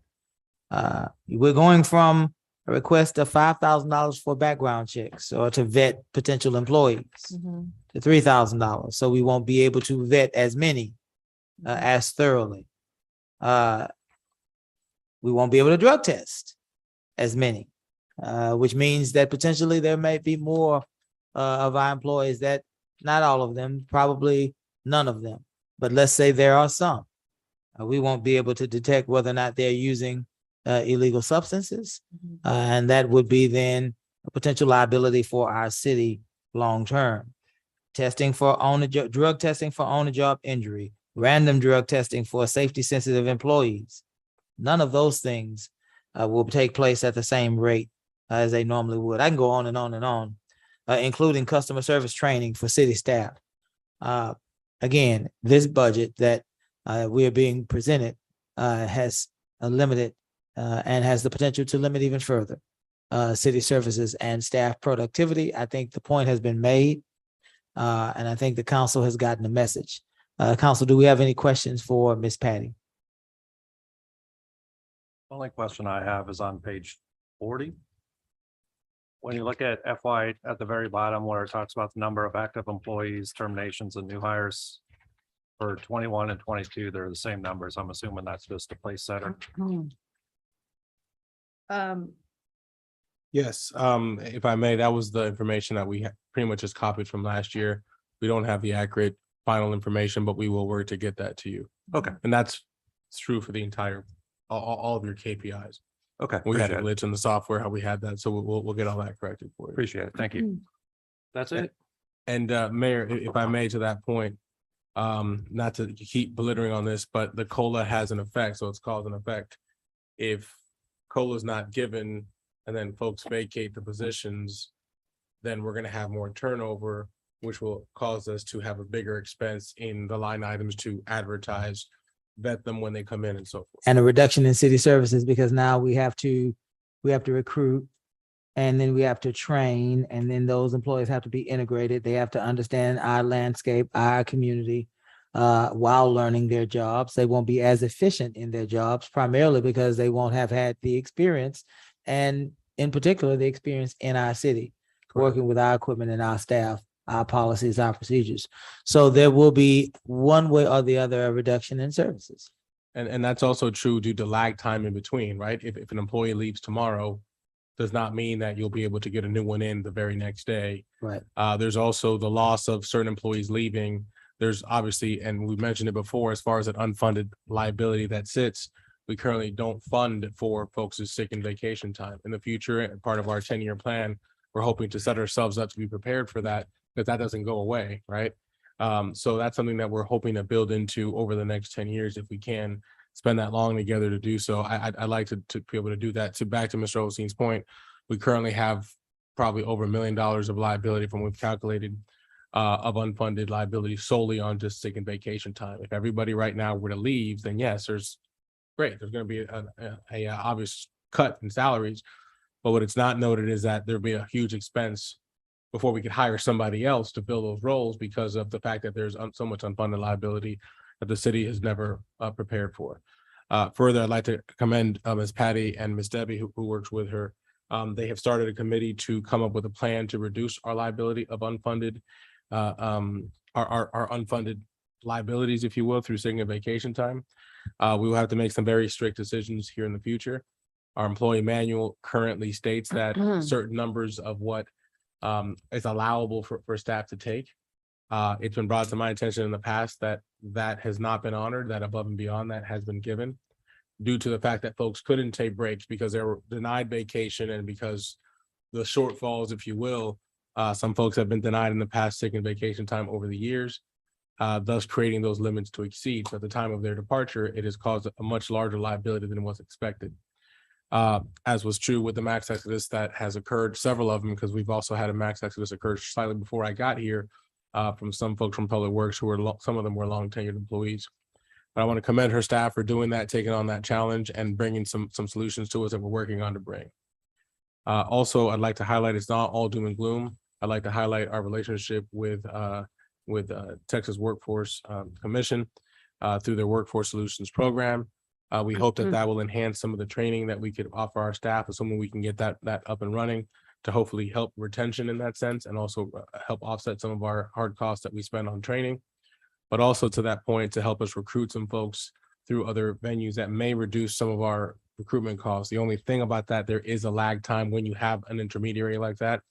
And we're experiencing it right now through our first relationship with this group. We're doing the best we can to accommodate to that, but we're still experiencing it. So for example, it may average that we can fit up position in 2 to 3 weeks, but going through this other source, yes, it'll be a savings to us, but it might take us a month and a half or more to fill that position just because of the other step we have to take. And Ms. Patty, I'm sorry. Yeah, Ms. Yancey has helped me speed up the process with Workforce Solutions. They just got back with me yesterday and she talking to her a couple days ago. It helped her because she has some contacts there. So it's been a long process. It's been about 6 weeks. But I think we're going to get some help. In certain programs, they pay up to $280 to the summer intern program. We're extending and we've got 2 that qualified for it. So they'll be able to work with us maybe throughout the next few months, up to 480 hours. So maybe after school program or some, coming after school.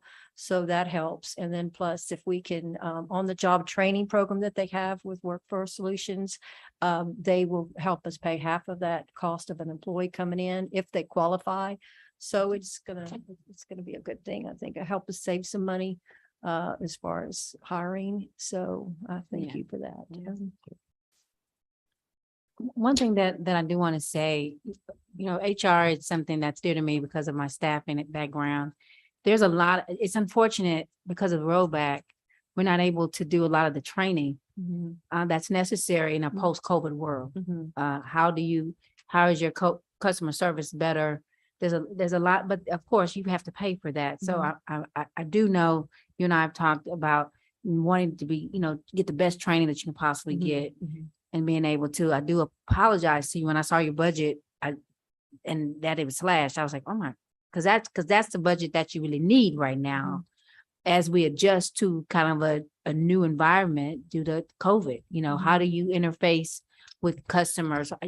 How do you even the exchange of paperwork and things of that nature that to some may seem, oh, that's no big deal, but it is. And now the government has just declared monkeypox a national emergency. That happened just today. So this whole viral thing is just getting crazy, right? So people that have to deal with the public, you got to have that training. And so it's unfortunate, but I hope Cesar, we can find some training that's maybe free, on that, but I just hate to see your budget cut like that. Especially because you are our front line. You see our, the community a lot before we do sometimes. So I'm still chewing over that because I'm just like, gosh, that's huge. I'm sorry for the rollback because it's really affected everybody. Yes. But we're working at it. We're trying to save, money. I didn't really touch Caesar. I'm not going to cry over this, over this budget cut, but we're going to work at it. We're just going to have to learn to cut back and do the things. I know y'all's job is hard. So, and this year is even worse. But we try to get our employees to burn their vacation and use it, but it's really hard when we've got so much time on the books, but we have little staff. So they're working on it. And we've got 15 employee committee, addressing all the liability on the books for sick and vacation. So they're working hard at it. We've got a new policy for new hires that'll come out that Caesar will be showing you pretty soon. We're meeting next week to finalize it because I want them to look over it again. And then we're also going to address, the main thing we're addressing is how we're going to get these employees to burn their vacation within the next 2 years, just by taking a day or two off a week, and the other staff will have to be short, and we'll have to, Caesar had some ideas too, and Yeah, I wanted to comment on that. I think I expressed earlier, we have 2 employees in our finance department who I believe both used to work at League City. So they are part of the committee, and they shed some light on something they had to face a long time ago, a few years ago, to reduce their unfunded liability through that, where they had to just basically say, okay, everybody, you've got, I think she was saying they gave them 6 months. It's use it or lose it in those 6 months. And what that caused was a very large reduction in service for the city of League City during that time frame. But it took them 6 months of that aggressive nature to get to the point where they had to reduce those services, but in order to reduce that liability. For us, I think in fairness, and I can't speak for another city, and during those times when that happened, I think the only thing about that is it's unfair to our staff, who basically was not allowed to take vacation or sick time before, for them to now basically be told, okay, now you have to hurry up and use it, or you're going to lose it.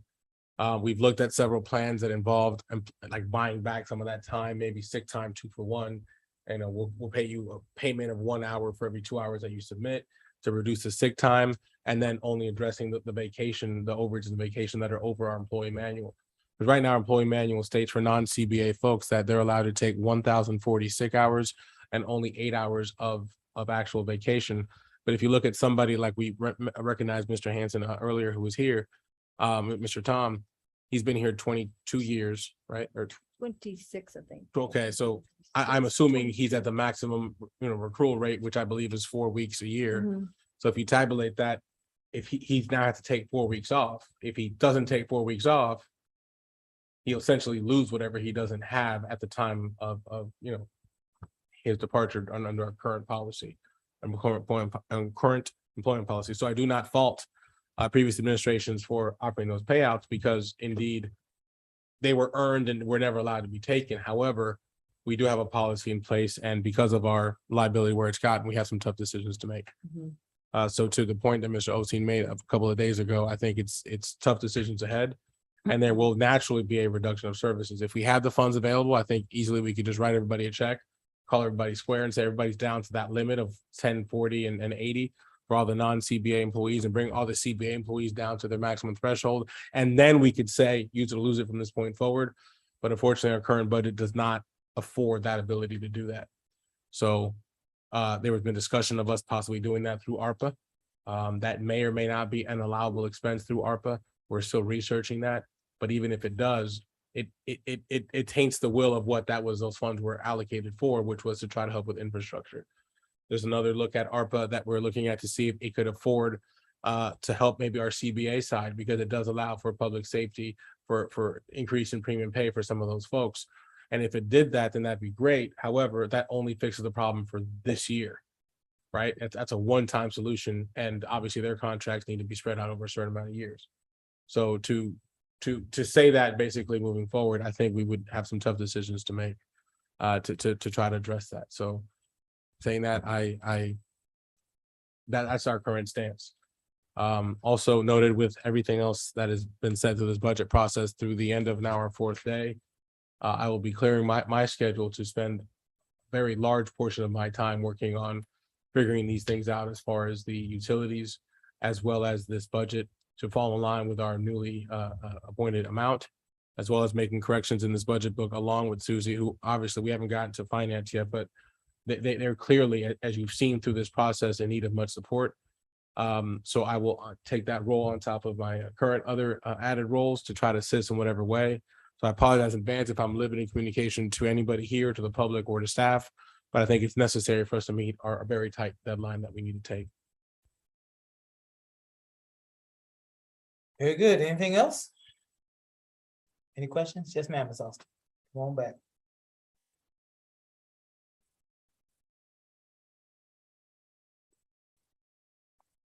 Patty, I may have missed it. The employee appreciation Christmas party, there was a cut down to $3,750 Yes. from a request of $6,500.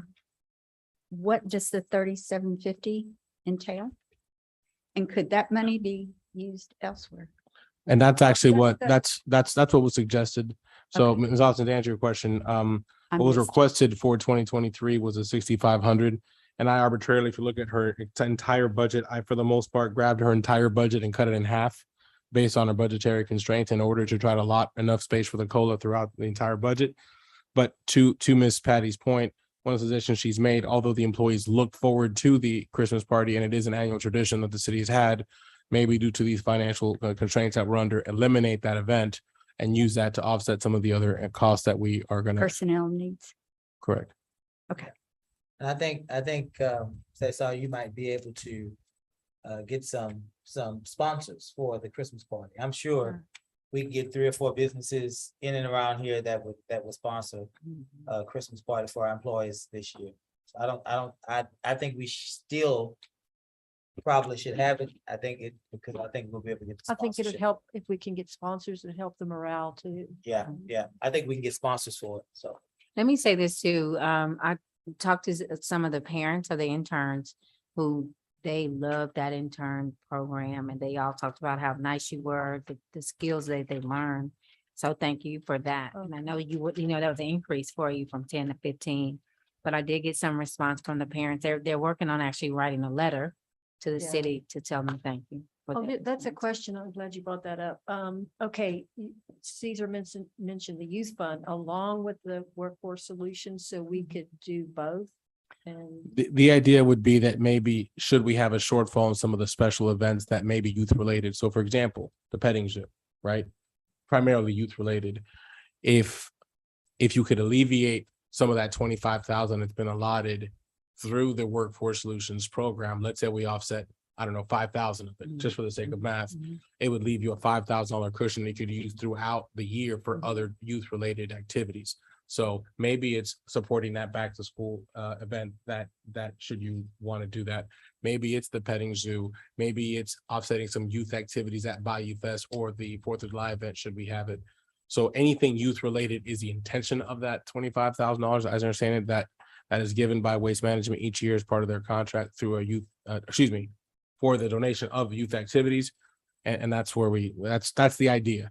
because I don't know, from Workforce Solutions, we need to make sure they have a lot of qualifications, just in case we don't have. And I told them we really wanted to work with Lamarck residents, students, so they're going to help with that. But just in case some don't qualify, can we go with the youth, a little bit of that? Right. too, The idea is to soften the financial burden on that youth fund, 25,000 as much as possible. But it's been a clear direction from council that we would like to increase that program, not decrease it. So we will maximize our efforts through Workforce Solutions to still provide the 15 interns. I think we did 30 hours a week this year for 6.5 weeks or 7 weeks, 6 weeks. Actually, it was 24 hours. Sorry, 24 hours a week. I apologize. So the intent would be to do that or more, not reduce, and hopefully and strengthen our relationship with the Workforce Solutions Group. We'll be able to do that. That's our intent. That's our hope. But we ask that we leave those funds as they are to allocate that to happen. Any other questions? All right, guys, we are at a stopping point. Thank you, Ms. Patty. Thank you. Anything further from council before we adjourn? Be mindful that we have a meeting, a regular meeting on next Monday at 6. Yes, and we're back for budget workshop that Tuesday at 10:30. Yes, sir. Yes, Mayor Pro Tem. Well, Mayor, it's starting already. We have no more paper towels in the restroom in the back, but let's not worry about that. I'll pick some up. I'll pick up a package and we'll have some over there, okay? Not at all, don't worry. Duly noted, and that wasn't anything. That probably just from the extra use we've had this week and just haven't had a chance to fill them. So I apologize. We got it. Anything else from council? I'd like the record to reflect, we did not finish our proposed schedule with IT and emergency management as well as finance. And if we could adjust the schedule accordingly to begin with those on Tuesday, next time we pick this up, I'd appreciate it. That'll work. Let's make sure that our schedules are adjusted, council, to reflect what Mr. Garcia just said. If there's nothing further, it's been a long week.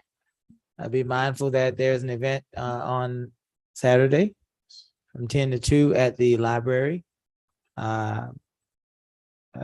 Please consider attending. I have one thing for the good of the Yes. order that I wanted to clarify, and I would like to have the minutes to reflect.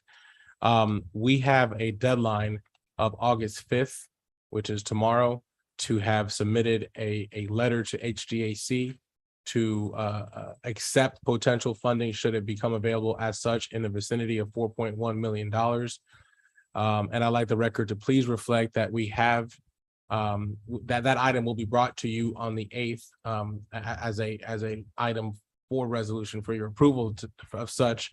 But I wanted to record the fact that I'm mentioning it to you beforehand. I've mentioned to it at the entire budget process, but in case it was not reflected in the minutes, so we made our decision to submit that letter and accept the funds. If for whatever reason on the 8th, we rescind that ability, that allows us a chance to go to the funding team and say, hey, thanks, but no thanks. I doubt that we would be in a position to do that, but I wanted to make sure that we follow proper protocol in doing so. So Monday, we would be potentially ratifying what you're doing tomorrow. Yes, correct. Gotcha. Well, actually, Makes sense. already been submitted technically, Okay, because we want to make sure we didn't miss a deadline, not knowing how late we would be leaving Gotcha. today and so forth. very good. I will entertain a motion to adjourn. So move. Is there a second? Second. All in favor? Aye. Aye. We stand adjourned.